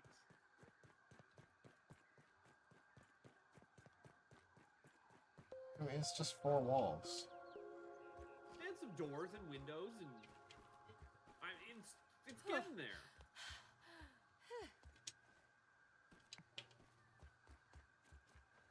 Okay. I need to go and find more pebbles, but I also need to eat some food. But yeah, more on why I don't like using the term African American to describe black people. Someone who was born in Africa, regardless their ethnicity is, and becomes an American citizen, is an African American. Okay, yeah, sure. No, I follow. Like you said, words have meaning, and to my knowledge, black is not considered an offensive term to describe black people. It is the accepted term. So I don't understand why the push some people make to be overly PC about it and say something that is technically incorrect. I would want to say it is a err on the side of caution without actual malicious intent. Without actually putting the thought into it. Yeah. Whereas, again, I don't think that there's any kind of erring on the side of caution when it comes to like the misnomer of quantum or inception. There, Yeah. It's just knowing it from the popular culture definition as opposed to I found rocks. I found where these live. I definitely don't think there's any malicious intent behind it. That's No. not at all what I was driving at. Just I don't know. Seems it's an inaccurate thing to say. These are not things that I would normally voice. These are things that just live No, in and my... I did corner you with these, but again, I agree that there is an inaccuracy present there, and for someone who does strive for accuracy in language, although fails constantly because of my own ineptitude, I get it. I totally understand.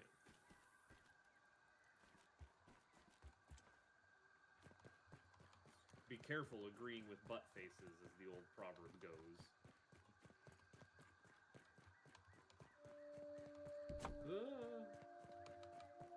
This area is a little bit more dangerous than I would have liked. But it does have a bunch of pebbles in it. Kinda need those.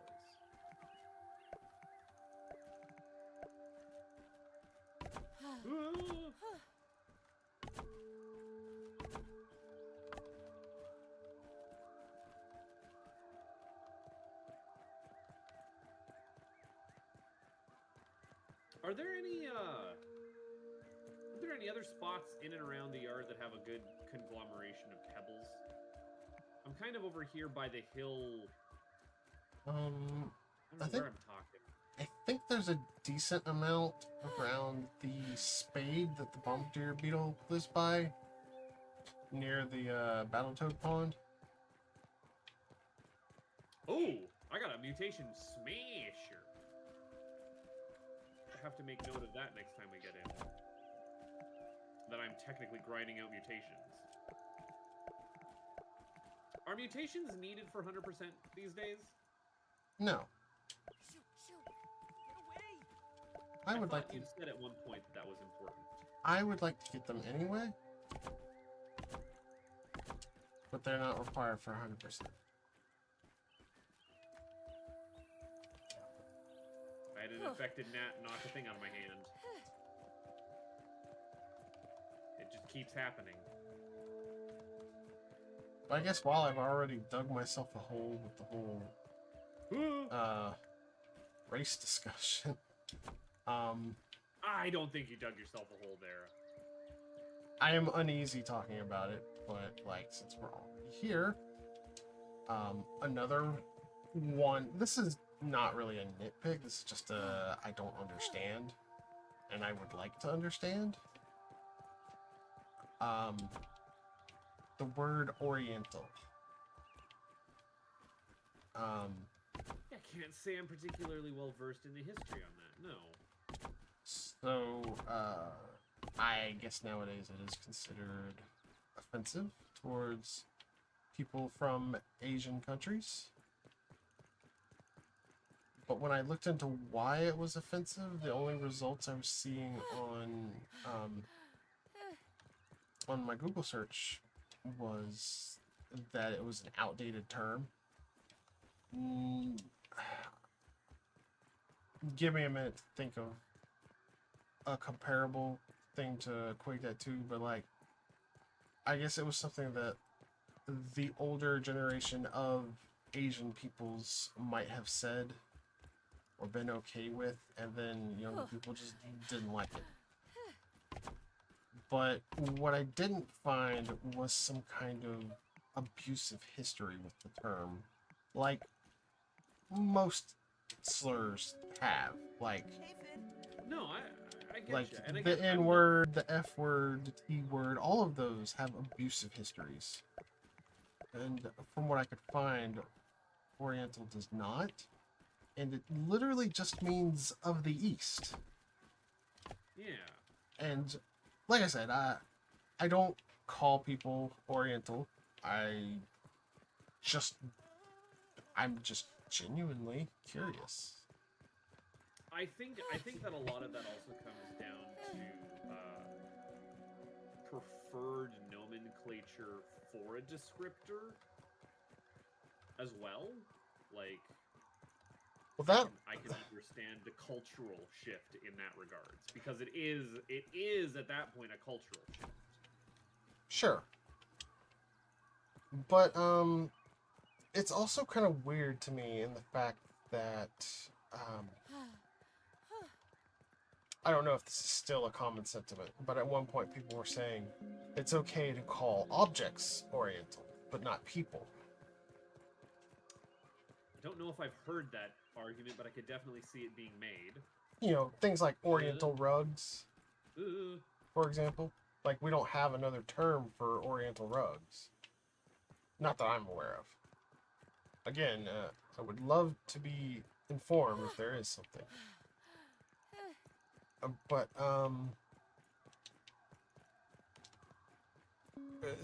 the sentiment that the word Oriental is offensive has permeated enough that my favorite flavor of ramen noodles has been changed from Oriental flavor to soy flavor.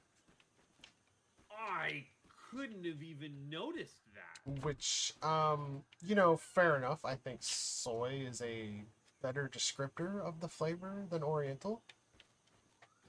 That's more of just a noted oddity than anything else. No, but I hear you. I mean, it's definitely a cultural shift in that regard. And I would love to know the why behind it. 'Cause yeah, that does seem odd. Well, why this is something I think about a lot, I guess it's just because I have an affinity that I don't tap into for writing.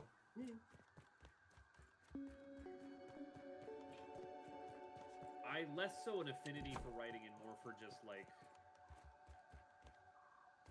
I appreciate the art of it and know that I am not particularly well versed myself.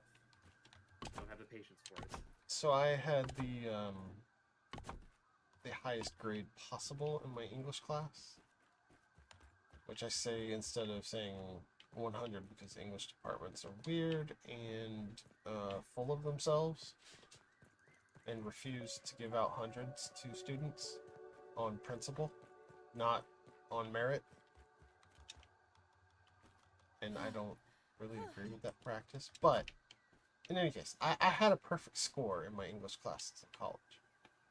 Yes. And I was told that it would be a waste for me to go into a profession that doesn't involve writing. And I went into a profession that doesn't involve writing. I don't want any trouble with this. Hey, you're sitting here with a bona fide disappointment in all regards. I have let down literally every authority figure that I have ever had, who has been like, you should do this, you should do that. Oh, you have such a great aptitude for this. Oh, you're a natural at that. And here I am, not putting any of it to use. A consummate disappointment. I mean, hey, I guess it's probably a bullet dodged that I didn't become a writer. I mean, seeing all the grief Brickroad has about trying to get his book published. Oh, tell me about it. And Brickroad's not the only person I know right now who is going through it trying to get published. Oh my goodness, I feel like I throw a stone in some of my personal friend groups and just hit someone like that. What is a shame, however, is that I wanted to become a video game developer when I was in high school, which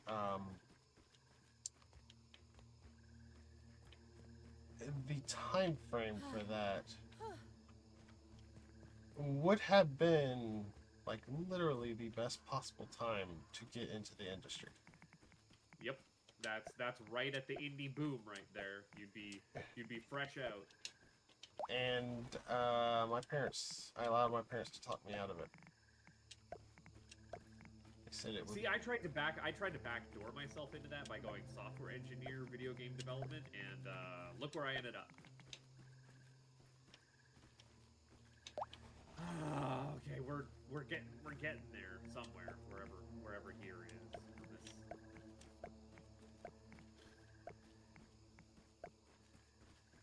Ooh, you've got a second floor going. I desperately need bandages because I have let myself run loose on those.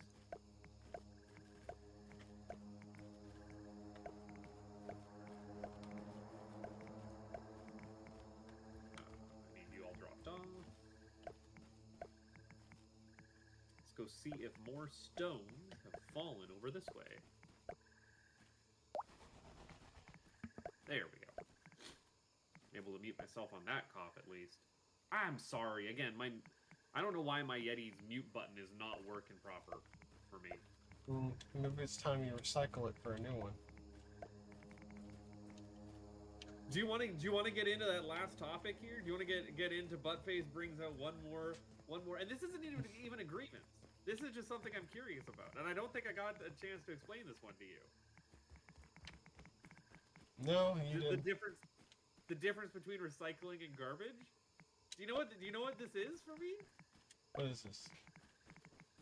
Why is it called a recycling bin or a garbage bin on your PC? Like when you drag files in to your recycling or your garbage. And when did that changeover happen? Because I noticed that they're all called recycling bins now.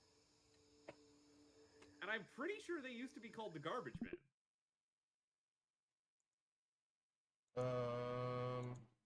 Those soldier Am I ants mean crazy? business. Is this like a Berenstein thing going on?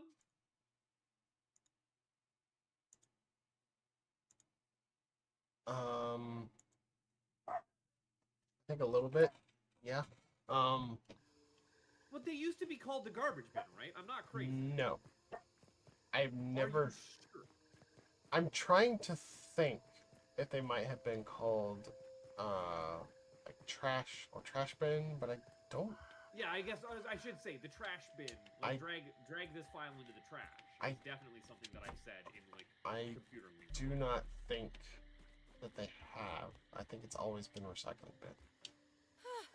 Okay, because I wanted to bring this up here to get like your opinion first before I then bring this to our resident computer expert, Dan, and we can get to the bottom of this. We can figure out this mystery. I swear. I can tell you this much though. I have definitely seen video games that have like a mock desktop OS thing that just calls it trash or garbage. Right, and you know what?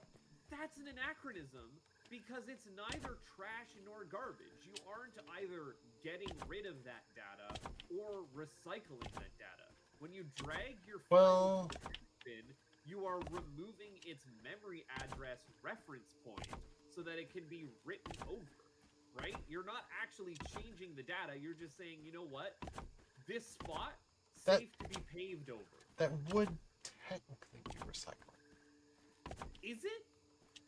You are repurposing it for something else. You're not repurposing the data, you're repurposing the memory address. Yeah, that's what you're recycling. Maybe they just updated it to be more in line with the actual purpose then. And you could argue that you are also trashing things when you select to empty the recycling bin.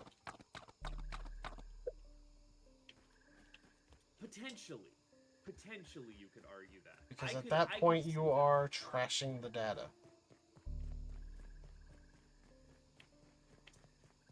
Again, it was just a weird thing I noticed the other day. I was like, wait, this does say recycling. I could have sworn that I used to call it like dragging it to the trash. Did they update this? Is this like our new social conscious awareness of like maybe we should not be trashing everything and maybe we should be recycling, and this is it's like I hate to say like PC culture when talking about computer stuff, but like yeah, like that, right? But just for data management, that is already like a facsimile, a skeuomorphism for the real act.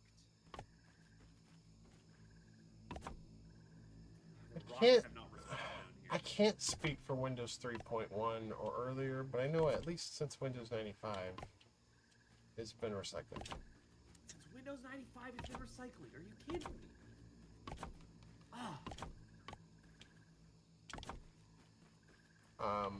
You know what? I have used Windows 3.1. I just do not remember it. What if it's a Mac versus PC divide?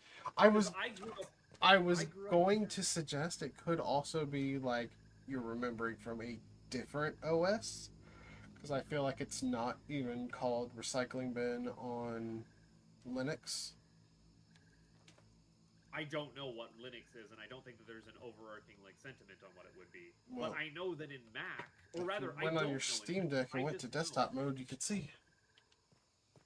Yeah, but I don't remember that. That sounds like a lot of work. You already didn't do that. Done. Yeah. But like, I know I grew up in a Mac-centric household. We had Macs basically until like I didn't use. I mean, this PCs is until probably I, what bottled water is. graduated high school. Even in high school, I was running on a Mac because those were like the teaching computers, right? You wanna know? Shout out, he's dead now, so like it doesn't matter. But shout out to my high school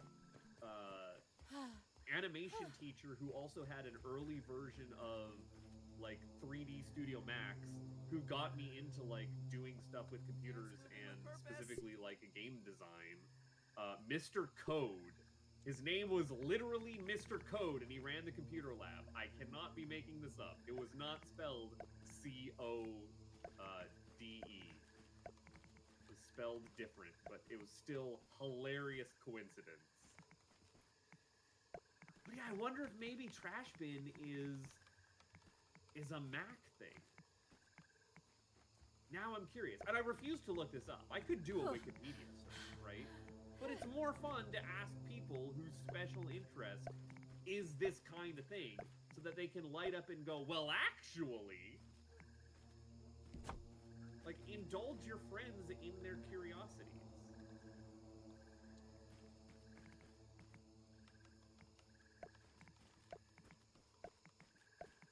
So that's what my recycling thing is. If you were thinking I was gonna get into like blue bin versus green bin discussions here, I couldn't tell you. You knew that's what I thought you meant. Absolutely. I've got nothing interesting to contribute to this. But here you are, providing factual Well, on-the-ground reporting of back Windows 98. I- Pretty sure it was a... I already knew that your points were vague and misleading, and I was not wrong. No. It's almost like I'm a vague and misleading guy. It's almost like I try to present myself as this air of mystery, never quite sure what's going to be going on. I thought you were Almost just like a little wild guy. card. I am just a little guy. Little guy. But I like to keep people on their toes. I don't like people to come to think that they know exactly what I'm about. I contain multitudes.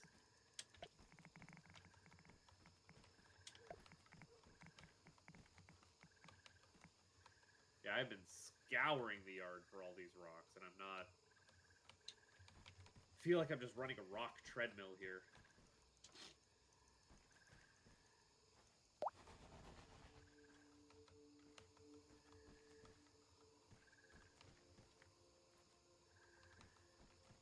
Do we need more rocks for anything else, or was it just this foundation? Rocks are always good to have. Dang it, I didn't want you to say that. I mean, I already didn't do that. Yeah, but you could have said, like, literally anything else. Like, actually, no, Buttface, we are good on rocks. We have the rock we could ever possibly need. But then I would have been lying. You would never lie to me, would you? Never. And I believe you wholeheartedly, because I am a trusting friend. Also known as gullible.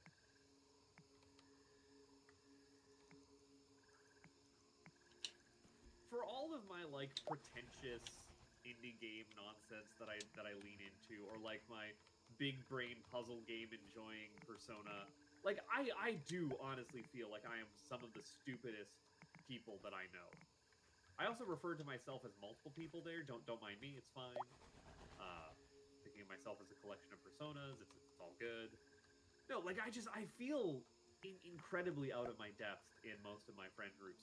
Yourself included. Like, you're an incredibly intelligent woman, and like I just don't have the expertise in certain areas. So like I'm constantly making up for it. Running a gamut here. Where the hell did I find myself? I'm trash binned again.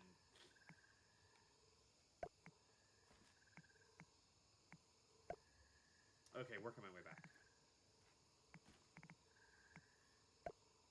Are there rocks around this garden hose by any chance? Or inside the garden hose? So I haven't really poked my head around this way yet, so maybe we'd have a chance to spawn these.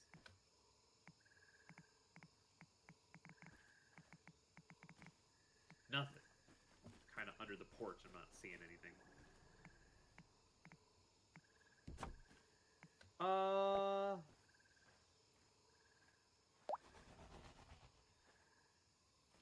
Huh. That's something we should investigate next time. What? I don't know what this is.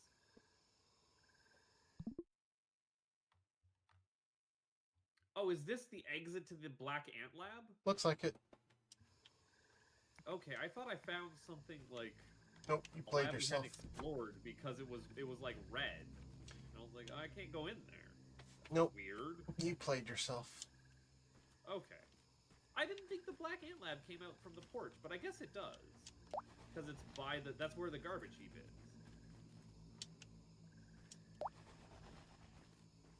This is all making sense.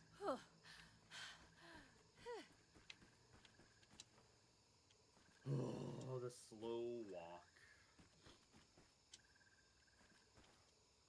They really should put more stones in and around this area. I do not want to fall down into Dan's hole.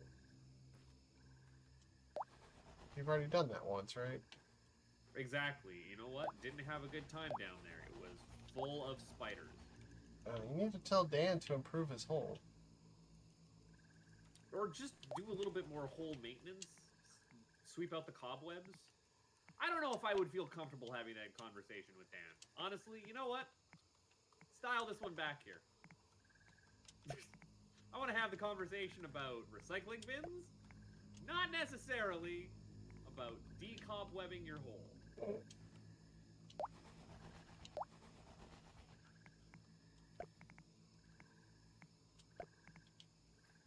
I swum to John if you bring this up next Let's Racing time. I might just immediately mention it when we finish streaming. You wouldn't dare. I've done worse. Have you? Probably. Maybe. Ah! Ah!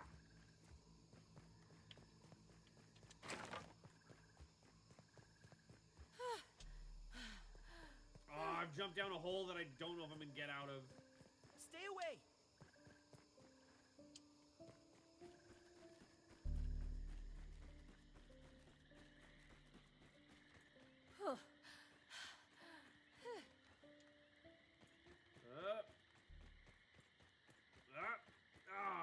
I'm the best Billy Goat. I'm the best Billy Goat to ever do it.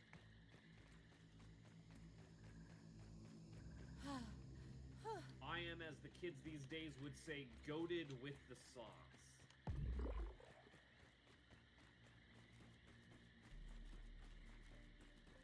Oh, is that in reference to greatest of all time? Goat. I just got that. Yes. Yes, that's what that means. I just put that together. Again, me being a dumb idiot. You know, for a zoomer, you sure are a boomer sometimes. I was talking about Mr. Magoo the other day. How much of a boomer you think I am? I mean, if you're trying to say you're not, referencing Mr. Magoo is No, not. that's what I'm saying. Is like it's impossible to nail down what I know as a cultural reference. Like, I am a man unstuck from time. might even call me Quantum in that regards. Tiny? Just a little guy? Just a little guy.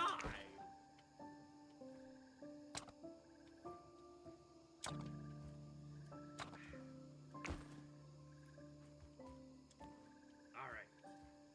I kind of wish we could have just ended it on that note. We could have, but you know, I want to be here. You blew your load on that one too soon.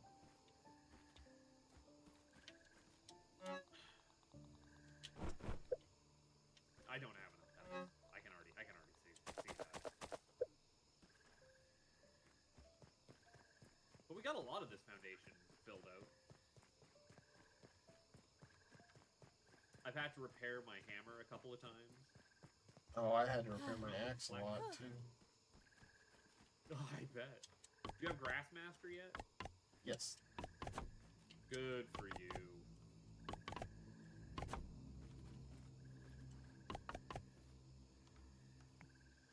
But did that not finish up on that side? What's going on here? There we go.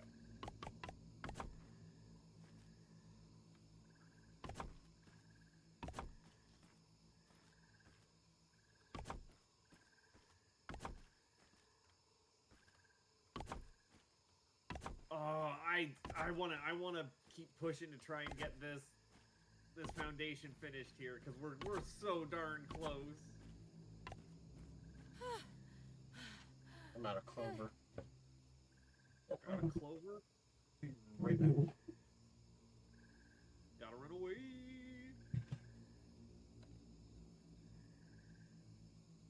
Maybe the pebbles have respawned under the berry bush. I should probably do a check-in on that.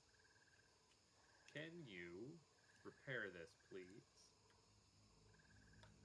Absolutely. Mushroom slurry.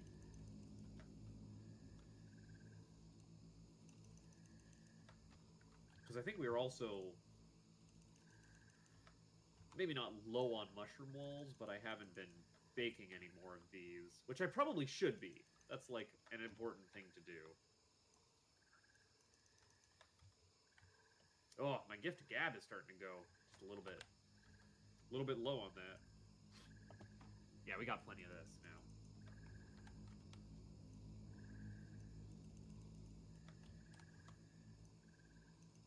We will run out of mushroom brickability. We can start putting our equipment into the beautiful house that Blau has gifted us with. What do you mean there's none available? What do you mean there's none available? I guess it's just too far away from the others. Okay.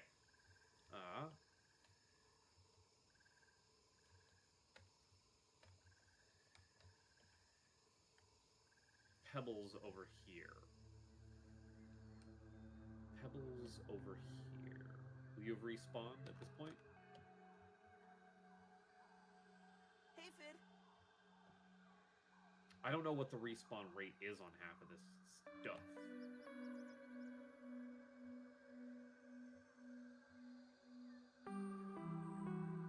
Nah, I'm not seeing them. I mean, there's a lot on the ground, but it's just like one or two every second or so. Okay, I'm back. We're so close to finishing off that flooring, though. I just want to get it done. And your front, they're both here. You get it? My back, Yeah, my front. I said I'm back, not my back. Oh, well, my bad. And you're good? No, I left my good somewhere else. There ain't no good about this. So you're not bringing your best back. Definitely. When have you known me to bring my best to anything? Anything ever? I've got all of the crow feathers. I just found 3 over here by the bird bath, which makes sense, you know, when you think about it.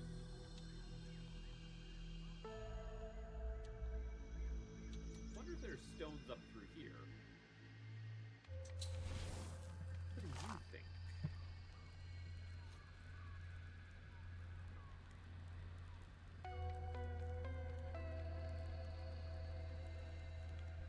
Yes! Yes, there are. Well, we have exhausted our list of talking points, so We sure have. I guess we need to try and wrap this up. We do, but again, I wanted to try and finish off that that pebble pathway there, and I just found a whole new set of stones. So if you want to, and I just found No, I get you. I also want to finish off the roof that I was building. Well, I guess the thing that we can talk about, if we're wanting to round up this podcasting, is plans for next time. You feeling like we're going to be able to record a series, or you want to do another stream? I think we could do either.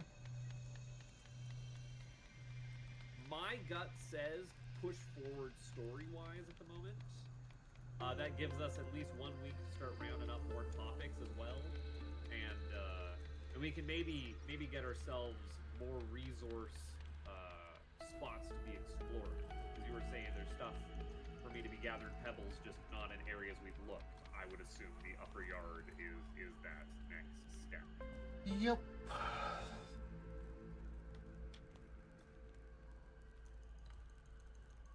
Stinko bug? It's pretty good. So what left do we have in the game? Is it just that pond lab? Are we gonna have pond lab and then upper yard? I mean, yeah, the pond lab's the only story relevant thing in the lower yard. Yeah, so then we pond lab, we finish it off with Burgle. I'm assuming Burgle's gonna say like, and now go to the upper yard to finish the game. That's not what Burgle sounds like, but that's the voice I gave him in my head just now, so.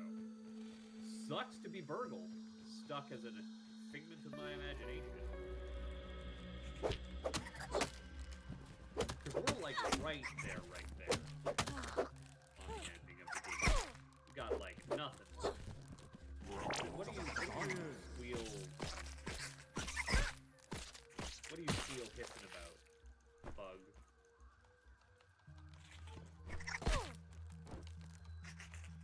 I would rather you didn't. Threat detected, threat detected, threat detected.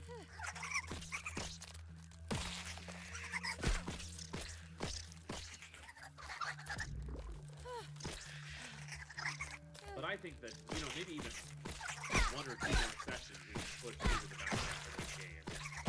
Not have to worry about anything else. And then it's just worrying about getting ourselves set up. So, another question that I guess I should ask, kind of off camera, kind of on camera here, is we're gonna be doing New Game Pluses of this, right? Like we're full on. In the New Game Plus, will our carry over? According to what I have read, yes. Okay, so then yeah, we definitely should at least make sure before we do Game Plus that we are like fully based up. Based and goated. I don't have any food on me. Life is bad and not good and also bad. Not good. And not good. You know what? Thanks. I almost forgot that one. What about bad? No, I already covered that. That's what I started. And terrible?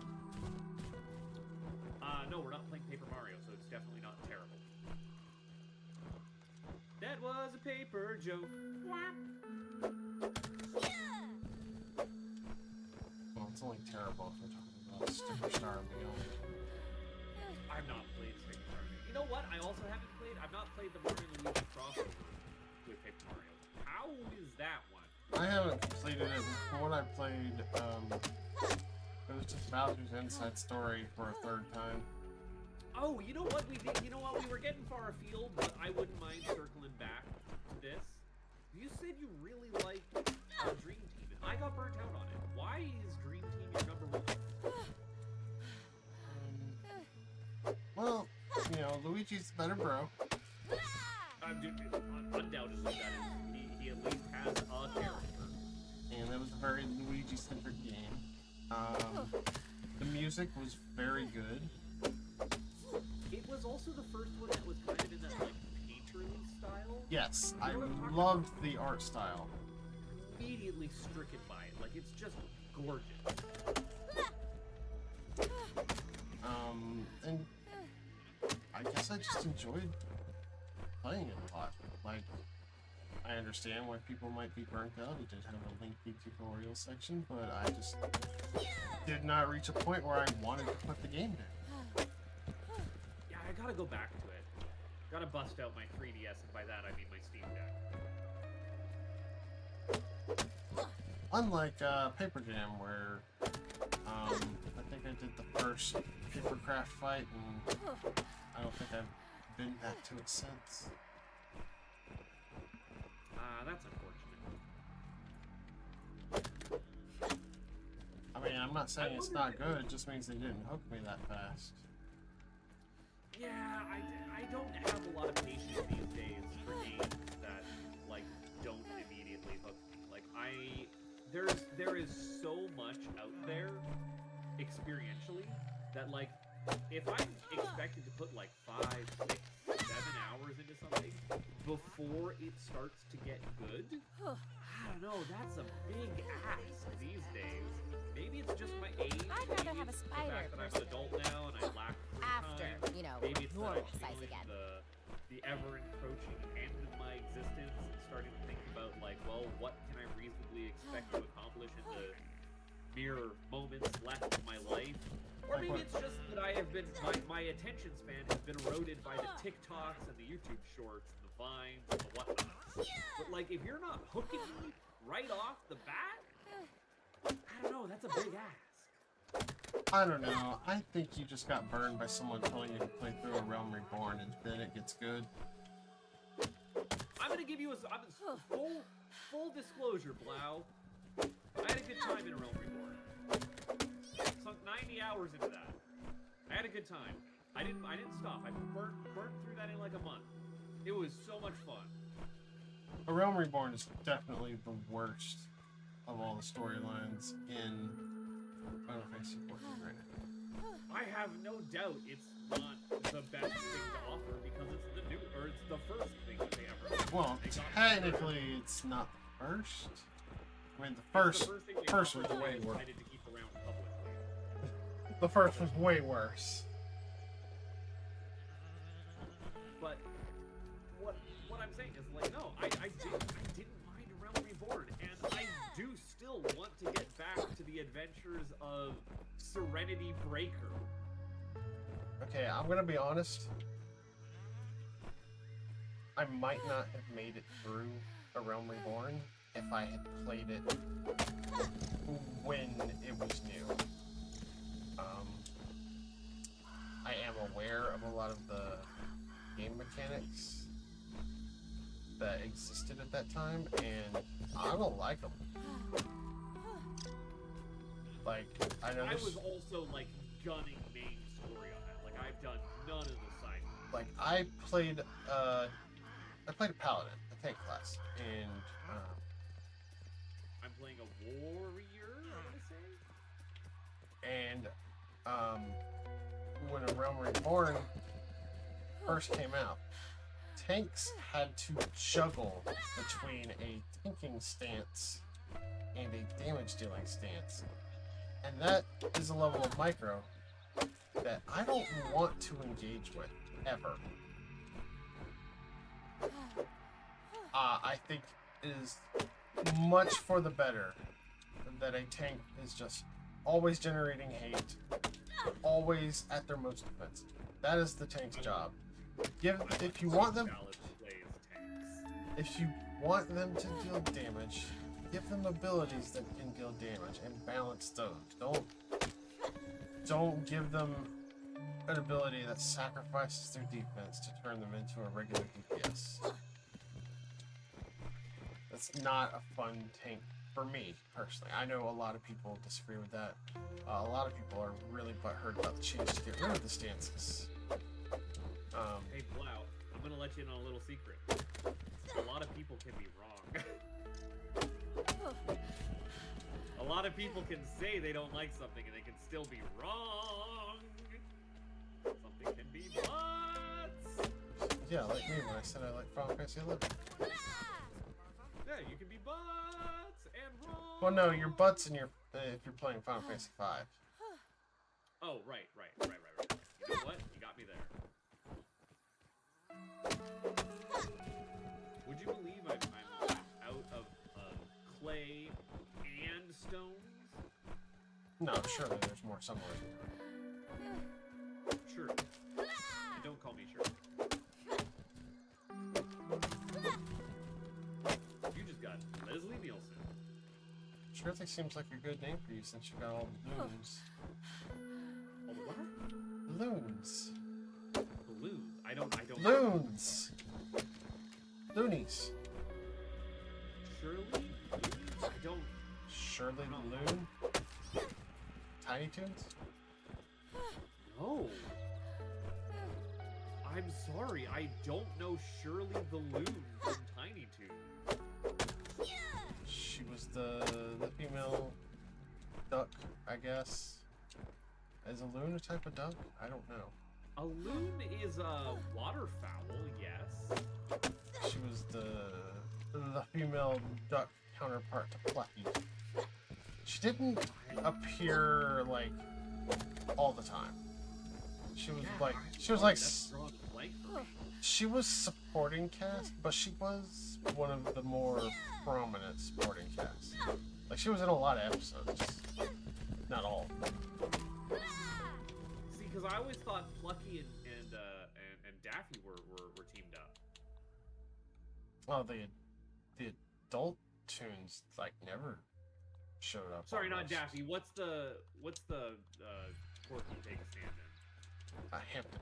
Harbinger of disease Hampton, and death. there we go, A thank mosquito descends. I mean, yeah, they were. I mean, you know, they have like it's the buddy counterpart, but they also have like Yeah, it's the it's opposite straight gender. high strung. I mean, they have the buddy counterpart, and they also have the opposite gender counterpart.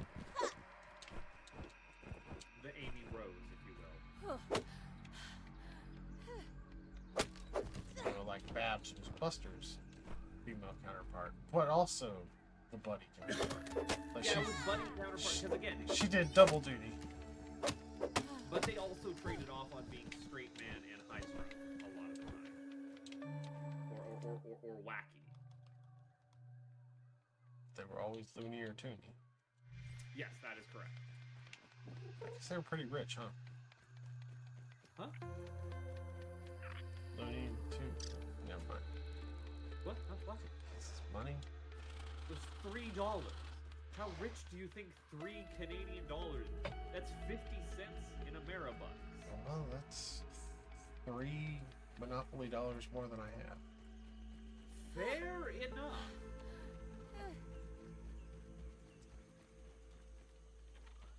Did you say you were out of clovers? No, I have an inventory full of clovers right now. Oh, okay. I was like, because I'm in clover fields at the moment, and Oh, watch out for the monster. I don't get that one either. You'll only catch glimpses of it. I super don't get that one. I'm sorry. Cloverfield? Yes, I do get that one now. I understand. I've never actually seen Cloverfield. I'm gonna be honest. I'm not a fan of found footage movies.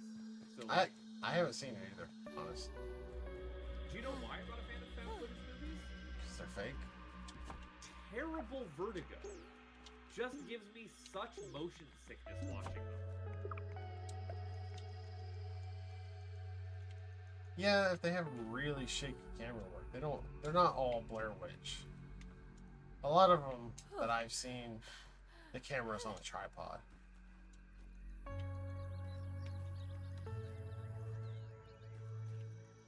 Yo, what if you didn't though?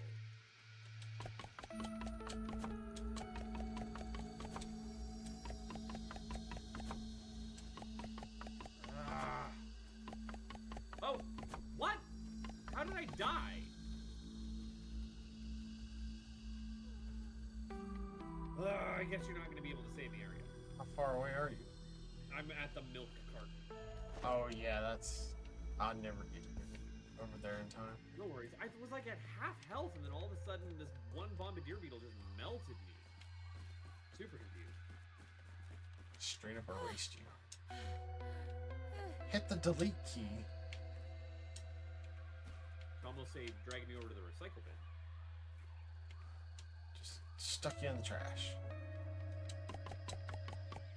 Where we probably Stick a both fork in belong. me. I'm done.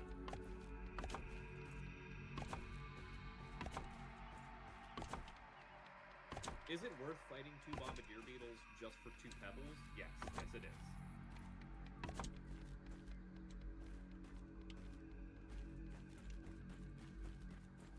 We have to go back. Just gotta do it. See, and like the problem with us doing podcasts is like I don't get to break out my area of pop culture that I enjoy, which is movie stuff, and be able to have conversations about like what are your favorite trilogies of all time? What I mean, do you think of the trilogy of movies that every installment is better than the last? Like that, like nonsense that I would want to get into. I mean, we do have a shared interest category. Yeah. Video games. We do, but I mean, like when I want to like drill down into like back pocket conversations, like that's where I go. I mean, yeah, chances are most movies you've seen, which sounds like you watch a lot of obscure movies as well as very popular mainstream movies. Or I just miss stuff. Neither of which I'm quick to watch.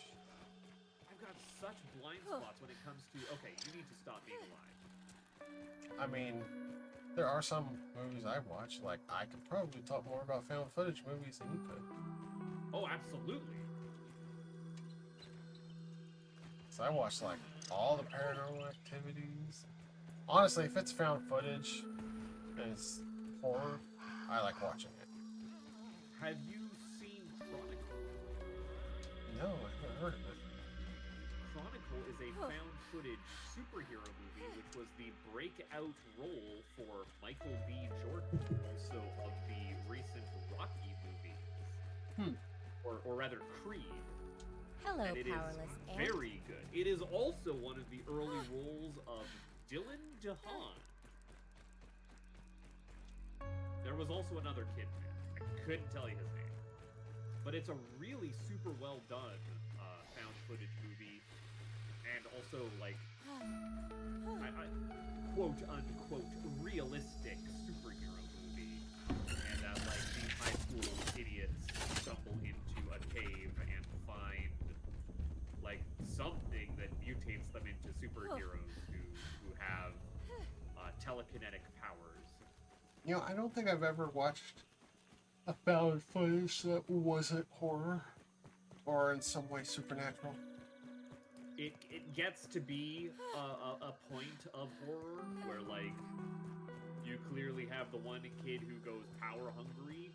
But the neat thing that this found footage movie does, which is why I watched it and could actually get through it, is because very early on, these kids have telekinetic powers, and so that's a contrivance for them to be able to just, like, lift the camera around with their mind and kind of have it float Steadicam style.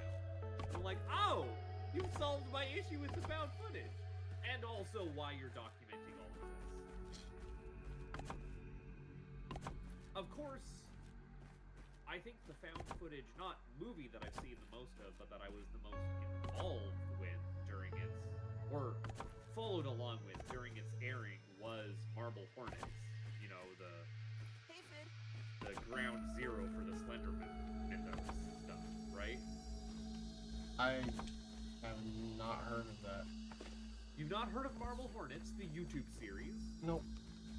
That's where Slenderman, or one of the where Slenderman comes from, because again, it's like it's an open source monster. Is the way that I decide to categorize it.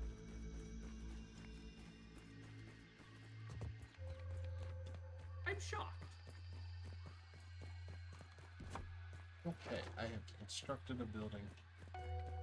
You constructed a building. I want to take a look at this building. So I'm coming back up because of my... And Ooh! Look at that. Is it multi-story? it is. Pop in here. Oh, spiral staircase. I love these.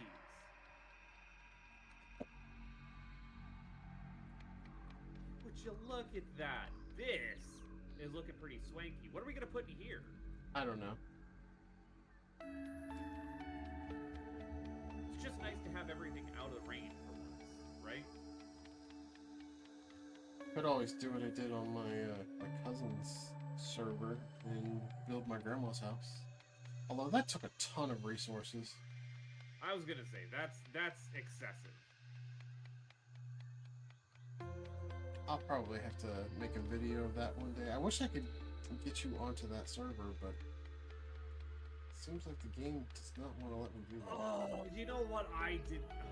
This is an off-camera conversation for you. I don't need this out in the open. But man, I had a fight with the tools to be able to get that B-roll footage.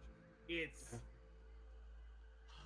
an ordeal these days. Oh, Blau, it's so close. I think we should hold off till next time. Oh, I have run out of clay. Can I at least get these last pebbles in? Oh, I'm also out of pebbles too, aren't I? Oh, there's literally one left and I don't have enough pebbles for. Oh. Now you could pick up like a rock or two off the ground. No, it's fine. Well, I don't have enough clay to finish that last corner there. But we've started it. This looks great. You've done such a good job. Go stand in the doorway. Let me get a shot of it.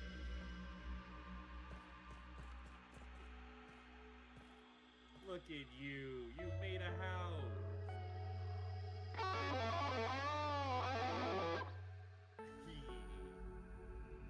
Oh, this looks great. We need some windows on the second floor, though. Like We have some.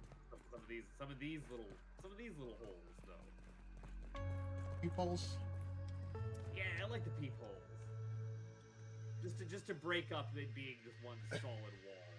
Well, I we've been at it for 5 hours now, and I think we are fast approaching your. We've been at it for 5 hours? Yeah, and I think we are fast approaching your hard ending limit. We might be. I don't know. I'll have to take a look. Anyway, And that was super fun. I'm exhausted too. So. You should probably get some sleep. I think it's a good place to end. So thank you all for watching, and I hope you will join us in the next actual episode, which will be going up tomorrow. Is it? What are we doing tomorrow? What's tomorrow's episode? Probably more Black Ant Lab stuff. Oh, we were in there for a minute, weren't we? It might be when we finally defeat the assistant manager. Oh right, we did have to take a couple of swings at that boyo, didn't we? Yep. But anyway, see y'all later. See ya. Bye-bye. Bye. I don't have a button I have to push. That's all on you. You get to chunk. Do I have to do it on YouTube or just on OBS, or does it not matter? The way I usually do it is I chunk it on OBS because of that stop.